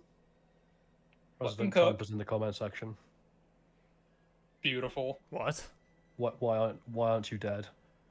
President Trump is in the chat. Trump, how's your ear? That's insane. Trump, can you hear us? Did you see that? Did you see that thing about like all the not all, but like a bunch of Republicans at the national convention yeah, wearing rainbow. like ear bandages? What? That's so fucking cringe, dude. silly. That's something Saul so Goodman would do in cringe. Breaking Bad. Oh, We are not out a of- cult, not a cult. out We of are not a solidarity. cult. Did I just miss that? Wow. Wow. That just screams like I you can't know believe how President Trump called me a grifter. you know It how just reminds me so much of like when I was doing my undergrad, and like we had university theatre groups, and like one of the warm-ups we used to do was just chanting, "We are not a cult. We are not a cult. We are not a cult." See, saying that makes me think maybe you are a cult, actually. Dude, that whole group was so. I mean, like theatre groups are always incredibly incestuous anyway, but like, man, that was a really particularly incestuous theatre group. Fun times. Oh my, there's Bro, another I just watched you level? fumble that so hard, Andrew. Yeah, I did, but hold on, you're about to watch me cook. Jesse, you failed again. I did, but hold Amusing on. idea. Anyone can cook. I, on the other hand, take cooking seriously, and no, I don't think anyone can do it. All right, this is the big moment of truth. I'm not going the right way. Hold on. Already failing the big moment of truth, then, aren't we? Yep. Hold on. Moment of deceit. Oh, I cooked so hard. Another You see it essence. happen? Swinging on a rope, swinging on a rope. He fell alive, Spider-Man be like, missing his Padawan. Like I said, she's gonna love it when he may have the force pull the rope towards him. It's gonna I take am half able of to the do that. struggle away. All But right. you are? She's entire reality was blown wide open when he realized that was a possibility. Oh, when I unlocked that, and I was like, shit. I just beat the shit, game. gaming.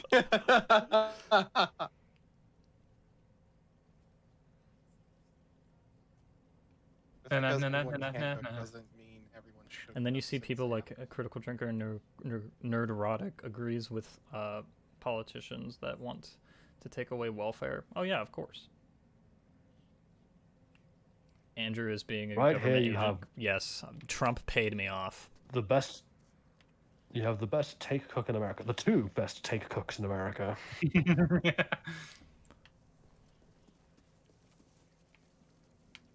Well, I gotta remember rewatch seeing a really Breaking Bad. I just remember seeing a really funny edit of that scene where like he throws the meth and it's like what if it was just full of helium and it just floats Yeah, out it of just shot. goes up in the air, yeah. Andrew being a government agent confirmed. Mm-hmm. Trump hired me. And Andrew was the second shooter. Yep. No. Because I don't miss, baby. I like it by the way. I like it. We're already getting second shooter conspiracy theories about Trump. It's like it's the same. Like I'm just gonna like it's the same guy. The same guy who took a shot at JFK from the second position is going to be the guy who shot at Trump from the second position. That's just his gig. He's the backup shooter. Well, yeah. He's the guy. He's the immortal backup shooter. He's number 5 from Umbrella Academy. He was actually there for Lincoln too, but he actually wasn't needed. Yeah. He was in the theater. It was me, Barry. He was the backup plan. Oh my god, that just reminds me of like one of the world's weirdest historical coincidences, which is like a couple of months before what's his face shot Lincoln. Lee Harvey Oswald. No, Lee Harvey Oswald no, was JFK. John Wilkes John Booth. Wilkes I Booth. always get them mixed up. But like a couple of months before Booth shot Lincoln, Lincoln's son fell onto the train tracks at a train station and was rescued by Booth's older brother. Huh? Crazy. That's contrived. It's just one of those incredibly bizarre coincidences. So how long was Booth planning the assassination on Lincoln? A while.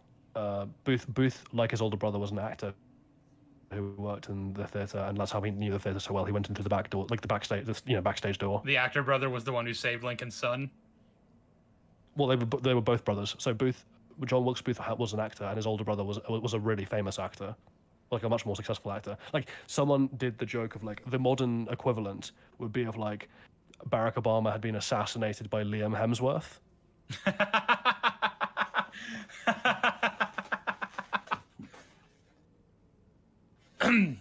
I like that as an idea. That's so funny.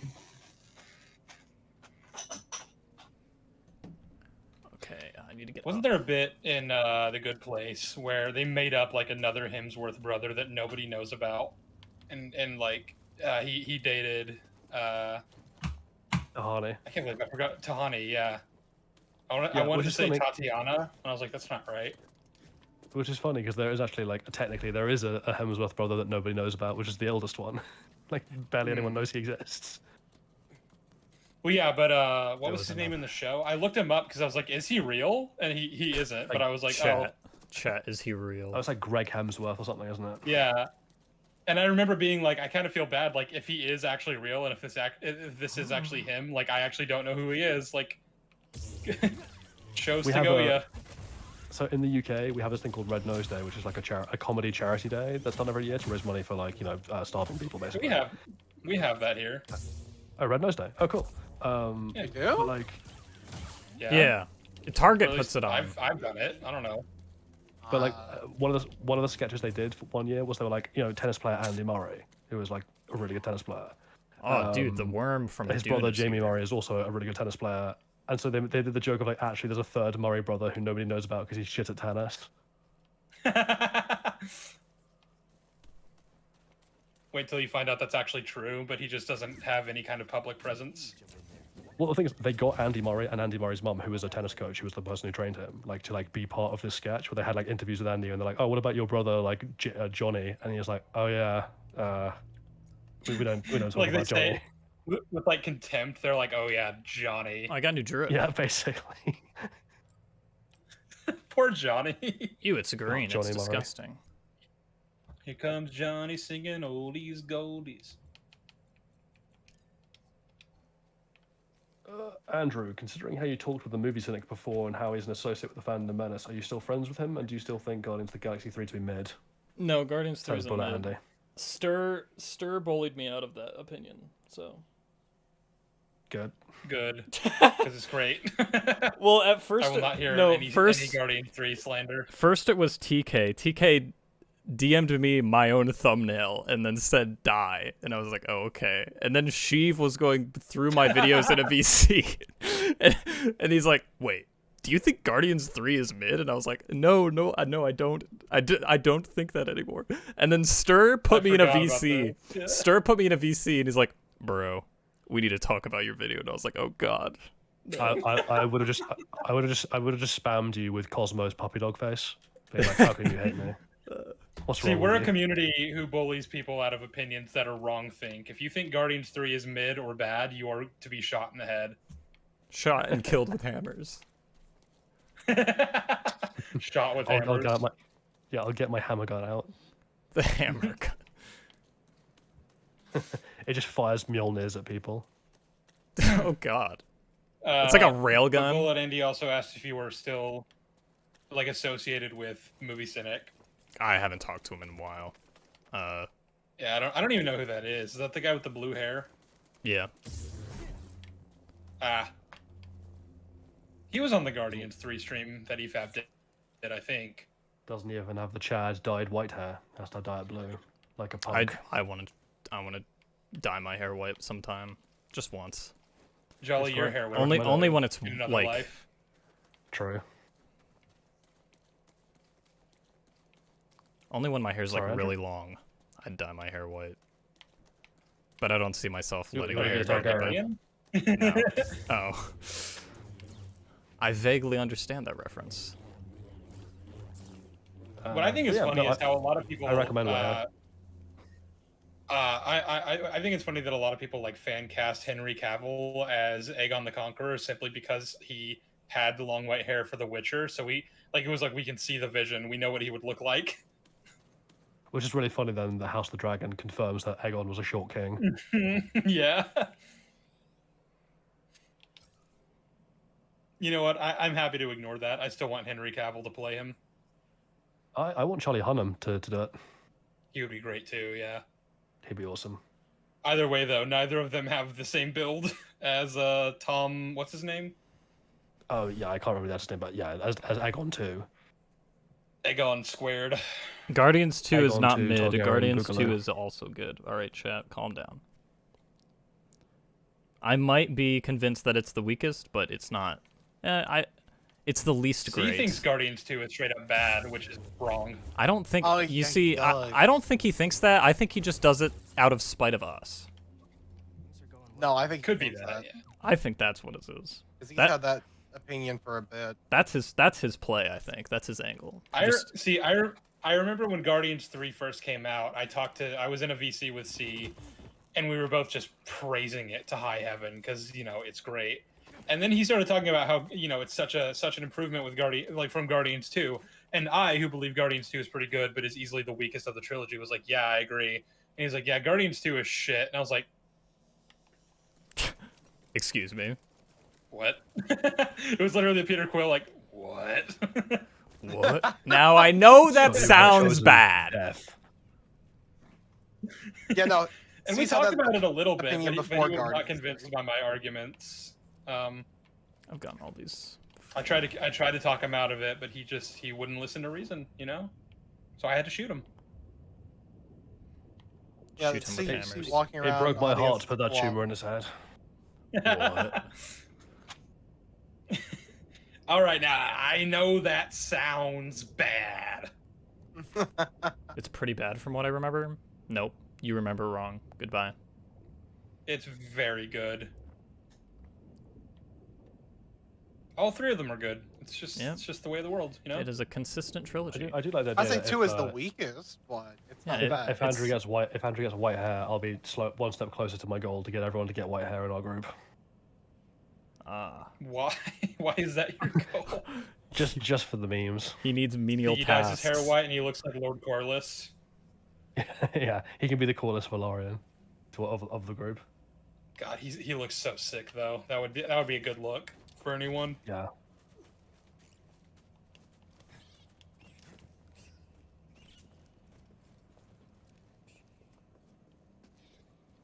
We can give Andrew the way that Tyroshi people look in the books, where they've got like pink hair and purple mustaches and shit. Is that really what the Tyroshi look like in the books? They dye their hair weird colors, yeah. I've gotten everything. Oh, else okay, right. I was like, is that just like genetic? Like, No, they dye their hair. So like the Daria Naharis in the books has like a green dyed beard or something. 2, I wouldn't go back to rewatch. they did the show. They were just like, no, we're not gonna do that. I go back Well, and they were gonna do it with rewatch. me. I go back and rewatch Guardians 2 the most. I think. I don't know. 3 is my one to go back and rewatch the most. Visually speaking, Guardians 2 is the best of the trilogy, and so sometimes if I just want eye candy, I just throw it on. I just like the character stuff they do with Gamora and Nebula. I like the there's no character stuff Cosmo. they do with all of them. Mm. My one major gripe with 2 is typically just like they'll have like big emotional moments that come out of nowhere. Like they just like it almost feels like James Gunn didn't know how to start a scene. They just wanted to have like characters saying big like emotional speeches now without building it up in the scene at all. It was really it's happens a lot of times in the movie, and it's just kind of weird. It's kind of clunky. McClunky. McClunky. Ah, McClunky. Oh, I just think of that Zach Hadel bit, where just the man, he's being cast as the Mandalorian, and he just starts speaking gibberish. Uzaga biga zabugaga. That's how he came up with Glep. Yes. You need to watch Um, Smiling Friends, Jolly. He does, yeah. Yeah, I did. Uncultured. Sir Jollius. Guardians 3, the one major gripe that I'll give that in terms of visual presentation is like, first 2 are so good looking, and that one has like the most flat color grading. Like it's still Yeah. better looking than pretty much any other MCU trite, but like there's a decline in visual quality that I cannot bear. Mm-hmm. What's that, BD? I think my favorite is still 1. 1 is such a banger. I think because Rocket is my favorite of the Guardians, like 3 just holds a very special place in my heart. Mm-hmm. I mean, again, Cosmo. Cosmo. She's a good girl. I would die for that dog. That dog is great. Also, not to She's make like- this weird, but the actress who plays Cosmo is really hot. She played Borat's daughter in the second Borat movie, which is weird. Mm. How we go to this one? Okay. You're a bad dog. It's like, take that back. Take that back. Take that back. Like, Nebula, he called me a bad dog. Say I'm a good dog. Nope. Yeah. No. Pain. Like, even Soviets who tried to starve me did not call me bad dog. I miss the I like how giant creature. canonically Cosmo is like one of the most powerful beings in the MCU right now. She's also incredibly old too. Like What was it in the Well, for dog, 60s when yeah. the Soviets put her in like center to space? Wow, she Yeah, is I think- old. I think 60s or 70s. Yeah, so she's got to be at least what 60 something. Yeah. She's a good dog. Crazy. She's a very good dog. We stan. I knew you thought I was good dog. Oh my god. Please. I love directors This who is just shamelessly put their own brother in their movies, like Ted Raimi, Sean Gunn. Yeah. It's just funny. Actually, the other thing I like in terms of meme moments is just like Adam Warlock being like, "Don't be hasty, don't be rash. don't be rash." Wait, am I just supposed to? I want to know what they fed Will Poulter, because my god. Will Poulter is such a funny person. Just I don't Yeah. know what it is about him. It's just the way he looks. It's the eyebrows. Wait, I They- think they I just gave him collected the all the Captain America Super Soldier Serum. Speaking of Mandalorians, Pedro Pascal was awesome in Game of Thrones season 4. Oberyn might be one of my favorite characters that Pedro plays, and that says a lot because I like a lot of the characters he plays. Oberyn, he's a great character. I think I wish they'd given him more time because Book Oberyn has all this incredible lore around like where he's been and done what he's done. Yeah, I'd have liked if they'd given him more screen time. Also, the scene where he fights the mountain. I don't have anxiety, but every time I watch that scene, I do. Yeah, it's Feels you me watch with, that. like this pit in my stomach, and I'm like, no. Today is not the day I die. Oberyn, the day he died. The day he died. I like the line in the books where Tyrion says he held my life in his hands, and he dropped it. Yeah. Oberyn, what a legend. Gone too soon. But you know, we got Pedro Pascal in Gladiator 2, and I'm sure that'll be great. Woo!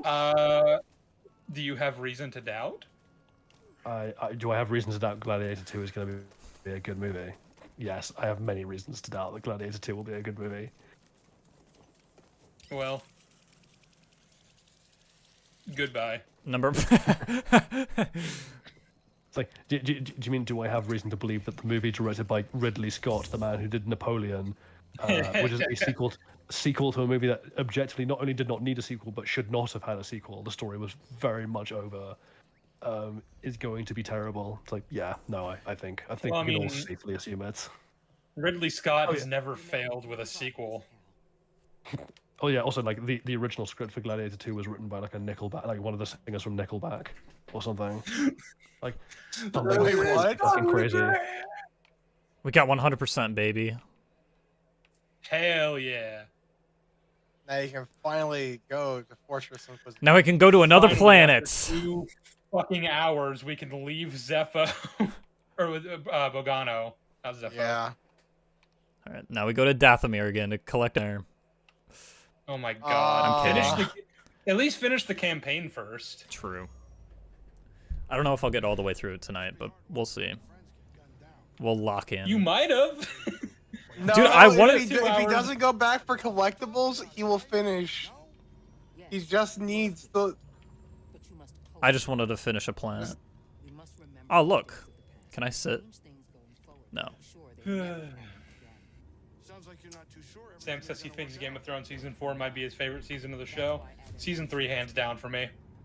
It's just got the best. To be fair, The Watchers on the Wall is probably the best episode on the show, if not one of the best. So, and Oh. that's in season 4. We need to put a new plant in. How do I plant new plant? I'm just gonna trust it. What I was gonna say was, why does Marin look blue in that shot? Hologram. The hologram. She's doing blue face. Okay, that's it. It wasn't Nickelback. It was Nicolas Cave, the lead singer for rock band Nick Cave and the Bad Seeds, was the guy who wrote the original script for Gladiator 2. Nick Cave also sung Avalanche. Yes, he did. It's a very good song. They play it at the end of a Black Sails episode, and it's very fitting and very emotionally poignant. Well, do you think that man should have written Gladiator 2? Because boy, do I have good news for you. One of your arms will do nicely. What I was gonna say about Oberyn is like I just find it really funny, right? They've set up a character who's out for blood. He's out for revenge. He's gonna take down the Lannister house. He's gonna really like make a difference here. And then the very first person he fights that works for the Lannisters, he fucking dies. It's like, oh, yeah, this is just the world that they live in, isn't it? I forgot. We're about to go invisible because Marin can just do that. Lend me your strength. Oh my god, I forgot. About Oh, This is the worst part. Wait, she can do that. She can do that to an entire ship, not Yeah. just the characters. Yeah, she's doing it to an entire ship. I think. that's- Hold on. Let the scene play out. Oh yeah. Yeah. Yeah, I think it's the entire. Yeah. I mean, that Star Destroyer should already have seen them, to be honest. Yeah. Listen, we don't talk about this part. What do you think the odds are? If Well, and not also, visual like, I range, then remember- definitely sensor range. I remember in the Clone Wars they had like cloaking devices that made them invisible, but also made them undetectable.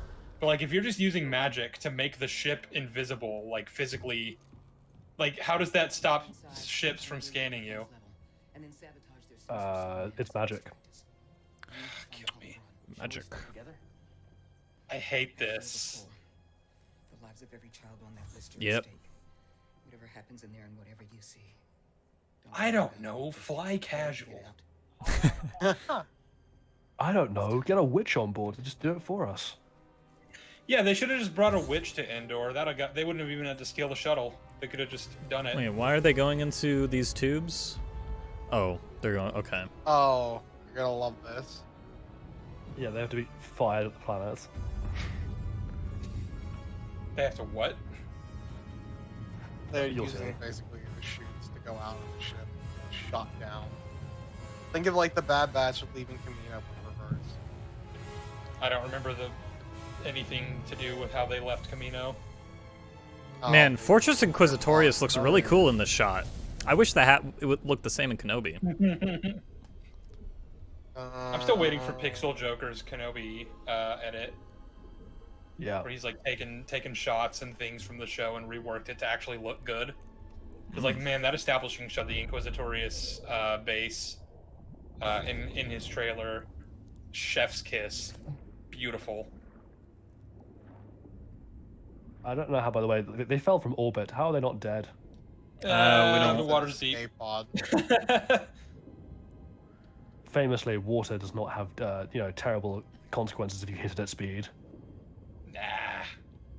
The tube took most of the damage.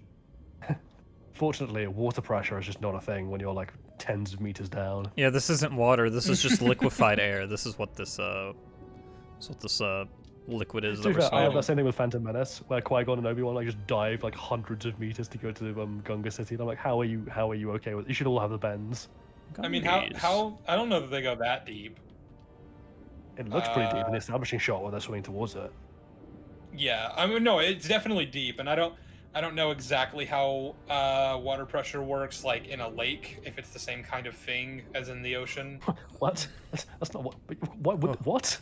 Pressure is just weight of things pressing down on you. It's not like water weighs less when it's in a lake. Yes, it does. I mean, You don't technically, know- there's you don't know less water science. there. Oh, I just killed both of them. Actually, let's see if there's an actual canonical answer to the depth of Gunga City. Depth of Gungi. Probably in Legends.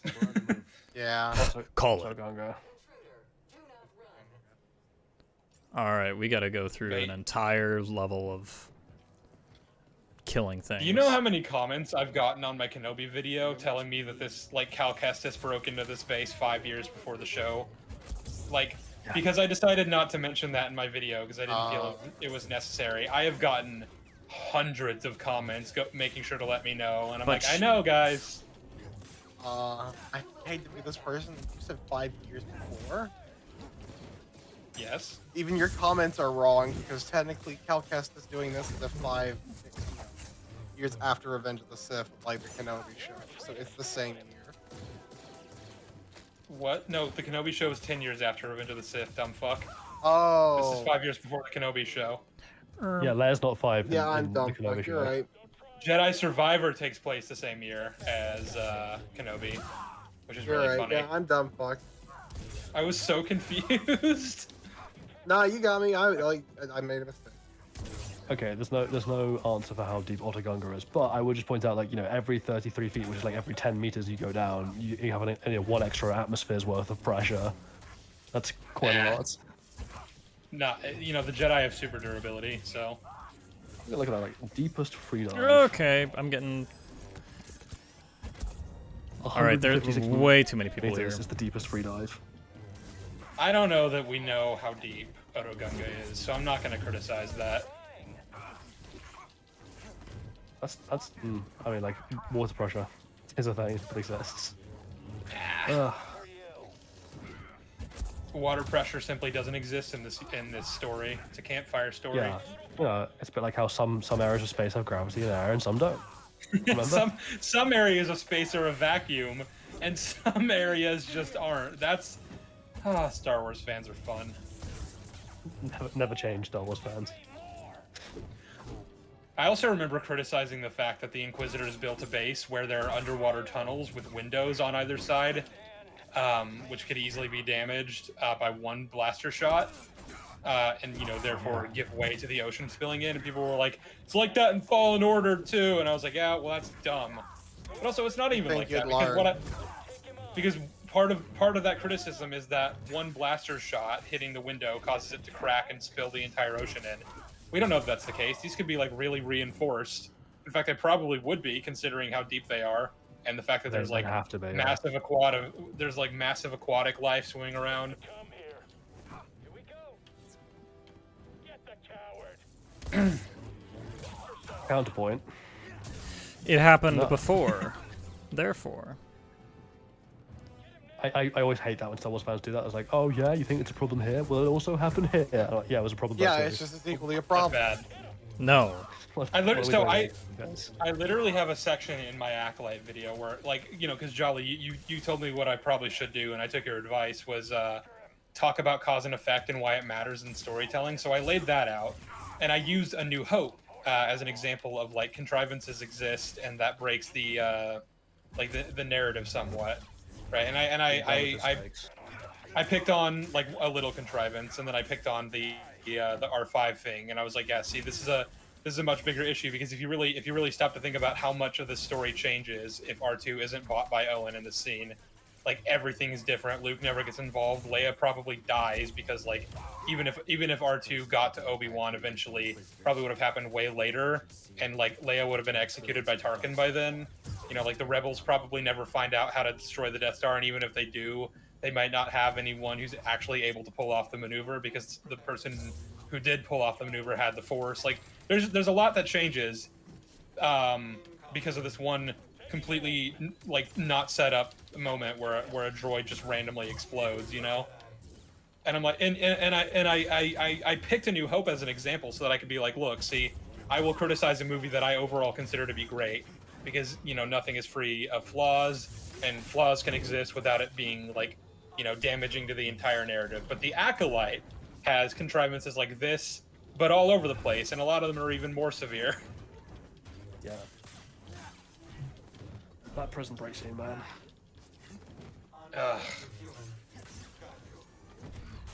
Oh, he just, like, rammed me. Contrivance. We're good, though. Build this narrative. Any ideas? We built this story on total shit. Beep, boop, bop, boop. Oh wow, that robot just smacked you in the face. It did. Like, just clonked you over the head. Huh? Why'd you move? Jolly, you remember in House of Usher when they did the "We Built This Body" on Heart and Soul? God, yeah. Hey, do you remember how the finale of the House of Usher made absolutely no sense whatsoever? Don't worry about it. It's fine. What is wrong with this door? Flanagan has a real finale problem at this point. He does, yeah. It's a shame. I really love his work, but like that is something he consistently tends to fuck up.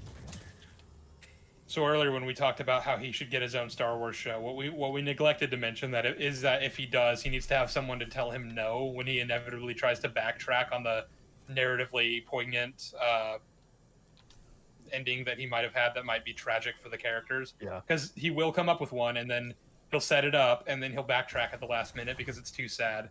Because that's what he fucking does, like, every time. Except for with Bly Manor. Just Tony Gilroy's just there with like a stick to like smack him on the knuckles, like no, no. No. Make it depressing. Follow through with your themes and what you've built. Oh, we just Make blew it up gay a and part put of a woman the. in it. Ah. Let's check it out. Oh, we just blew up the entire facility. You make it lame. Lame and gay. That sounds, You have to say that both. sounds like someone's name, Layman Gay. Ow. That's me. Got it. Let's go, BD. That section looks pretty weak. Can we not jump over this? Oh no, the base is on fire. Has May been here? Yes.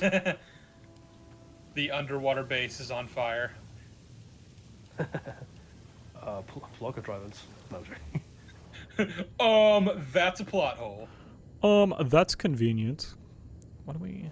That really smug guy in the Patrick Willems video, who like is used as a straw man of people who complain about plot holes. Yeah. What am I That's supposed to a do bad video. here? My God. Someone in chat said, Sheev, I think they're talking about people who will praise nearly everything in past media and not criticize them for doing the same things as the new stuff. It's hold them accountable. Yeah, there's a difference between pulling a whataboutism, which is what Jolly and I were talking about, and like highlighting that people have inconsistent standards. Because yeah, a lot of people do. A lot of the people we've already ragged on a lot in this video, like Critical Drinker. You know, like the people who are like, this is political, and it's like, it's the same thing here in this movie from the 80s, but that was before you were aware of what politics were, so you're okay with it. Every time they tell me that, like, you know, but we liked Sarah Connor and we liked Ellen Ripley, I'm like, you wouldn't like them if they came out today, and I just refuse to believe the otherwise wouldn't. because like I've seen so consistently that, like pretty much exact the same characters who you just fucking hate because they're women.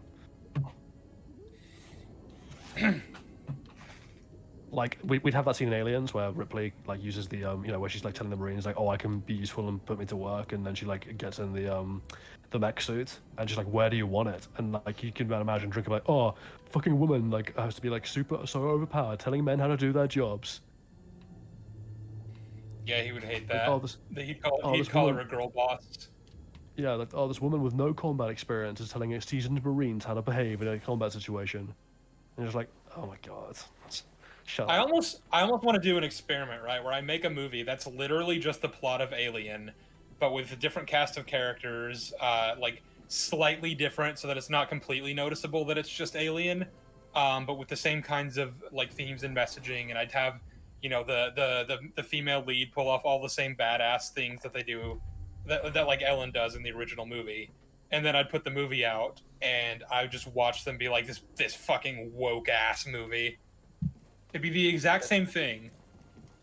I mean, in a similar vein, like what I would do is like, I'd find like a member of Drinker's audience who's like grown up with Drinker, like, you know, accepts Drinker's perspectives as gospel. One who's never seen Alien, and then I'd show them Alien, having changed the title of the movie so they don't know it's Alien. And I, you know, I call it like, you know, like Invader or, you know, something. And then be like, what did you think of this movie? And I bet you they'd be like, oh, fucking girl boss, it's so woke. I mean, I'd love to be able to do something like that, but unfortunately, Alien is way too iconic to be able to trick anyone like that. You say that, I mean, a lot of people haven't seen it. Well, yeah, but they'd at least know, like, oh, that's a xenomorph, or like, that's the alien from Alien. True. I wonder if you could do it with like Predator then. Actually, that's also pretty recognizable, isn't it? Yeah. Oh, actually, okay, The Thing. I do it with The Thing. But there aren't any girl bosses in that movie. Oh, fuck yeah. God damn it. Yeah, can't work. Too recognizable. Yeah, T2 is too recognizable Where'd as well. BD go? Oh. Yeah, anything with the Terminator. It's like, well, that's Arnold Schwarzenegger, and he just said, I'll be back, so... he's also a robot from the future. Oh, Xena Warrior Princess? Maybe. Or like Buffy? All right.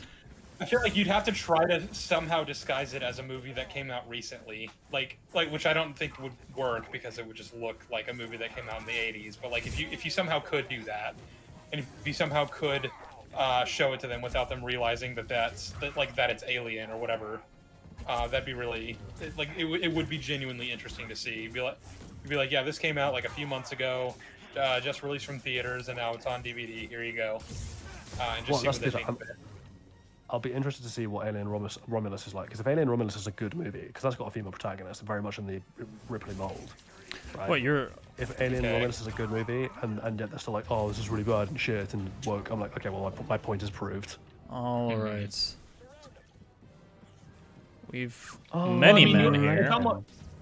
It's almost a certainty that even if Alien Romulus is good, the Grifter Sphere is probably going to hate on it because of the female lead and the girl bossness. It could be literally just as, if not better, than the original. But like, they have a female lead and she's doing girl boss things, so therefore woke. Yeah, and the funny thing is like, I'm sure someone's gonna be like, oh well, you know, they didn't do that for Prey, which is like obviously the female-led Predator movie. And I'm like, the thing is though, they did, like Mauler didn't, to be fair to me. But like, As they did. did. It's kind of a meme with Drinker too, that he was like ragging on Prey before it even came out, and then he realized that his friends in the Grifter Sphere actually thought it was pretty good, and he like went back and changed the titles of his of the videos that he'd made shitting on it, like when it was just trailers and stuff. And it's funny because if you actually click on the on the video, the content of the video is obviously still the same. You can't go like retroactively change what's in the video. But like nobody does that. Nobody actually checks and sees if he's being consistent. They'll just see the title and thumbnail being like like praising or like being like tentatively excited for Prey, even though that's not what's actually in the video. And they'll just be like, yeah, so see, he was totally down for Prey like before it even came out. And it's like, no, he wasn't. Watch the actual video. Yeah. What's that about them having no principles? It's almost parody, right? Because it's like anyone who's actually paying attention and like keeping these people in check, like can sniff it a mile away and be like, you're being inconsistent. But like most people don't. Most people are like, I don't know, I like Drinker, it's whatever. I'm obviously not going to watch every single one of his videos because he has just so many. Uh-oh. But you know, I'm sure he's never said anything too fucked up. You know, it's probably fine. Yeah, Midsommar video was great, I hear. True. Can I fight this guy without him coming over here? I sent Southpaw a video that came across my recommended, where basically like a few years ago, this YouTuber had made a video on Midsommar and Hereditary, talking about like how like they're both bad movies with botched themes or whatever and bad character work, and like a couple years later, he made a video, like a very long video, talking about why he'd completely missed the mark on both of those movies, and like he was correcting the score, so to speak, and just being like, yeah, like I was wrong. He was mainly talking about Midsommar in this video, but he was like, yeah, I fucked up. I had a bad opinion, and I'm going to talk about it now. And I was like, yeah, isn't it nice when like YouTubers have integrity, you know, and they can just be like, yeah, I had a bad take. It happens. Yep, it's nice when that happens.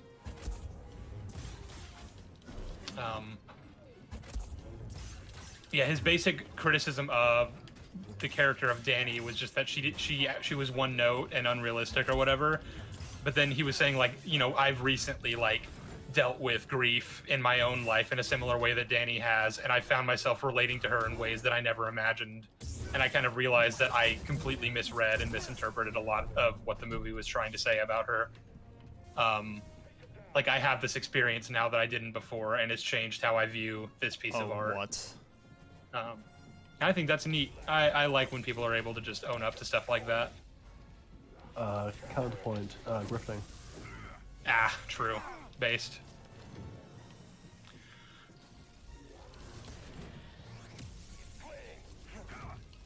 Oh my god, I hate this room. I remember this room in my playthrough. They just spam me with enemies. Yeah, it's not very good. It's kind of lazy, I think. Yeah, It's as, very, like, it's level very Dark design. Souls. It's very Dark Souls 2. Which again was a game that everyone famously loved and had attracted no criticisms for its terrible, terrible fucking designs. H-Bomber guy has never been wrong about a video game in his life. What are you talking about? Yeah, that's the thing. Like, man, that's H1 guy's like worst take by quite a long way. But you see, if you actually played the game correctly, it wouldn't be fun. I just find that so. But like, I like H1 guy a lot, but like, I think his entire reputation amongst a certain group about being like a smug, insufferable prick comes from that video, where it's like you are so clearly in the wrong, and you're saying incredibly like borderline unpleasant, but certainly patronizing and sneering things to try and justify you liking a game that you seem to know on a subconscious level is not very good. Like that is literally. Now I've never played Dark Souls, so I only know about it through his video and Mahler's responses to his video. I mean, Mahler's responses, which I didn't watch all of. Yeah, the thing is, like, Mahler is very hit or miss in terms of like, is this actually going to be a quality video? Which would be fine if his videos weren't so long. Which I'm not pulling a long man bad. I'm just saying if your video is going to be shit, maybe don't make it 6 hours long because otherwise, like, if I wanted to watch all of this, I'd have to wade through 6 hours of shit.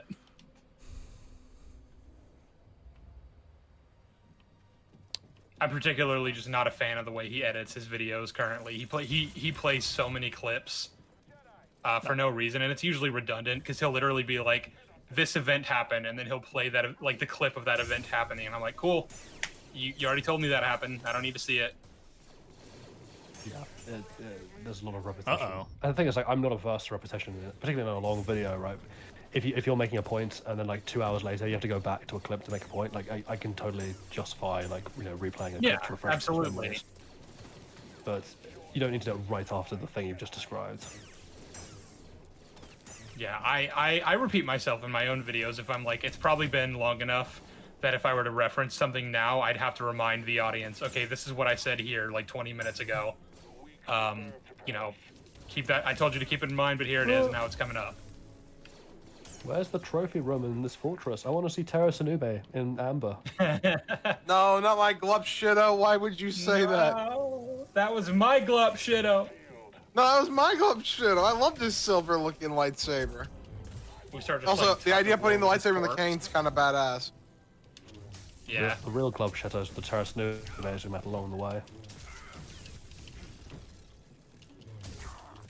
Also, Turgle is the only real glove shatter. The difference between H-Bomber Guy and Mahler is that the former actually saw the criticism of his smug attitude and changed, while Mahler got worse from his popularity. Yeah, True. I would agree with that. H-Bomber Guy seems like a really humble dude, like very down to earth. The difference between you and me everything I've is seen that of you him. looked into the abyss and you blinked. I know where that's from. Ah. That's because I'm Owlman, secretly. But yeah, I do agree. Like, I think H-Bomber Guy comes across, like, when you actually look at him as the kind of whole persona and like everything he's done outside of that as well, like seems like a really decent guy. I mean, yeah, everything to do with the Donkey Kong 64 stream, like that. Like whenever I found out like about that, I was just like, this is a good dude. Like I will support him forever because he deserves it. Also, he makes good videos. Like that. The Oh, yeah, vaccine there's video that is too. one of the best video essays I've ever seen. The vaccine video is definitely one of the best video essays on the platform. I find myself just rewatching his flat Earth video all the time. I love the flat Earth video. It's so funny. Yeah, that and the climate change one, just for the sound to Who Ben fucking Aquaman. Goodbye, CLS. When you say sheets, as in more than one. Oh, actually, if you want to see something that's really cathartic, do you know who Alex O'Connor is? Yes. Oh yikes! There's Yeah, bones like, in there's here. He did a quote unquote debate with Ben Shapiro about religion, and it's the funniest fucking thing because, like, Alex O'Connor is a much smarter human being than Ben Shapiro is, and much more well read on the topic. And like Ben Shapiro's face as he realizes that he cannot bulldoze Alex O'Connor, and that Alex O'Connor could just remember all the bullshit he spouted and call him out on it is fucking amazing. Oh yeah, I love Alex O'Connor. His videos are quite good. I watch him, Drew from Genetically Modified Skeptic, and Forrest Valkai for my atheist YouTubers that aren't pretentious assholes. Yeah, taking over the mantle for people like Sam Harris without being like wildly inconsistent douchebags. Or like the skeptic sphere from like 2014 that are clinging to anything that'll keep them relevant, but like have not had a good take in 10 years. Yeah, like Richard Dawkins. Oh my god, he needs to shut up. Richard Dawkins hasn't had a single good idea since 1974. All right, we're about to Like go literally up his single against claim to fame is that he Trilla. invented the word meme. What? Who wrote The God Delusion? I can't remember. Richard Dawkins. Okay, that's what I was thinking. When did he write that? I mean, that's not his own takes. That's just like a lot of other people's arguments recycled. The only independently good idea he's had is the selfish gene, which I'll be honest is a great idea, but it is one good idea in an entire career. Mm-hmm. All right. It's time to lock in, boys. Hell yeah. He's also, weirdly for a biologist, he's also really apparently just like fucking ignorant about how evolution and genetics actually works, which is bizarre to me, but oh well.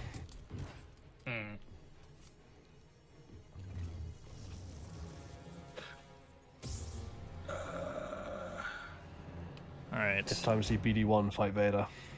Yep. Sam... she spins too much. It scares me. Andrew can't handle an independent woman. I can't. Same, actually. Oh, okay. Sam, I've watched H-Bomber Guy's video on Sherlock, even though I haven't watched Sherlock, and yes, it's very satisfying. All right, Yeah, that don't didn't watch work on her. Sherlock. Oh my god. But it has the Ben, and It has Bandersnatch Cumberbund. I love how H-Bomber Guy was like, I'm not going to make a joke where I say Benedict Cumberbatch's name stupidly just for like a cheap low-hanging fruit laugh. And then you have Mahler's Multiverse of Madness video where he does that with every time he refers to he's Benedict like, Cumberbatch. what if I do it Or 70 times? Yeah, it's Well, like that's this was funny the first time, Mahler, but you know, 3 hours Yeah, in doing it now. once. Doing it once is funny, which I think like H-Bomber Guy does right, where he does it once as a joke, and he's like, but he does it really badly on purpose, and then he's like, right, we're done, we're not doing this again. Yeah, the joke is old now. I've done it. Dude, how do I... No, give me his health, although please. he then says, he then calls Martin Freeman Martin McBacon. Which, like,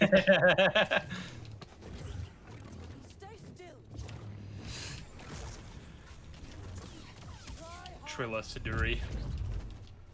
Suduri. Oh, I could've... Is it a coincidence that Trilla and Terra Sinube have the same initials? I think not. is it a coincidence that she shares a universe with Coyote Monday? Same initials and same amount of syllables in their name. Can't be a coincidence. Like the conspiracy board, like coincidence? Like the A Song of Ice and Fire theorists would have a field day with like Star Wars lore if it was ever consistent. Yeah. Because they love to come up with the weirdest fucking theories. Did you know Tyrion's actually secretly a Targaryen? Makes sense when you really think about it. Fuck that Did you theory. know that Tyrek Lannister is a horse? And the reason that people believe that is because in the book it said that he was last seen a horse. My god. To be fair, that's more of a joke theory, but still. Have you seen the theory that Ed Miotali is 14 cats in a dress? I did not see that one, no. But did you know that Hot Pie is actually the Great Other? Did you see that the hot pie is actually Azora's Eye?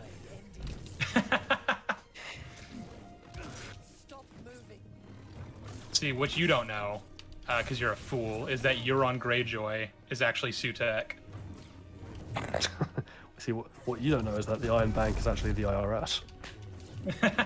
No, I knew that. All right. The thing I find funny is like the guy who plays the like Tychonosaurus, the head of the Iron Bank in the show, Mark It's Professor Gatiss. Lazarus. Yeah, slash the guy Yeah. who writes a lot of Doctor Who. I was literally just thinking about that, and then you said it. We're of one mind. Born as one, but always two, or something. Okay. That ability she just does. I forgot she. Hang on, who's who? Are you May or Osha? I can't tell in this relationship. I mean, it doesn't matter. They're the same person, apparently, somehow. Even though they're literally not. If you're the what do you mean same the same consciousness split into two, wouldn't that, like, by definition, mean that you are the exact same person in terms of traits and motivations and desires? Wouldn't that mean That's if you just how that works. wiped one of their memories, it should affect the other? Like, well, like theoretically, let's say they're the same person split across two people, but like one of them was raised up in like privilege or whatever, and someone was raised like rags, whatever. In rags, not like rags, the EFAP guy. Raised like like rags, like a racist YouTuber.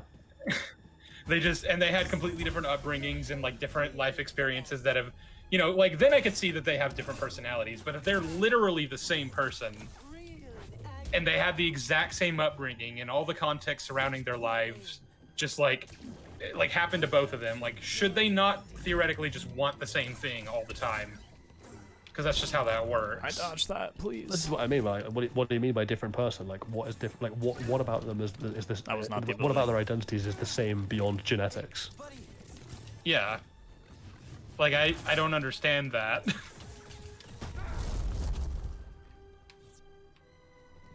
Well, you see, they're the same person. That's all you need to know. They were created using a virgin, and Soul really They have cares the about that. exact same symbionts. I'm still confused about why he felt he needed to prove that there was a virgins on the planet when they were sent there by the Jedi, because the Jedi already believed there was a virgins there. I think, and again, I said this before, but I think it's just that the show does a really bad job explaining this. I think what you're meant to take away from that is like Soul is trying to prove there was a virgin in order to be able to justify his actions that day to the Jedi Council, so that he can come clean. Even though that, but like that there being a virgins doesn't provided that what he did was horrible, which it wasn't. But like if it was, like the existence of a virgins on the planet doesn't justify what he did. What is that? That's a non sequitur. Well, he would say like, oh, the fact that the girls are so special justified the special actions we took to try and get them, and like, you know, therefore what happened was, whilst regrettable, was justified, and therefore I can come clean to the council and get rid of my guilty conscience. But like this, okay. A, I don't believe that's something Soul would do. That doesn't fit the character at all, and B, like, nonsense, fuck off. Well, also, like, that doesn't even make sense anyway. Like, he says he needed both of the twins to be alive in order to prove it, which is why he just never told the Jedi about the virgins, because he thought May was dead, so he just could never prove it. I don't know why that's the case, though, because they already have the blood samples from both that prove that they have the exact same symbionts. Is that not proof enough? What more could you possibly do to prove it? Well, I guess there's always the possibility that someone like it's the same blood. It's two samples taken from one person. I mean, yeah, but that's provided that like they just assume the Jedi on this mission are lying to them. Yeah, which I don't see why they would. Like, that's why very would the strange council thing to- think that? It's just weird. I'm stronger now because of the pain. So I guess that's the reason he needs both the twins, right? He needs to be able to Green in front of the cube. council take both of their blood, like Where'd she sample, put it? and then put them in the midichlorian tester and show them, or like otherwise they just won't believe him. Which is really funny, because if we're going with that, That's insane how much health she takes from then that. I don't know why he went to Brindok in episode 6 without going down back to Uh-oh, Kofar this to is like problematic. get Osha, because he apparently needs both of them. Because reasons. Why does she have? He seemed to just already know that she was Grenades. somehow off the planet. Because raisins. True. He knew that A, I she was want off some the raisins. planet, and that B, she would know to come to Brindok for some reason, somehow. But no, this is a really good show, guys. We're literally just like looking for reasons to hate, even though we can't even make sense of a character's entire like any action a character takes. because none of it makes any sense. You're just nitpicking. The choreography was great, even though it wasn't. You know, it was fun, Sheev. Don't you get it? It was fun. Listen, What Andy said, they were there to check up the planet because the great hyperspace disaster, and I can't see that because of the stupid fucking heart, and see why the planet has life. Yeah, but they believe the reason the planet had life had to do with divergence in the Force. That's what we're saying. Well, they I'm say so that's dead. The only thing that can explain that. Did they say that's the only thing that could dead. explain it, or just that like we don't know why it is this way, but like we're pretty sure the only thing that like the only way that this could be happening is if there's some kind of divergence. Yeah, I'm pretty sure Indara is like the only way this is possible is if there's a divergence. Like, you know, an entire planet's ecosystem is recovered in like a decade. Yeah. I don't know what I'm going yet. I don't know. We're dead. Trilla killed us again. We are. Oh, yeah. I'm gonna go to the bathroom real quick and get water. I want her to do that to me. Drinking the water. That's what I was thinking. Alright. I was thinking to say, I was like, oh no, I'll hold myself back. And then you just voiced the intrusive thought. I'm like, yeah, okay, there it is. And I want her to spit on my corpse.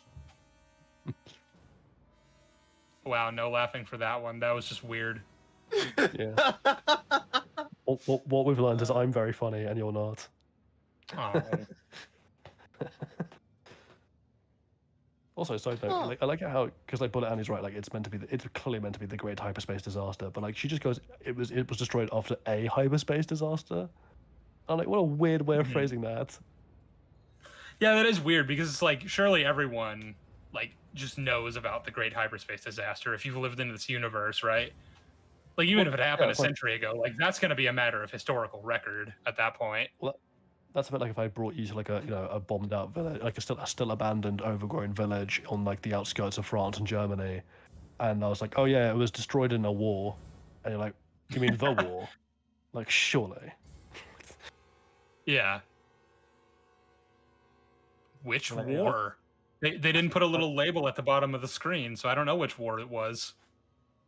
See, okay, here's the thing. Like, again, I'm fine with them showing a label once an episode in case someone's tuning in for the first time. I don't know why they wouldn't like Why episode they would do that? 7. Yeah. But like, sure. But like, we don't need multiples in one episode. Like, you've already established this as Coruscant. I don't need to be told again. Thanks. Yeah, well, actually, I'd push back on that on the basis that, like you said, it makes no sense to just randomly jump in and start watching episode 7. You know, like maybe if this was a televised program, right? Like in the olden days of TV shows, right? But this is a streaming platform, so if you're gonna go watch The Acolyte, you're just gonna start with episode 1 because why the fuck wouldn't you? So I don't know. I don't think we need that. Senator Rancourt, I can't remember what he says. He's talked to the Chancellor, and I can't remember what he says the Chancellor's name is, but I keep on thinking it's Derek. And I'm like, that can't be right. It's Drellick. Okay. Pretty close. Chancellor Derek. Maximum Derek. There's apparently a character in Legends named Talos Drellick. I'm back. From Dromund Kaas. You mean Talos? Talos? Talos, I don't know. Same name as that one fucker from Captain Marvel. Yeah, Talos. He was a big metal man in Greek mythology. Alright. I've refreshed on water. Time to It's lock time. in. Yeah, it is time to lock in. I like how Trilla's just waiting for you, like on that platform. She's polite. Well, Andrew's on a Cal's on a bathroom break. I'll let him go ahead and deal with that, and then we'll fight. Well, like from Trilla's perspective, like she's like waiting on guard for you to attack, and like Cal's just doing a weird starfish in the middle of the opposite row. Huh.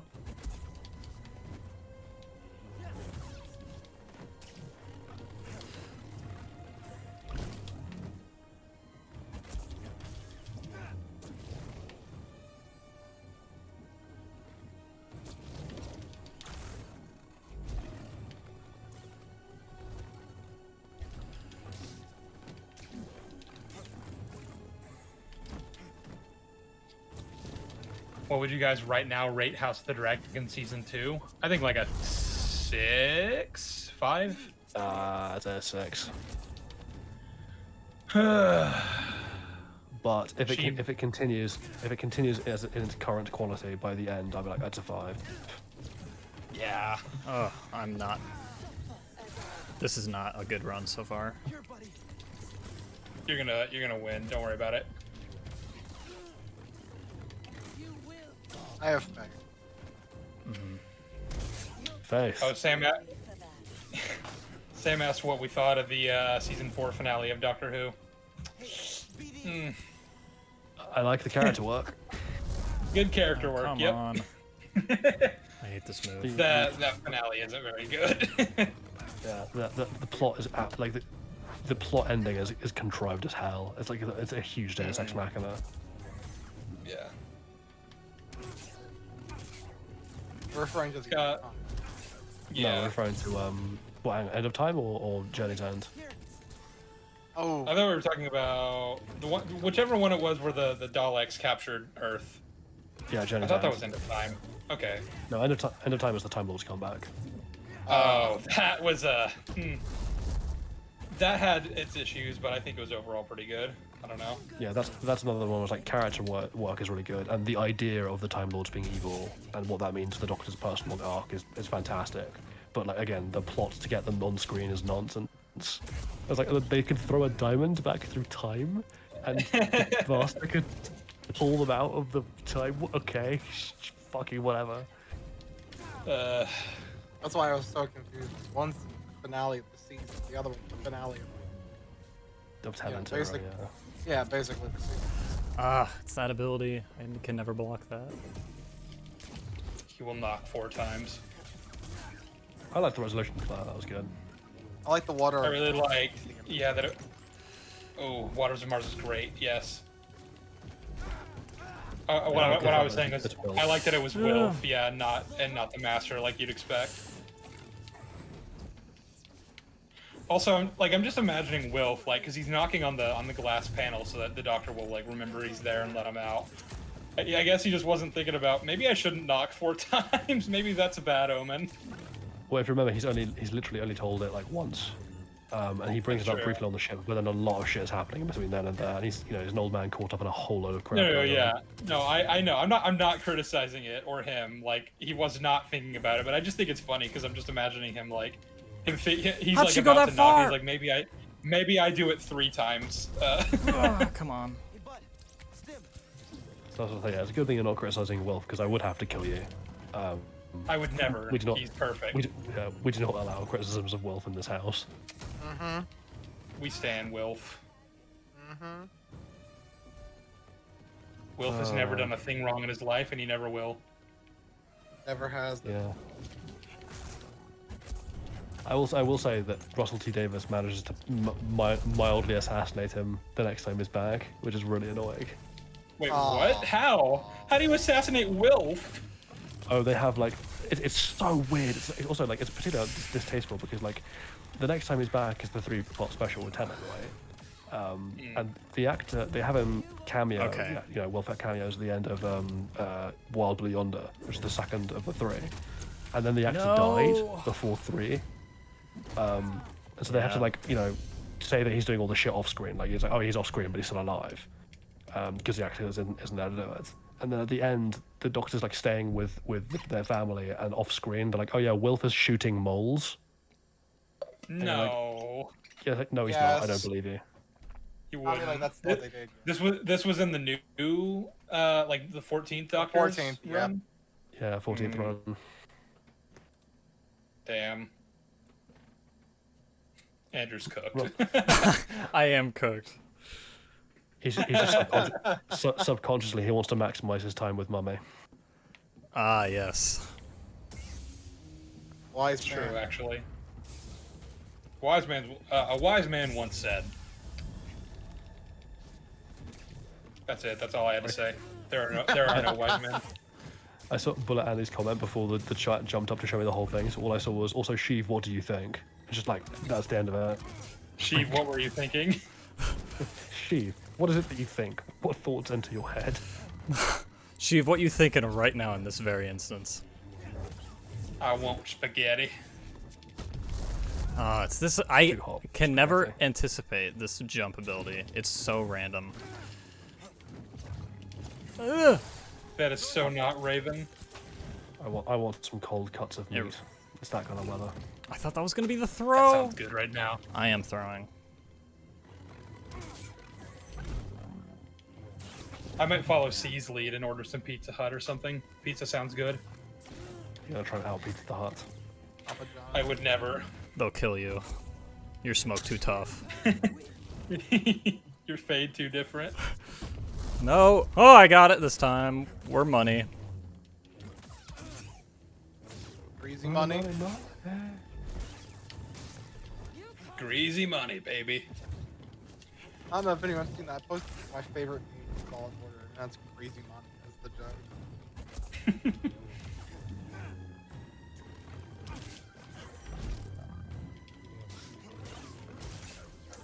My chief I question is still about lo- what you think of Fallen Order. Do you think the game is good and makes you consider playing Jedi Survivor? I think the story's pretty good, and I have been enjoying the gameplay. I do find it mildly frustrating, and this is the case with both games, how it's just like, yeah, you kind of just have to go back and forth to these 5 planets. You know, oh, you just left Zepho? Cool, go to Kashyyyk. Okay, cool, go back to Zepho. Okay, cool, go back to Kashyyyk. It's like, alright, thanks. I like how part of the story of Jedi Survivor depends on the idea that one of the Imperials has an ex-Jedi working for him that somehow the Inquisitors don't know about.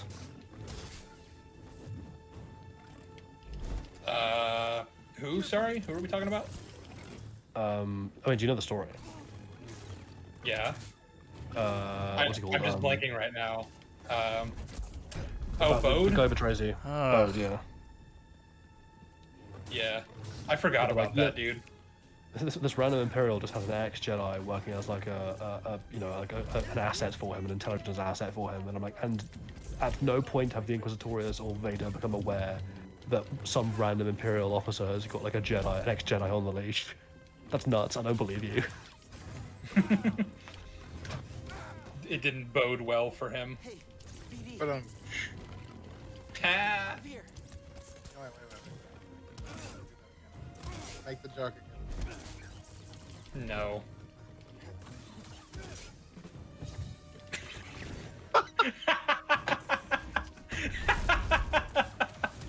That's so stupid.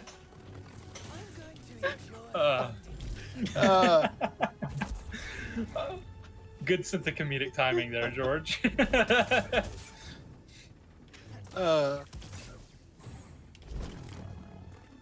No, I hope Andrew's like and could hear that. That'd be best. I couldn't hear it at all. Surely. Aww. Why not? Oh well. These two options are both. Yeah. I have streamer mode on Discord. That might be a part of it.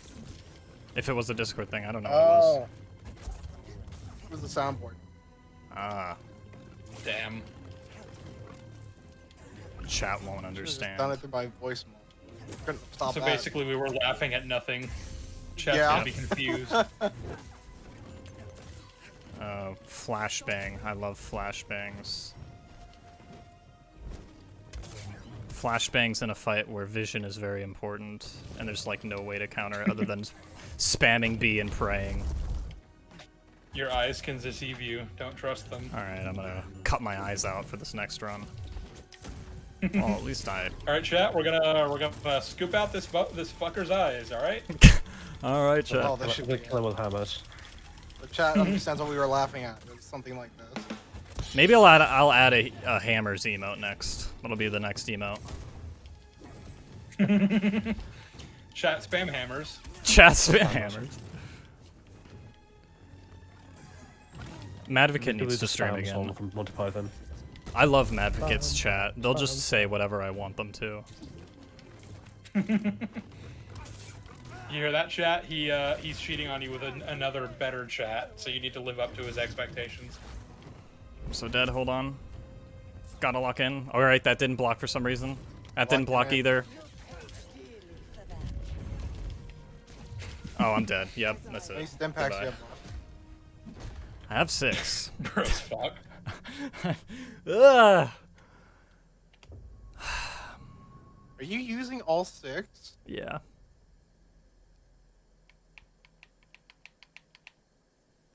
What's your game set to? Normal.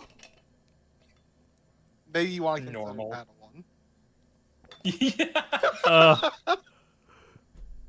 Yeah. Maybe we'll put the training wheels on for this one. I don't know if can I You fix might that. ask Drilla for mercy. There is no mercy. We're gonna Ah. call those actually Story what mode. do you, in, I'm not in doing America, what do you call those little like armbands that help people learn how to swim? that. I don't know Floaties? what you're talking about. Like the big Oh. inflatable ones? Yeah, Floaties? floaties. Yeah. Well, as in, like the ones that specifically go around like kids' arms, right? So you have like almost like an armband on each side. Yeah, floaties. Those are just called floaties. What do Okay. you call them? But like yeah, armbands. That's crazy. That's so boring. I was thinking of like those hospital like arm tags that you get whenever you're checked into a hospital, and I was like, why would those help you learn how to swim? So we can identify the corpse when you drown. Alright, I just got kicked in the nuts. Based. This is not going well for me. Believe it or not, Do you ever fighting have, a Jedi killer should be really hard for a Jedi to do. Yes. Take notes, Kenobi. Do you guys call them pool noodles? Those like long snaky things? Yeah. That, like, Yeah. Okay. Because we have a different name for them that I always feel like sounds mildly racist. What is it called? Oh. Woggles. Woggle. That is insane. Woggles. I'm like, that sounds like a terrible slur. Sam said, I look forward to Sheev taking an entire stream to beat Drilla. I'm a fucking ace it on round 1. You just watch. If you do, I'll delete my entire channel. I was about to say, it's simply a skill issue. I'm just built different. Andrew, do you not remember the last time you made a bet like that? What did. happened? Alright. Hey, with Daigon, Chat, chat, this is gonna be the last time you see me. You'll still show up periodically on my streams, though, right? Yes. You'll have to make a new backup channel called Not Actually Andrew. The PSYOP Andrew. Just a channel called Probably Andrew. Possibly Andrew. Oh, now we're doing numbers, Totally baby. not Andrew. I have another channel named Casually Andrew that I don't upload on. It's just another 100% one. not the real Andrew, I promise. Haha.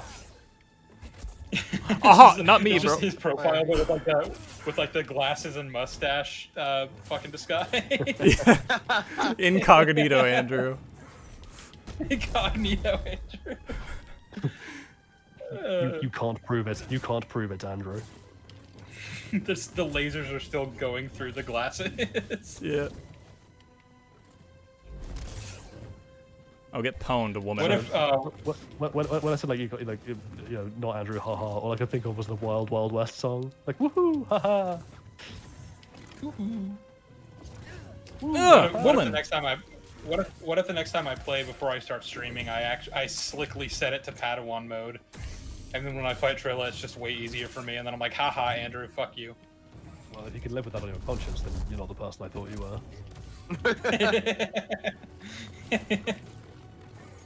That was a good block. Yeah. I'm way behind you, but yeah, that was a good block. Thank you. Remember how earlier in the stream we were talking about people who have no principles?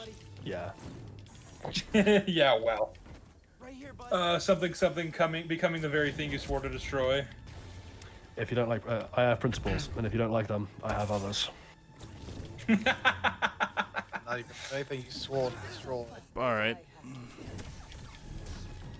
Don't lecture me, Georgie one. I'm never saying that again. Killing myself. Goodbye. Georgie one. You've had enough. You had a good run, Sheev. It's Sheev over. It's She over. Go home, Sheev. You're drunk. We got the grenades now. Don't hate the player, hate the rope. I hate. Ropey One Kenobi.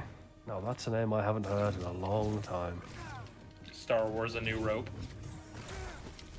Please. To run down of the theater.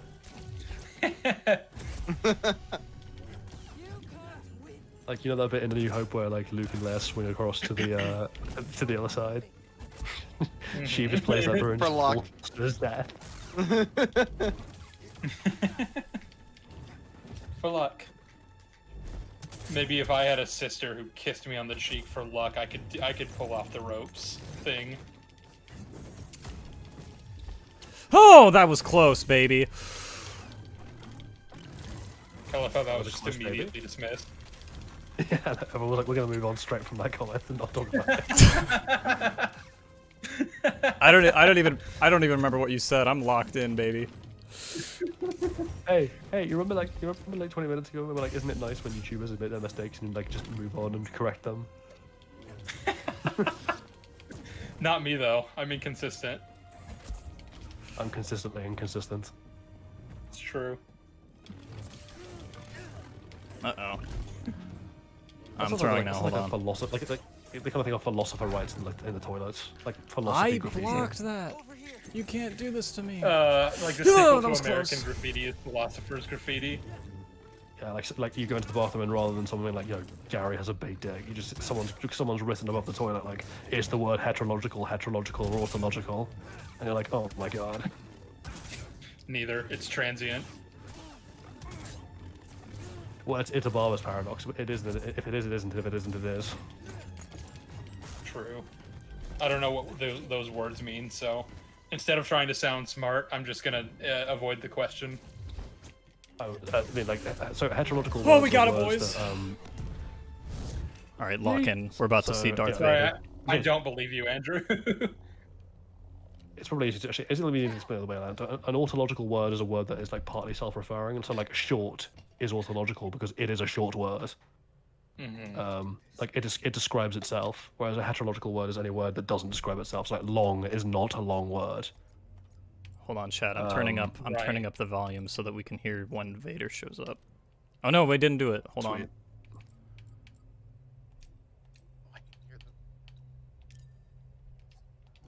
All right. It's Popcorn time. Nothing is ever truly over. This fight is over. I know the darkness that is eating you up inside, and every day we choose to either feed it or fight it. It's too late, sir. No, it's not. We're all just locked in. I know the choices that I made took all your choices away. It's peak. And I have failed you, Trilla. I failed you. And I am so very sorry.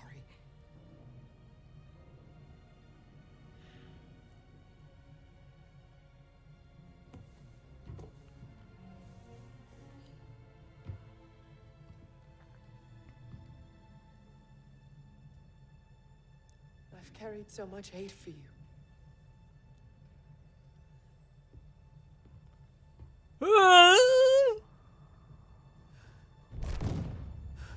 What?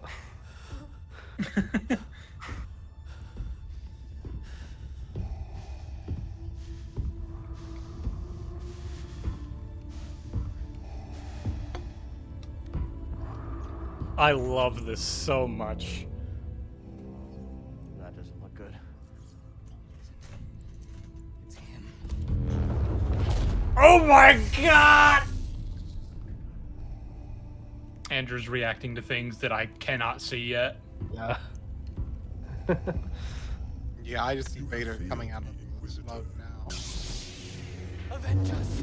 Kind of like an Ahsoka. Oh episode my 5. god. He's so good. I like it when Vader's legitimately treated as like the terrifying nightmare monster that he When is. he jumps down, it's a bass boost, like thump. I need to play this scene on my surround Yeah. sound. Yeah, Ugh. probably.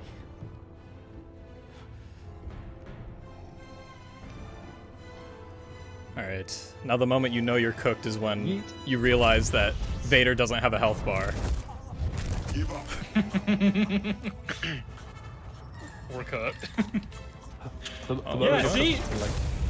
Seer jumped at him, and he just... Yeets her out of the way. Knocked But, her out of Yeah, the he way. just... moment you're It's a really fucking good is when you pull that giant metal thing towards him, you just catches it in one hand, not even looking, and throws you like a Yep. mile. I love But that the game has. Turbulent. Yes. Oh, I was gonna say I love when the game has like this instruction, like how like you scan like enemies that tell you like best ways to defeat them. The game just suggests, yeah, no, you can't. Yeah, run. Yeah. Yeah, run. Fucking run. Fucking run. Yeah, that's your only survival. Run. Where is he? Oh, he's gone for now. Oh, what are we doing here? Jeez. Let's get out of here. God, he's so ludicrously powerful in this game. Yeah. Like as he should. Oh, he's As he right should. there. Yeah, but I just appreciate Seer like running at him and like he doesn't even register that she's there. He just fucking eats her. It's great. Well, it's the bit later in this fight when like Seer, comes at him from behind in the corridor, and like she's a fully she's a Jedi master, and like he's just like holding her off with one hand, it's not even a challenge for him. Please. He's just bored. I think we lost him. He took down a lot of people. I don't know. I'm trying to think of a particular one. What's objective right now? Survive or like run for your life? They're not responding. They will. I am certain of it. Grease, I'm here. Heading towards the surface. Be ready. I have the had hologram that in mind. It's good Syndraulic. that the game Make it, Grease. That's Syndraulic, yeah. Who was supposed to be like one of the fucking greatest Syndraulic. duelists in the order. Yeah, I blanked on the name. I had to look up Tom Kane Revenge of the Sith to figure out BD1 save. No, don't do anything to him. BD1 can solo Vader. Yeah. Surrender the holocron. God, wasn't it so fun watching beat up, washed up Kenobi absolutely decimate Vader? Man, wasn't that really great how he could just do that? Don't fucking remind me. Stop talking. I just find it so funny that that's a thing, and then like you get to like, the end of like season 2 of Rebels, and like Darth Maul, who's like still like in peak powers, is like, no, there's no way I can take Vader on my own. Like I need like 3 people backing me up, or I'm fucked. And even then, yeah, even then I think Vader would have won that fight like handily. yeah, I love how like see, Cal got stabbed and he survived, therefore it's okay to survive lightsaber wounds. Strong with the dark side. And Sid just got rinsed. I can feel it inside of her. Seer! Seer! Hey! He didn't even use both hands. Like he just fucking wow. Well, that's the thing. Like he is supposed to be like the greatest duelist who's ever lived, and when he's in a particularly bad mood, the most powerful Sith Lord / Force wielder who's ever been. It's just kind of weird how like you get like shows that just forget this. Actually, one of the things I appreciate a lot about the choreography of the fight between Vader and Ahsoka in Rebels is like if you're paying attention, like after the initial exchange, Ahsoka isn't getting any like she's just defending. Like she's not getting any attacks in. Every time she tries to launch an attack, he meets it with an attack of his own. He's not even like defending, having to block her blades. He's just like attacking her attacks. Yeah, he's just parrying. I can't wait to rewatch Rebels. And it's cool because I just like that just for the sense that gives you of like Vader as an opponent of like, yeah, there's no way Ahsoka's not winning this. There's just no way. Thank you. I just man, love for when your- Vader shows up on Malachor and he literally descends on top of a fucking TIE fighter with his cape flowing in the wind and his lightsaber out. Like he's such a dramatic bitch. He knows who he is. Do you think it took him a while to like set that up? Like he was like, oh, where do I stand on my TIE fighter? Do I go here or here? Where's He the light knows coming? he's him. You too. That's the best thing too. He knows he's him. He knows. We did. Careful. Where are they? They're out there. Whoa, hold on. Wait a minute. Waking up to see Grease standing over you and smiling. Hello, What a sight mate. to behold. Sorry. Hello, Marin. You wake up and Grease is just like shaking salt over you. I'm glad you're okay. This one wouldn't leave your side. Just got Thank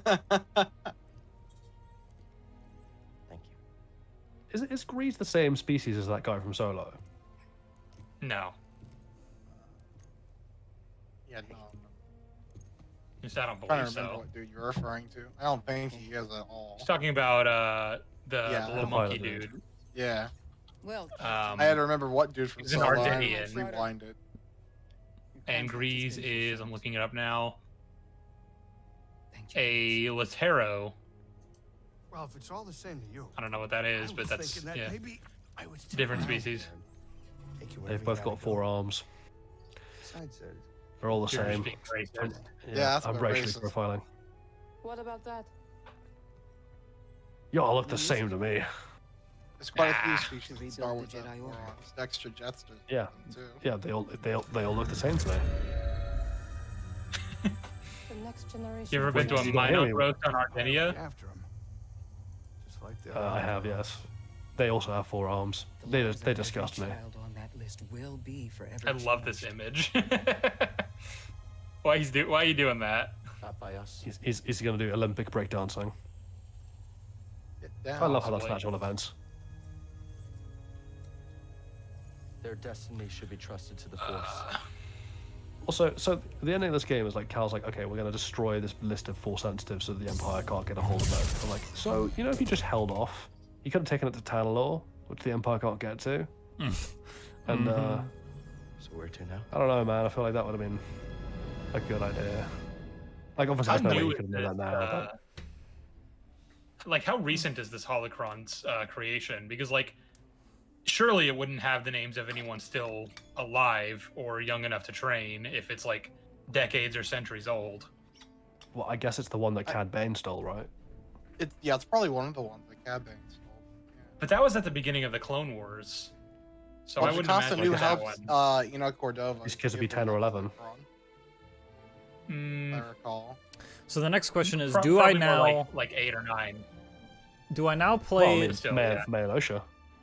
That's true. Well, Do I go and I play would simply Survivor argue now? that desperate times call for desperate measures. Do I play Survivor now, or do I wait for Outlaws? That's the real question. Why would you ever Survivor. play Outlaws on release? Ah, that could be funny. Like the Honestly, game's I'm just horrendously. gonna play. I'm just gonna play Star Wars Bounty Hunter whenever that comes out. Like when Outlaws coming out, I'll just be playing that. That's Good kinda, choice. that sounds a little bit petty, but funny. Well, it's not even meant that way. It's just like they're coming out around the same time. Yeah, so I'm gonna just coincidence. play that. I'll just be playing Crusader Kings 3. Which got nothing What to are do you with Star Wars. implying, George? I just thought it was kind of funny, as all. I just said it sounded petty. I don't say that you are petty. I was saying it just sounded. This I'm game not that's petty. coming If you out. say that again, I'll burn your fucking house down. Okay, grifter. Like George is like, I would never be so bold to call him No, anything like I'm that. petty. I'm I like, sent him the Dathomir. And I'm like, I don't give a fuck. He's petty. He's a petty asshole. Yes. Is it what we do in the shadows with Taika Waititi, where they make that exact joke with like, this man was wrong to me. I will not even speak his name, and then he cut to a different character, being like, I don't give a fuck. His name was George.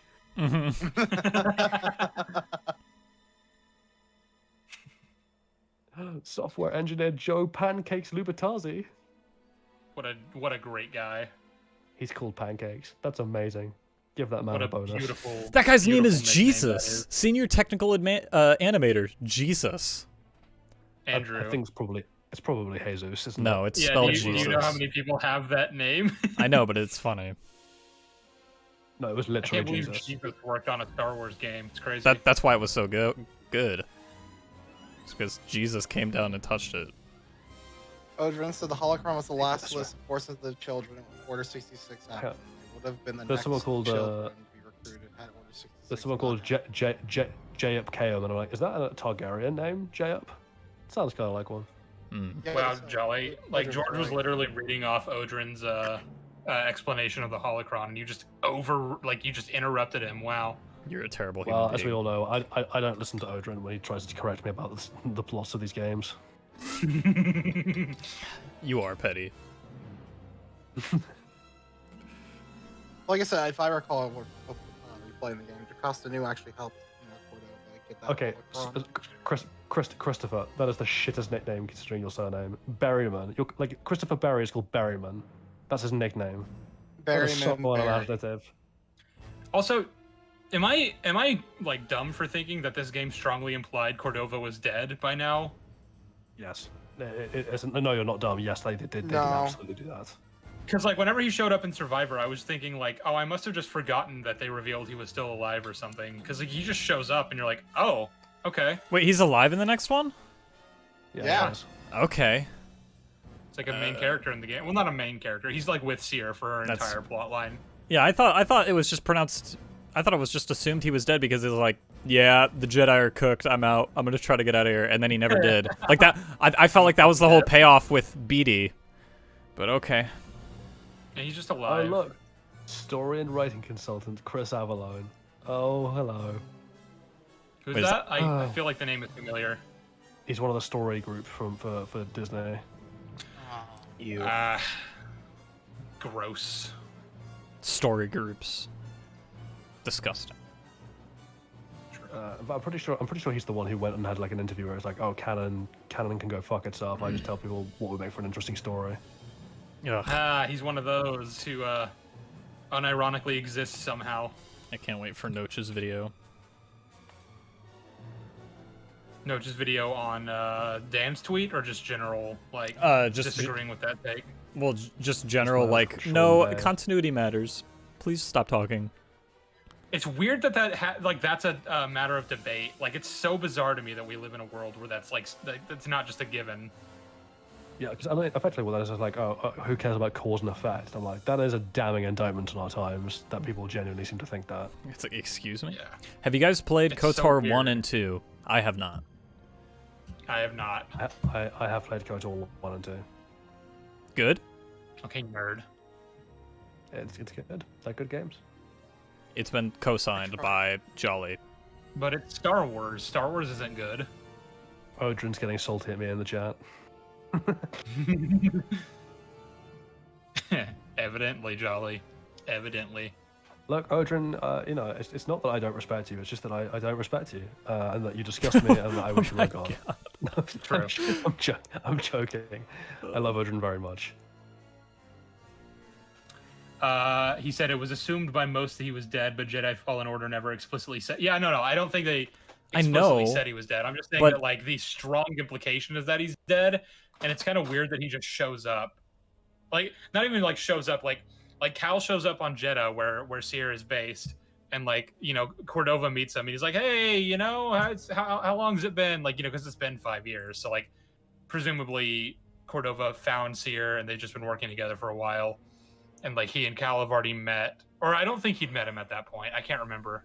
No, well, because it felt like that was the whole payoff for BD was you're never gonna see me again. Find someone who can be me for you, or something like that. I was like, oh, that's nice.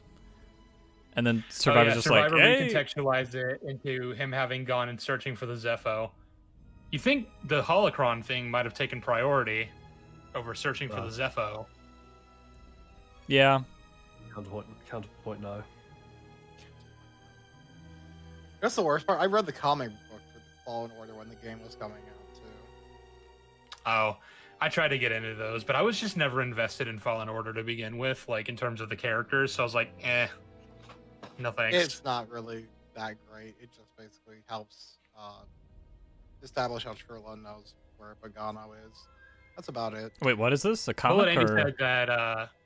Yeah, there were like Fallen Order comics that came out around the same time as the game that chronicled Seer's Padawanship to Cordova as he studied the histories. Okay, that sounds interesting. I might won't read I'm them. just going to address that. Bullet Andy says, oh wow, Sheev, have you ever played KOTOR? Hang on. I wanted to address that because I was about to, but they were talking about the comic. Mexican standoff. He said, yeah. He said, oh wow, if you ever played the KOTOR and looked up the lore, it has some of the major same major issues you have with current lore, like force healing and other powers that are in current canon. I know about force healing in the old continuity. I've seen it in like comics and stuff, and the way it's depicted there is a lot more realistic and makes sense and doesn't break anything like it does in the current stuff. It's not just something that you can do and like completely and totally heal someone's wounds, like fatal wounds. It's something that like certain Jedi who practice all their lives can do to an extent, and like it doesn't really heal them as much as it'll prolong how long they will die from the injury. You're basically helping them along until they have actual medical attention that will save them. It's a lot different and it's much better there. Yeah, and also I want to add to that like there's a difference between like a game mechanic and an in-universe thing. Like an in-universe just established fact. So in KOTOR, like you have like, you know, you can expend skill points to increase like force healing abilities to like, you know, make sure you can pull yourself back from the brink of death and not die and heal yourself in a battle situation or whatever. But that's a game mechanic. At no point does the game actually go, yeah, in universe Jedi can just do this. They can just like fucking heal major injuries with the force in seconds. That's very clearly meant to be in the context of like this is a game mechanic. It's not meant to be taken literally. You know, it's like when Trilla's Force Unleashed, super speed. when you hold down, like when you hold down both joysticks in Force Unleashed and heal yourself, or when Trilla does super speed in Fallen Order, like it's a game mechanic. It's not literally what's happening because that would be Well, super speed is a thing that exists for force sensitives as a Phantom Menace, so maybe she really is doing that. Yeah.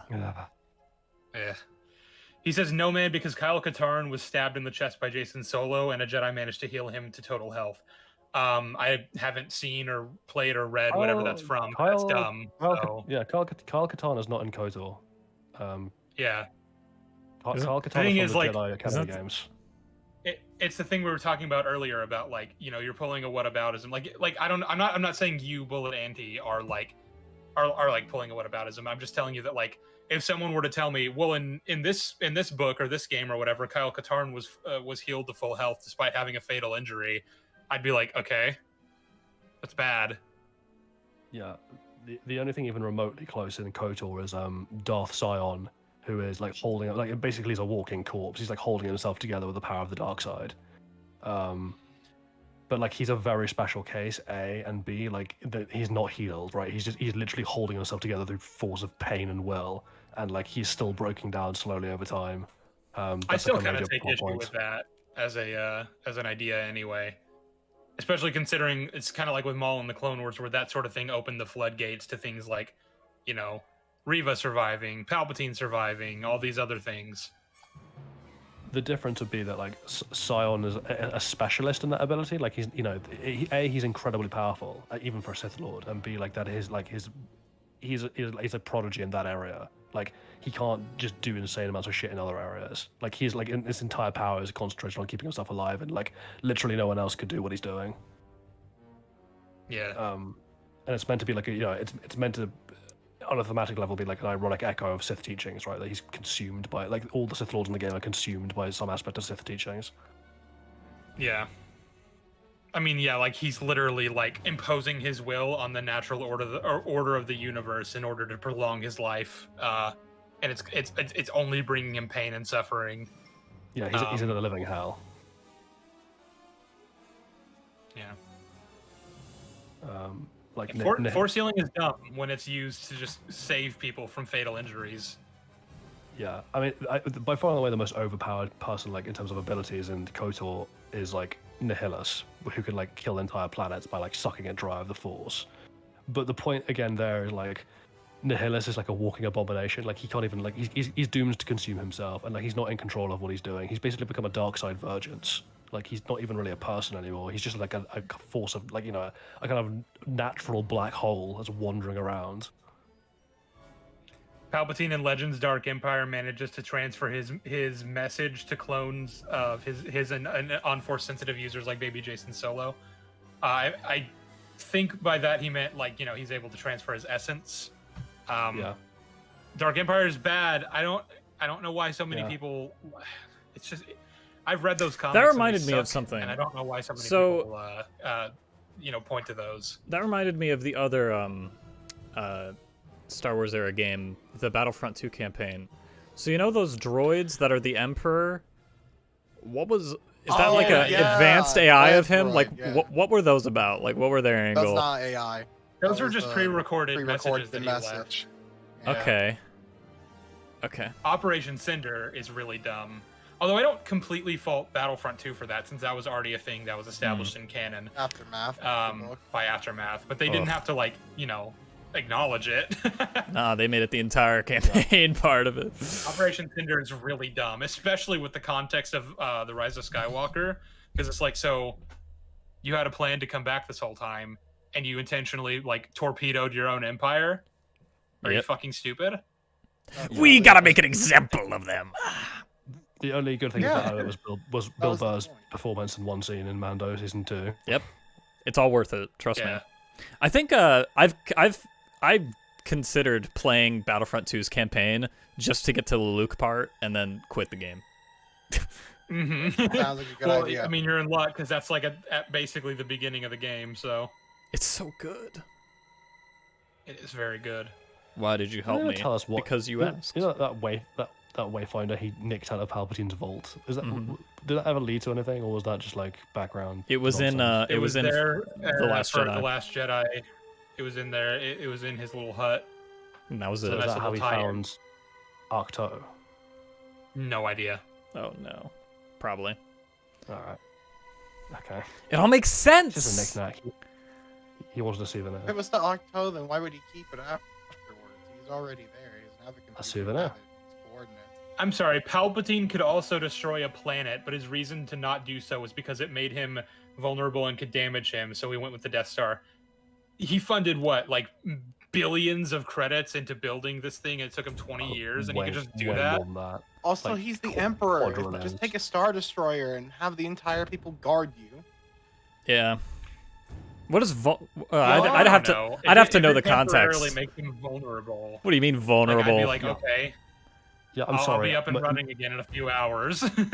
Vader's your loyal puppet. I hate to break this to the EU fans, but most of the EU is bad. Just throw him in a Bacta yeah, I tank. know. He'll I be wouldn't fine. say that. I really wouldn't even say that. It's just that a lot of it's bad. Like there's a good portion of it that is bad, and we have to acknowledge that. Isn't that? And I'm definitely not comfortable saying most of it. No, because most implies that like. Thing is that there is a lot of the EU, so to say that a lot of it's bad, that could mean 20% of it, you know, which is still in its own right a lot. I'm comfortable saying over 50% is bad or has very bad implications for the law. I mean, can you say that though if you haven't like even read probably like 3% of it? Yeah. Probably not. In terms of like, can I make a definitive, like, can I make an absolute definitive statement? No. Can I make what I think is a reasonable inference based on the sampling of the EU that I have seen? That's true. I guess it depends on the sample size that you're working with. I don't know how much of it you have seen or read or heard about. Well, I tend to have read like the what I call the extreme ends of both spectrums, right? Where someone's like, this is really good or this is really bad. So I've read like both of those. And I'm like, if these are the extremes, then the middle point between them is like not great, to be honest. Well, I've recommended to you the Darth Plagueis novel, which I don't know if you ever got around to reading that, but like that's what I would consider to be the best. Have it downloaded. Star Wars book. So like that should be your metric for this is like the best the EU has to offer. Like I read, let's go back years, but I read Timothy Zahn's original Thrawn trilogy, and that was good. It's got, I mean, Very good, yeah. There's some bits in it that are very silly, but like most of it's good. Yeah, I have my own criticisms of those books. Like, don't get me wrong, but they're pretty good. Luke with 2 U's is I don't know what the hell that was about. Isn't that the clone of him? I hate clones. Yeah. Off of his hand. I wish clones just died with Camino, like that technology. Just kill it there. Kill it. Yeah. If you have to. Well, cloning Force sensitives should just be a no-go. Just absolutely a no-go. Yep. You know, one thing I actually appreciated back when the new canon was still very new was that they were basically establishing that as a thing, that like cloning Force sensitives is basically impossible. But then like they kind of just forewent that with, you know, Palpatine and everything to do with that. It's just no longer the case, and it's like, oh, I kind of appreciated that, but all right. Keeper of the Holocron, Leland Shade. Oh, what is that? Bullet Andy's just made a reference to what's his face, Vitius. Oh God! Don't even fucking get me started on Vitiate. Who's that? Yeah, I'm sorry, I don't. because they're like, oh well, Vitiate's the Old Republic, MMO, and that's based off of KOTOR. I'm like, no, I don't accept that. Old Republic is not canon. Fuck, that can go fuck itself. Everything about that is bad. Like Vitiate, But the cinematics were cool. Vitiate is an absolute joke. He can't exist. That's nonsense. Who's that guy? You're wrong. He's the Sith Emperor that like apparently Revan went off to like go and fight after KOTOR 1. The real Sith who's been hiding in the shadows, and like he's basically just God. Yeah, he's the most OP character in probably all of Star Wars. Comfortably. Ignoring the gods and things like that. Like he's the most OP like human character. I mean, to be honest, based on the feats he's accomplished, I'd say he's more powerful than the Mortis gods by quite a long way. Maybe.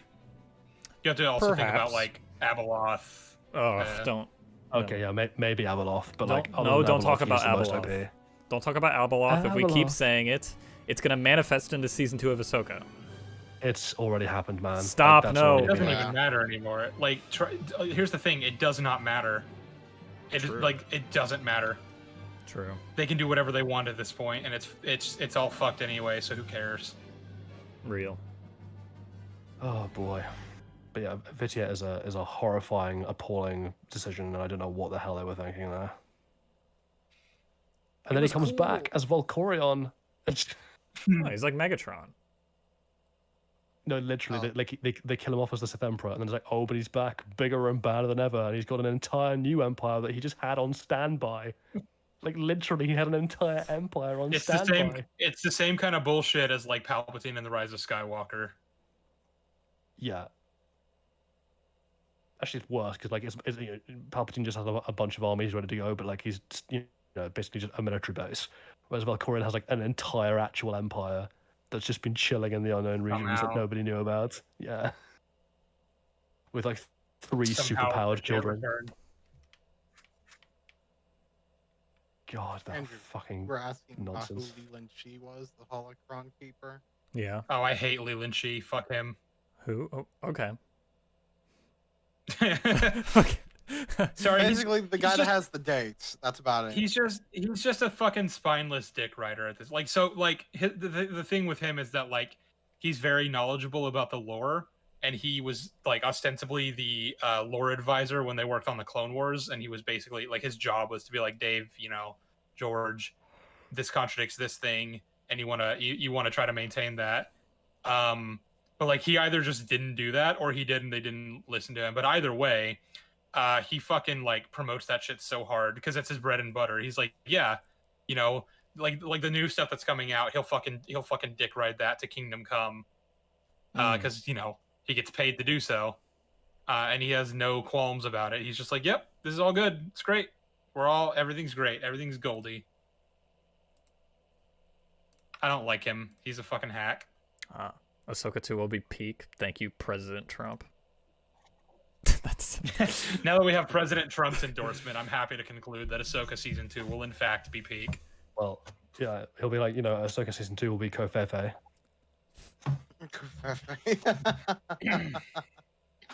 And he said that I should make videos about the EU so that people won't accuse me of just always praising the old EU.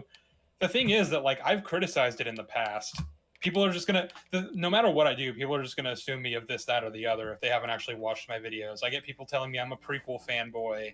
I get people telling me, like, oh, you hate this thing, but it was in the Clone Wars, and then I'm like, yeah, that's bad too. And I have 2 videos explaining why, and they're like, nah.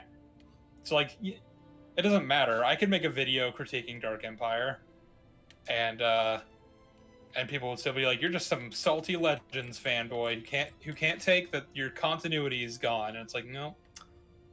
The one I've seen Did you recently. Know there are flaws in the EU.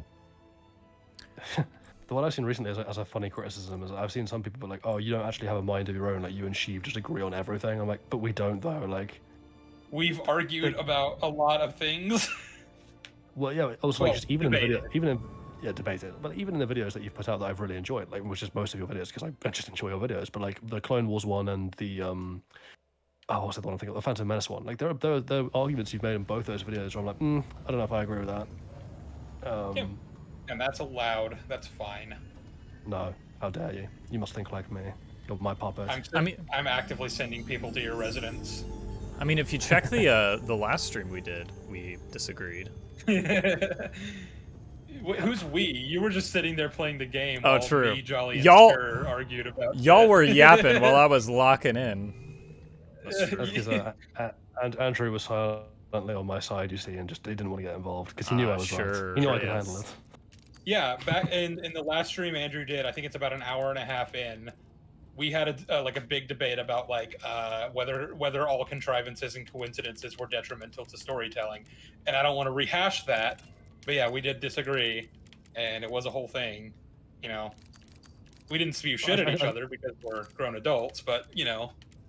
I suppose we should clarify, all coincidences and contrivances that are not the inciting incident was the debate, because we both agree that inciting incidents could be as contrivance-like, because it's the inciting incident. Well, and as long and we're obviously relegating this only to contrivances that actually have anything to do with the plot, because because you brought up that example of in one scene, and in the background someone gets hit in the face with a bird, and it's like, what a coincidence, but that has no bearing on the stakes, so it's not relevant regardless. Yeah. It's only an issue when it directly impacts what what an audience can or can't predict about what's at stake in a story. Yeah. But anyway, yeah, we debated, we disagreed. I told him he was a piece of shit, but it's fine. Yeah, but you do that anyway. I enjoy it. It's fine. It did remind me of that bit in the Amy's Choice with the Dream Lord being like, yes, we've got lots at stake here this evening. Lots at stake. These jokes are wasted on you. He was great. Toby Jones deserves more recognition. Oh, I did plant the new plant. He is awesome. Oh, actually, that's another one you should clip, is that moment where it's like, well, there's a delusion I'm not responsible for. When does he say that one? When he's talking to Amy, right? Pogano. No, he's talking to all three of them, and he's like, the doctor is like, Amy, take a guess as to what that is, and then he's like, what about the gooseberry here? Does he get a guess? And Roy's like, well, look, if anyone's the gooseberry, it's the doctor. And he's like, well, that's a delusion I'm not responsible for. There's also the great clip where he's like, if you die in a dream, you'll wake up in reality, you'll recover in next to no time. Now ask me what happens if you die in reality. And they're like, what happens? Like, you die, stupid. That's why it's called reality.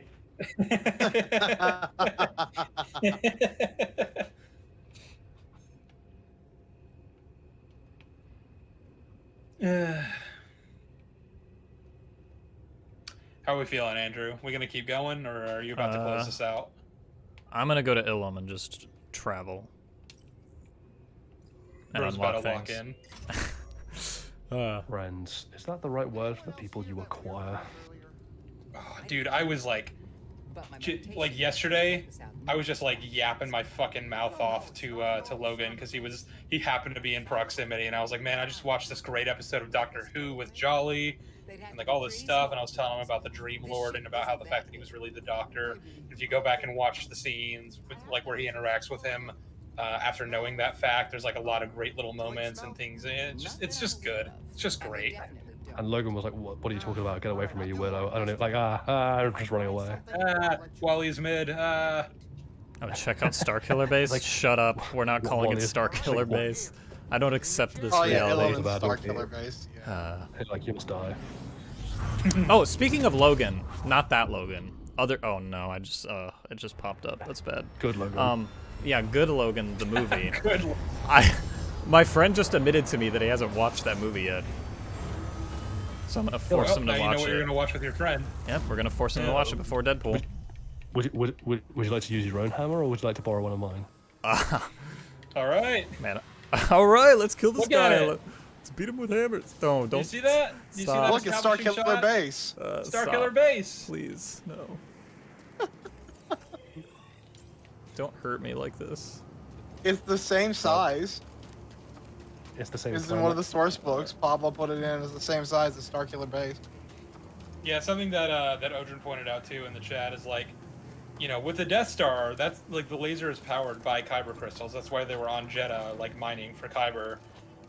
With Starkiller Base, with Ilum, which is known for having a dense population of kyber crystals, the power source for that base is it absorbs the energy from the sun.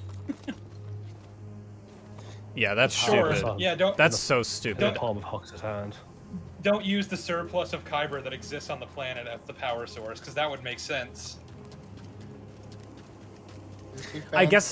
Their genes, but it's a Hold on. pointless Cameo. Let me cook. Maybe the sun is to supercharge the kyber crystals. Well, you know, they do say the strongest hearts have the strongest stars have hearts of kyber, so maybe that sun is just one big kyber crystal in the core. True. You know what else they say? They also say when you assume you make an ass out of you and me. Let me cook. Remember how there was like an entire arc in the Clone Wars, and they recycled this as a storyline in Rebels, where there was like a giant kyber crystal that was the center of like, Crisis on Utapau. Yeah, it was like the MacGuffin of the story, because obviously like Palpatine wanted to get a hold of that because he can use that in the Death Star. I just like stuff like that. Like they have all these little things that go into building the Death Star, because it was obviously a very costly project that took a long time to put together. Then in Starkiller Base, it's like we found a planet and we hooked up like a little machine that lets you suck the sun, and yeah, we can shoot it at people. It's like, yeah, I guess you could also do that. The robot chicken thing, where like, you know, Palpatine gets told by Vader that the Death Star's been blown up, and he's like, "Oh fuck!" Do you know how much that fucking costs? You get your 7'2" asthmatic ass back here right now, or I'm gonna tell everyone what a whiny bitch you are about Padamami of Panda Bear, whatever the fucking name was. Oh, he's crying. He's crying. He's crying. Oh, no, oh shit, no. he's crying. Vader, it's just I'm under a little stress, you know, what the Death Star being blown up by fucking teenagers and all, but. Yeah, yes, I love you too. I love you. Why does that guy fly? What the hell is an aluminum falcon? That's my favorite bit. It's like what? Well, who's they? What the hell is an aluminium falcon?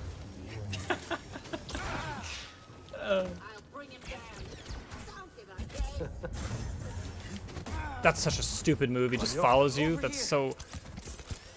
Fire bro, squeeze our end. Like, I think I'd rather not. There's no way to counter this. Fucking flag. That's hurtful, man. Well, next time, just let it go. Let it go. I'll remember this. What's your operating number? It's 512. Eat my ass. Eat my ass. The one Oh my stormtrooper God. who got away with talking smack to Palpatine. There's I've told you this story before, but like my cousin became a priest, a Catholic priest, and like we went to his ordination, and like obviously they do like a load of priests at once, because otherwise it would just be a huge waste of the bishop's time. So there's like this like long line of like dozens of people going up to be ordained, and you know, being blessed and then moving on. And as it was happening, I heard my sister under her breath going, "Stormtrooper, Stormtrooper." That's great. I love Stop writing for J.J. Abrams. Listen, I don't know why. I have the habit of just being like, you know what? Let's roll with this. Let's just see how this ends up. Wait, what did you do to write for J.J. Abrams? Oh, I said, what if the sun is supercharging the kyber crystals? Oh Yeah, God, that's what he yeah. I was Yeah, just like, that's you know what what? he did for the Let's writing. cook with this. Let's see if we can make this What work. What if Let's those ashes that come up Kylo with- Ren's putting? What if those ashes that Kylo Ren is putting his helmet into are just like the used cigarette butts from when he has a stress smoke after Snoke yells at him? It's like the Ben Affleck meme, but with Kylo. He's just like out there, like in Starkiller Base in the snow, like having a quiet fag. Just Speaking of Christ. speaking of kyber crystals, I've seen. I think it was Theory who did this. He came up with I don't know if this was actually him, but someone came up with a theory that Luthen is an ex-Jedi because he has the kyber crystal that he has. Hate. Yeah, I hate that. Hate. Refuse. Hate. I have heard that theory, and I'm just like, no, that's too boring. That's Yeah, too please boring don't. of a motivation for this character. Give him something better than that, please. You make it just like one of his loved ones was a Jedi, and like, or something like that. I don't even want that. I don't want any. I don't want anything generic or like that's too played Actually, out. no. I've seen. I don't want him connected to the Jedi, but I also just don't want him to have like the boring like, oh, I lost a loved one to the Empire. Like, no, I want it to be that like he genuinely came into this out of a principled like, I want to stop this evil tyrannical dictatorship from like taking hold of the galaxy, and he slowly lost himself along the way as he compromised more and more of his principles to accomplish his goals. The crystal that they have. Yes. Oh, I just fell to my death. So on the wiki, the specifically Sky Kyber, it is like it's from some planet and it's just a symbol of rebellion from what I remember. But it was pretty interesting. It was like symbolizing this specific race of people that rose up and defeated the Empire of that time. The Rakata, yeah. Yeah. It's a nice little reference that I appreciated. I also like Luthen's backstory. It's just like, you know, he was like some kind of Republic official, and he like stood by and didn't really do much while like the initial things were all happening. And as he was just watching it unfold, he just got more and more like radicalized against it. Yeah. Yeah, something like Lieutenant Gorn, except Gorn did have a loved one who died to the Empire, and that really jaded him. God, I fucking love him. The way he just looked on to his superiors and his employees with contempt and disgust, and like, you know, they'll just say certain things about the Aldani because everyone's just like, oh wow, they smell bad, and wow, they're so primitive and stupid. Look at them, and he's just like, he hates all of them. And then you're hanging for this. 7 years serving you. I deserve worse than that.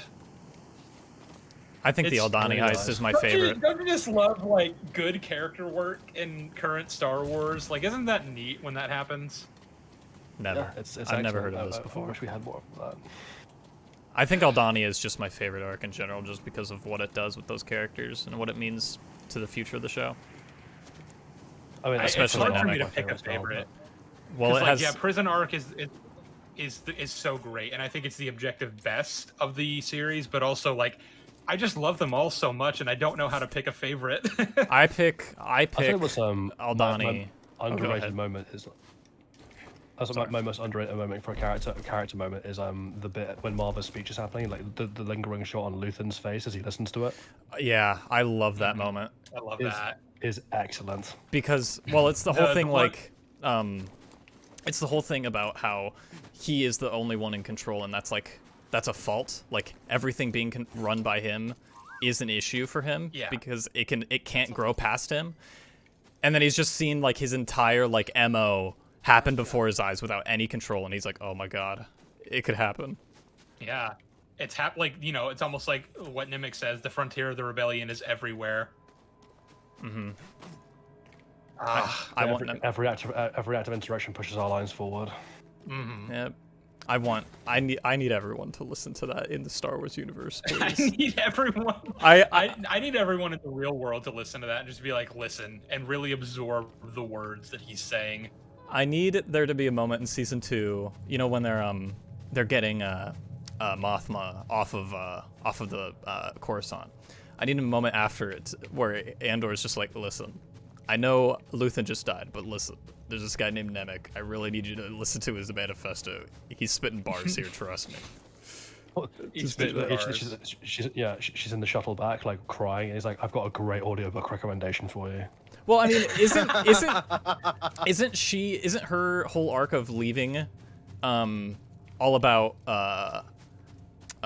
like, just, especially if Luthen dies, she's it, and like she's all that the rebellion have as like a leader.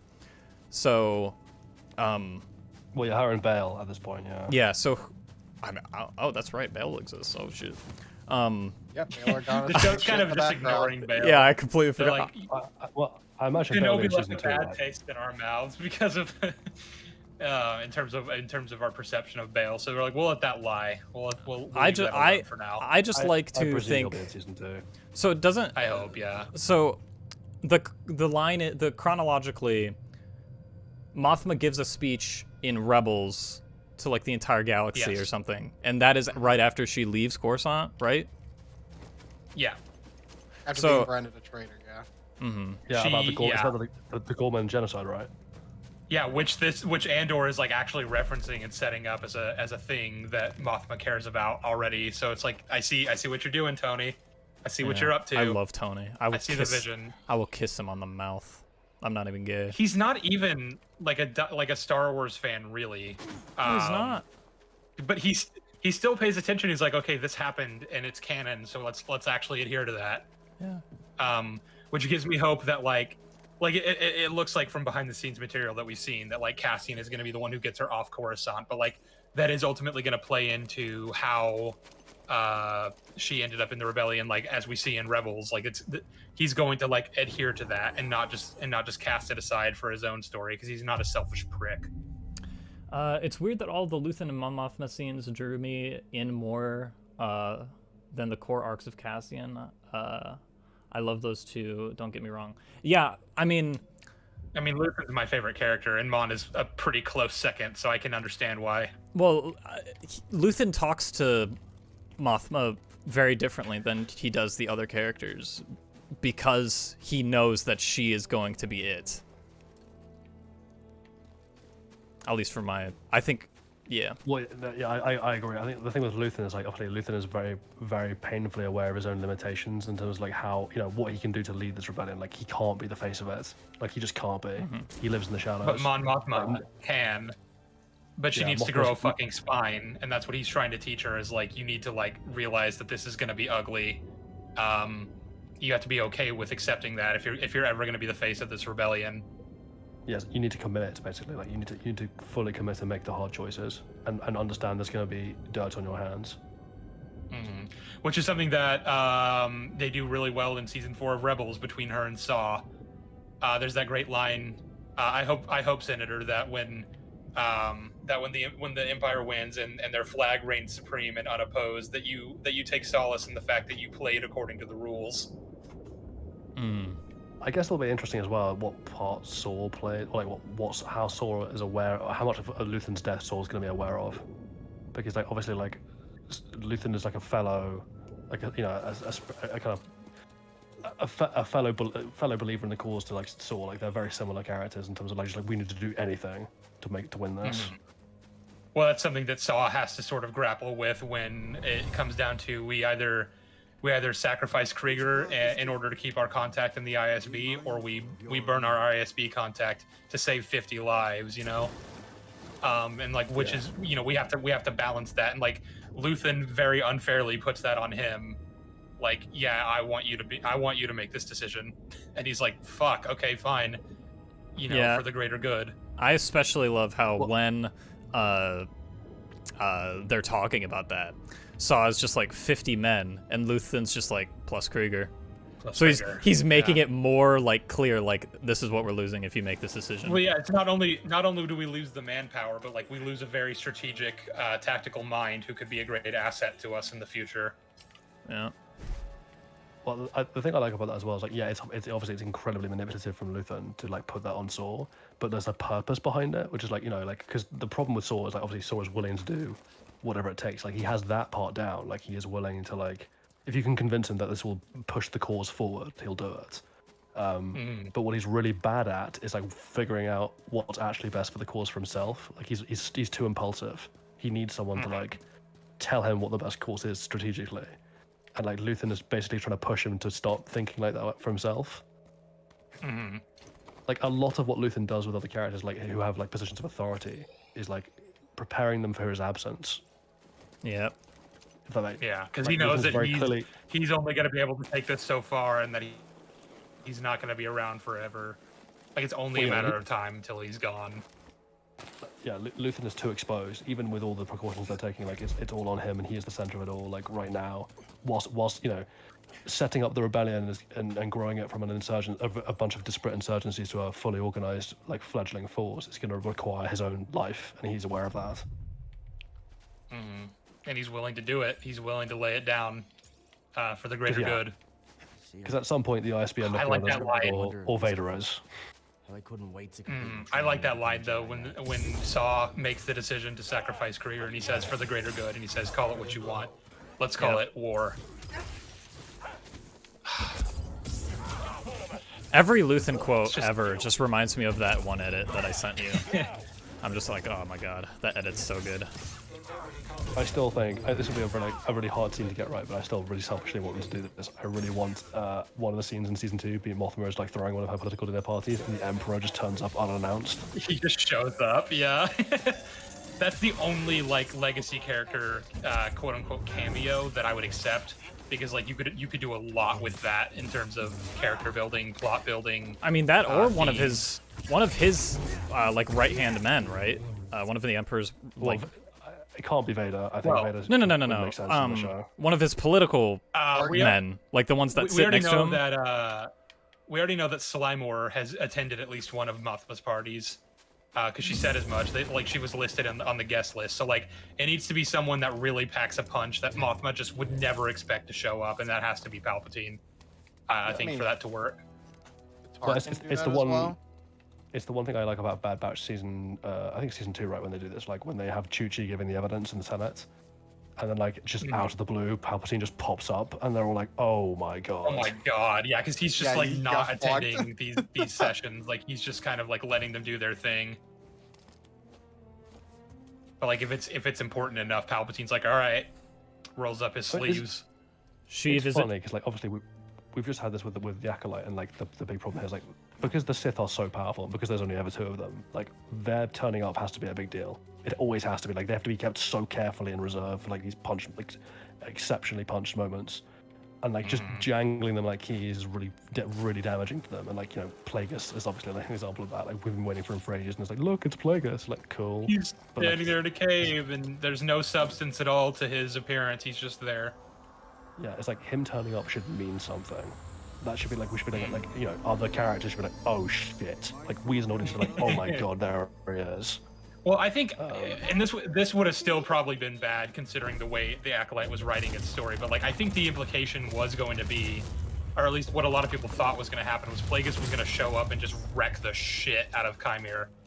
And like, yeah, like if you're gonna have him show up, that's how you do it. Like you show up and like suddenly like it's serious. Like he means business. I disagree. You know, I actually think the best way to do that would be like, can you imagine if like, you know that bit at the end where Vanessa is like giving her meeting with, you know, has the meeting with all the senators at the long table, and like they're all talking. How fucking cool would it have been if like, you know, she goes into that meeting, she's sat at one end of the table, and like she's like talking to all the senators, and then the door opens and like Plagueis in Hago Damask identity like just comes in and sits at the other end of the table, and like he's part of this review board. Just like no, just I think that would work a lot better. Sitting down. I think that would work a lot better, and I've been advocating for like if you want to actually have Plagueis show up in the show, it would make a lot more sense if it was as Hago Damask, and like there's no actual like concrete reference to the fact that he's a Sith. It's just like you know what he is, and he shows up in the Vernestra political plotline rather than just being on Cave Planet with Chimera and Osha. Unknown cave planets. Totally not Baldemnik. Bullet Andy asks, Sheev, is it true that Disney offered Andor to be up to 5 seasons, but for some reason it's only 2? Why is that? No, yeah, that's what I've heard. It was originally going to be 5, right? And then Disney cut it down to 2. Yeah. Yeah, that's what he said. Oh, sorry. I thought it was a Disney offered that Andor could be up to 5, but you know, it's like Disney wanted it to be 5, but it's only going to be 2 now. No, Disney. It's the other way around. It's like the showrunners were like, we have 5 seasons worth of content, and Disney were like, okay, and then later on they were like, no, 2 actually. We're only 2, take it or leave it. Yeah. Call it. Which I'm not happy about, because that makes me worried about like the pacing of the show and whether or not it's going to work. Yeah, because like I have enough each of those faith 3 in Tony episode arcs is Gilroy. going to be condensed down. Yeah, I have enough faith in Tony Gilroy to do it well. It's just I would prefer if he got to do the 5 seasons that he wanted. You know, it's like Jonathan Nolan having to make a very lackluster 2nd season of Westworld because of the fact that they were going to cancel it apparently, and he didn't have time to like do all the plot lines he had planned in the time it would take to do them. And then they renewed it for a 3rd and 4th season. And he was just like, well, fuck you.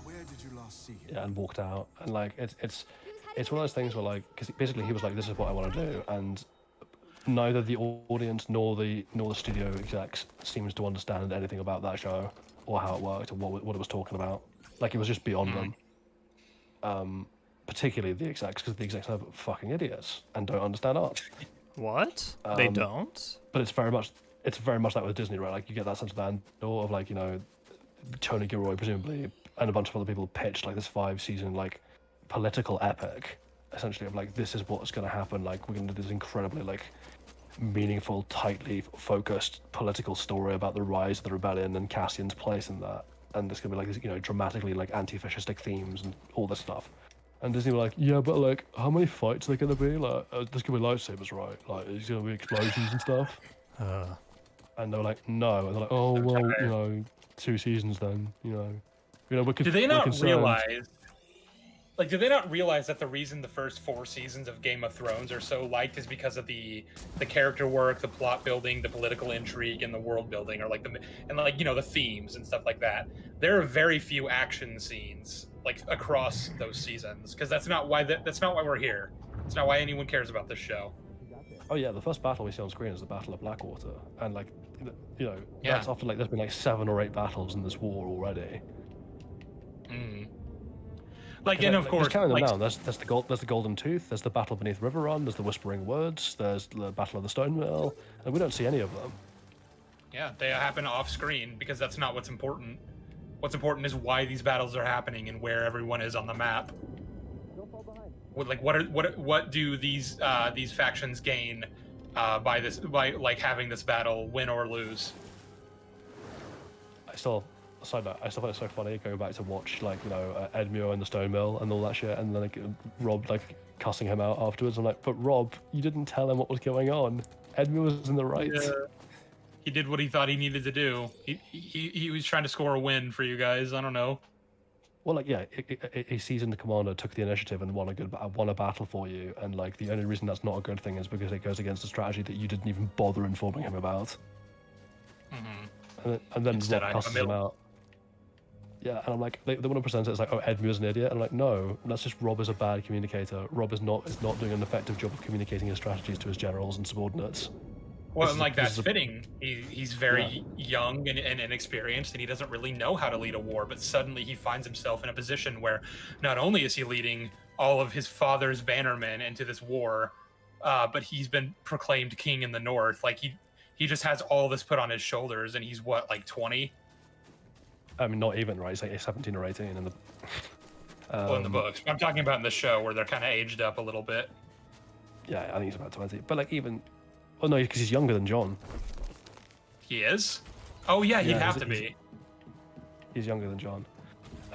But like. Well, that's interesting then, because I'm pretty sure the implication in the show is that John is 16, given the timeline. So that would put Rob at like 15. Wow. Yeah, Rob has to be like 15 or so. But like, the funny thing there, like, you know, the really cool thing about that is like how he's not a good communicator with Emir. Is like, I wonder if this is going to tie into a greater arc about his character and like how his inability to communicate and play the game properly and like manage the people under his command well is going to bite him in the ass. I need to pee again. Maybe Rob is impulsive and doesn't think through a lot of what he does. Andy said, but Sheev, if Andor Season 2 was like that of House of the Dragon Season 2 or worse, would that make you think about how you treat Tony, much like how other fans have treat Dave and make you more cynical? I mean, I suppose it's going to depend on the context of why Season 2 is bad. Because actually, the thing is that, or like mid or whatever, because the thing is that, like, I think one of the major issues with House of the Dragon is the fact that it's being rushed. For whatever reason, like the war is happening way too quickly and events are moving just way too fast, like unnecessarily so, and it's causing a bit of jetpacking, which was an issue in the later seasons of Game of Thrones. It could be that Season 2 of Andor is mid or bad because of the studio mandate of you need to make it 2 seasons rather than the originally planned 5. And if that happens, I don't really know how I'm supposed to fault Tony Gilroy for that. Like, he did the best he could. Yeah, there's also the difference here is like you know, because the implication is like, oh well, you know, maybe it'll make you rethink that, you know, that Dave might have been treated unfairly, and I'm like, no, not really, because the difference is like with Tony Gilroy, we have examples of the work that he can give when he's given the time and space, and it's fantastic. There is nothing like that with Dave. Dave doesn't have a single good thing on his resume. It's all been bad. Yeah, Clone Wars is bad. Rebels has a lot of good in it, but also that wasn't even a show that he really created, like most people seem to think. Tales of the Jedi has episode 4 is pretty good, mostly. The thing is that when Dave is given full unilateral control over a show, you get something like Ahsoka. When Tony is given full control over a show, you get Andor season 1. So it's just not fair to even compare them. They're not even in the same league. They're not even playing the same fucking sport.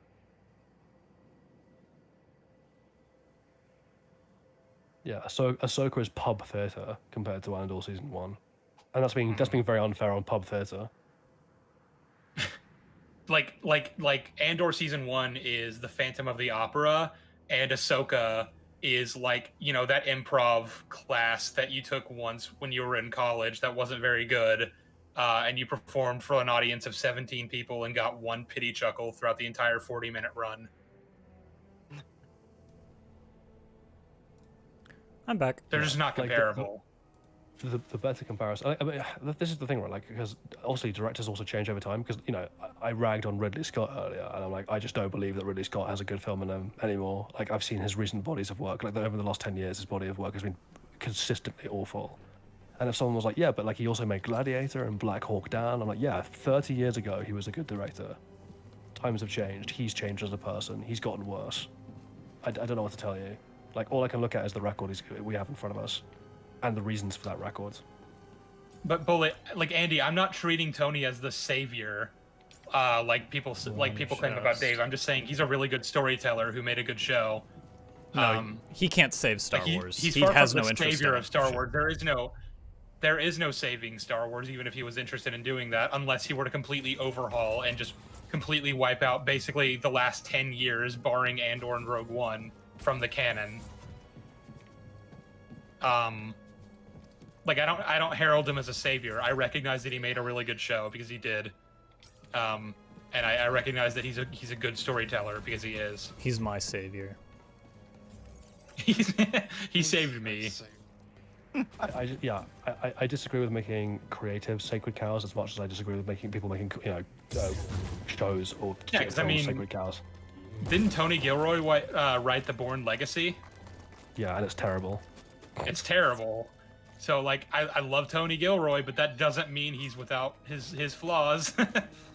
Also do this another way. And again, there are mitigating circumstances, but also this is just like also down to the writers to a certain degree. Westworld season 1, arguably the best visual media I've ever seen. Yeah. Westworld season 2, not great. I mean, it's no correction. It's good fine. but deeply flawed. And then 3 and 4 are a fucking catastrophe. Were those also written by Jonathan Nolan? 3 was, yeah. Christ, that's the one I gave up on. and 4 has his creative input. He's just not like overseeing it to the extent that there was in the others. Because obviously he still has a contract to fulfill. He still has to do some of it. He's just kind of tuned out. But like, yeah, 3 is very much like he's desperately trying to make it work, and it's just not working at all. And 2 is like, yeah, 2 is fine, but it's got huge problems. And some of that is down, a lot of it's down to the studio, but some of it is just down to Jonathan Nolan not really fleshing out his ideas, partly because he wasn't given time to, but also partly because he didn't do it. Yeah.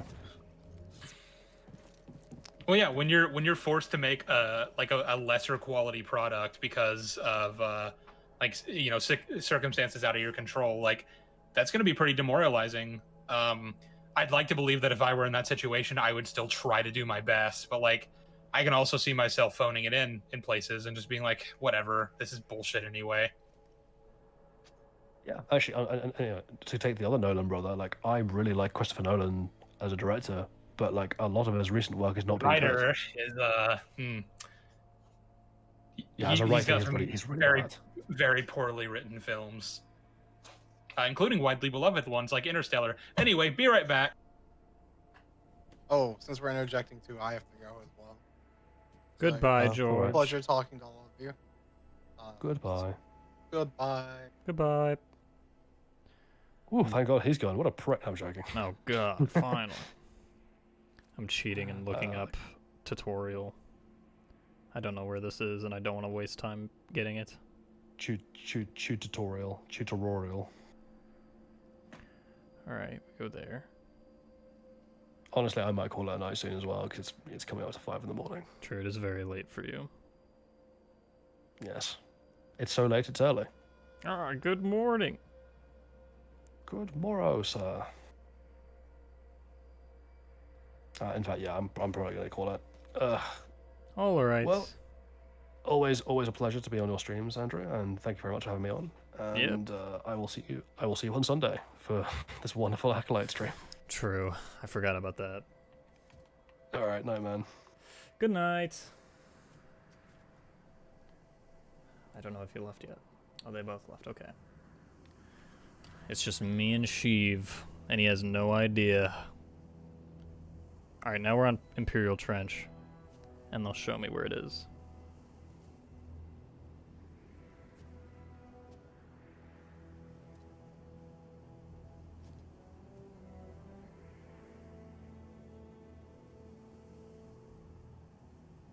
Oh damn! What happened? Everyone gone. Oh, did you end the stream or? No, I haven't ended yet. I'm just I'm looking up tutorial. I'm cheating right now. Don't tell anybody. Well, didn't this happen last time? I ended up being the only one left with you, or Yeah. I think Noach came in. So Yeah, I'll be done in a minute here. I'm just gonna collect this last chest and then. yeah, I'll stick around then. Might Alright. as well. Ah, and we found it. I would have loved to say goodbye to George and Jolly before they headed out. I just needed to run to the loo real quick. They knew it was the perfect time to leave. Oh! They're like, ah, They finally, abandoned me in Sheev's my hour gone. of need. Oh, nice. After this, I think I might go to a restaurant, get some soup for my throat.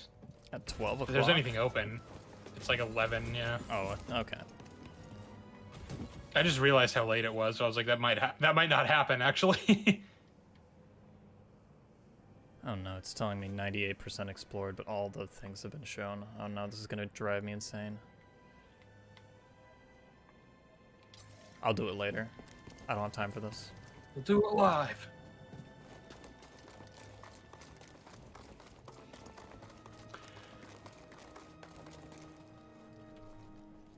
Need to close the Discord so I can watch the chat.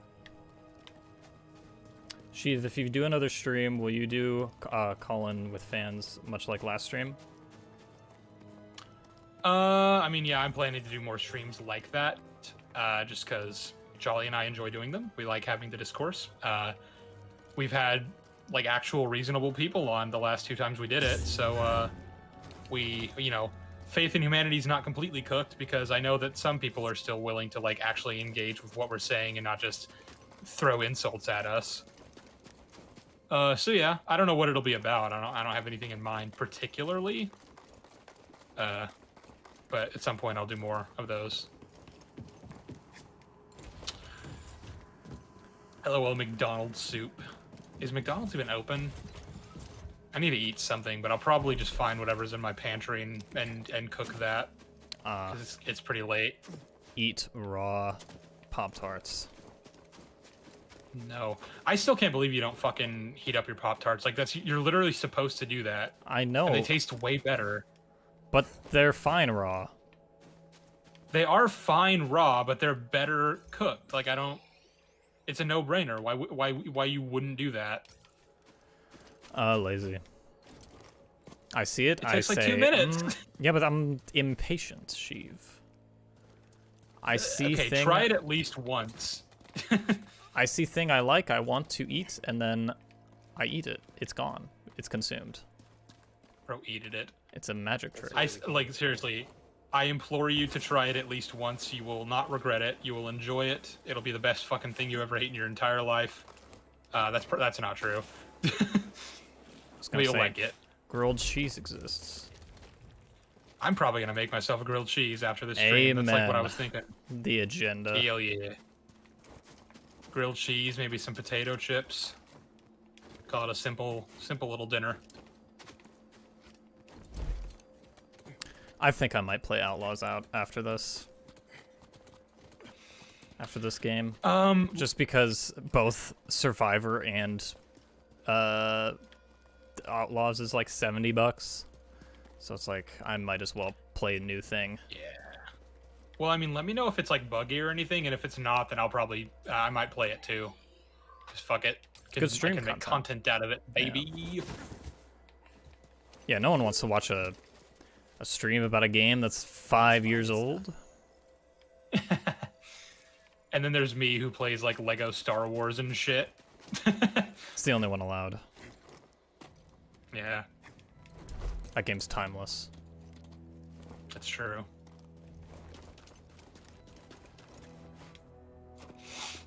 Didn't someone make a critique of that game?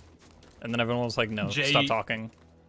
Oh, JXC did? I remember JXE did a video about it a couple years ago, I want to say. It was either a year ago or 2 years ago. I can't remember. She hasn't uploaded in like over a year. I don't know what's going on there. I like to think that enjoyed she it. made it, and then everyone was like, no, stop talking. And then she disappeared from the universe. The last video she made was a really good takedown of Patrick Willems' plot hole video, and I really appreciated it. I have not watched that. Oh well.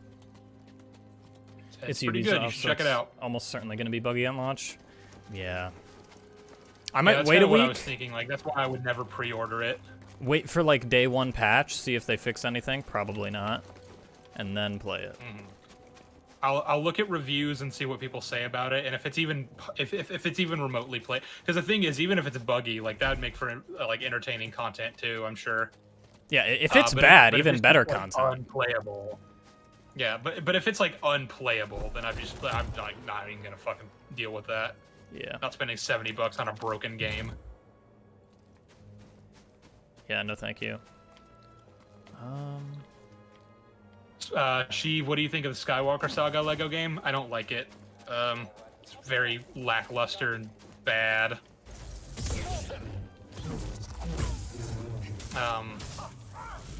It was very buggy when I played it. I don't know if they've patched it or anything like that. But there was that, and then I also was just disappointed by a lot of the level design, as well as certain levels that they, for whatever reason, chose to omit that I thought were like perfect opportunities to like, like in the complete saga, there are certain levels where I was like, they really could have made this. There are certain scenes in the movies that I'm like, they could have made this their own level. That was a wasted opportunity. And I was like, well, Skywalker Saga has the opportunity to like do that, and then they didn't. And I was like, oh, that's just weird. Like, it would have been really cool to play as like the Jedi Masters going to arrest Palpatine and like actually playing that mission, but like that's just skipped over in Skywalker Saga, and I'm like, okay. They didn't have it in Complete Saga, and they didn't have it in Skywalker Saga. Apparently Jay's going through a mental health thing, and that's why she's taking a hiatus. However, that doesn't explain why she's privated her podcast with Metal Combainer. I mean, I can see why she would do that. That reads to me like I'm trying to cut ties with all of EFAP. There's a goblin under the table. There's a what? Someone clip it. I might be going insane. I might have to clip it later. I swear I saw 2 eyes and a weird blue hand. Is this an episode of Smiling Friends? I saw him too. I just saw it on because I'm watching the stream. There was totally something down there. You're still streaming? Of course I am, David. By the way, David, Arcane's on disc now. They're making physical media of it. You should buy it and watch it. Beautiful. Alright, it's time Has to see the David drip. not seen Peak Kane? Nope. They do buy everything on physical, though, that they will watch. Which is psychopathic to me. They're like, oh, I'm going to watch this thing, never seen it before? I'm going to buy it. Just crazy. I would at least make sure it's good said before. It's probably the Bogling. The fuck is the Bogling? Huh? There's a... It's a stow. Is he memeing, or is that a real... It's the stowaway on your ship? This is a thing? It's a real thing. I'm looking at it on Wikipedia. Assuming this is the same thing. I don't know. Yeah, from the planet Bogano. They dug a number of tunnels, blah, blah, blah, blah. It's these fuckers.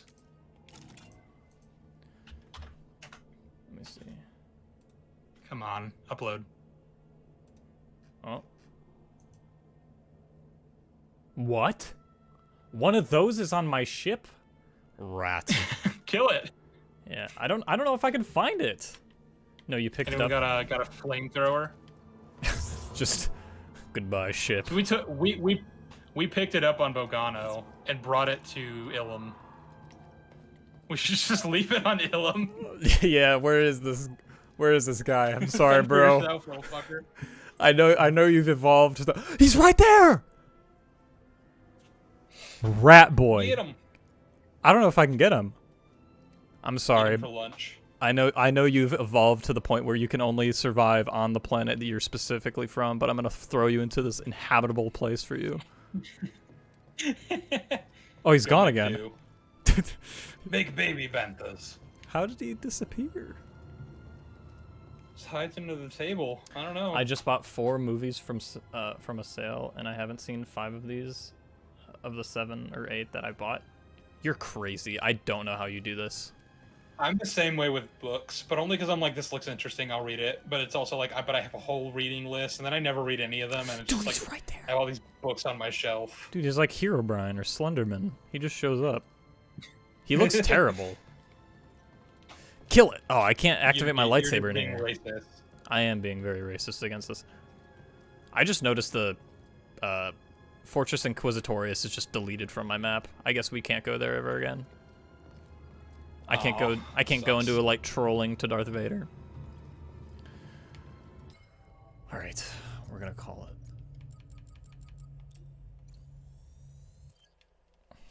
All right, well, it's been fun. Yep. Because I have a good feeling about them.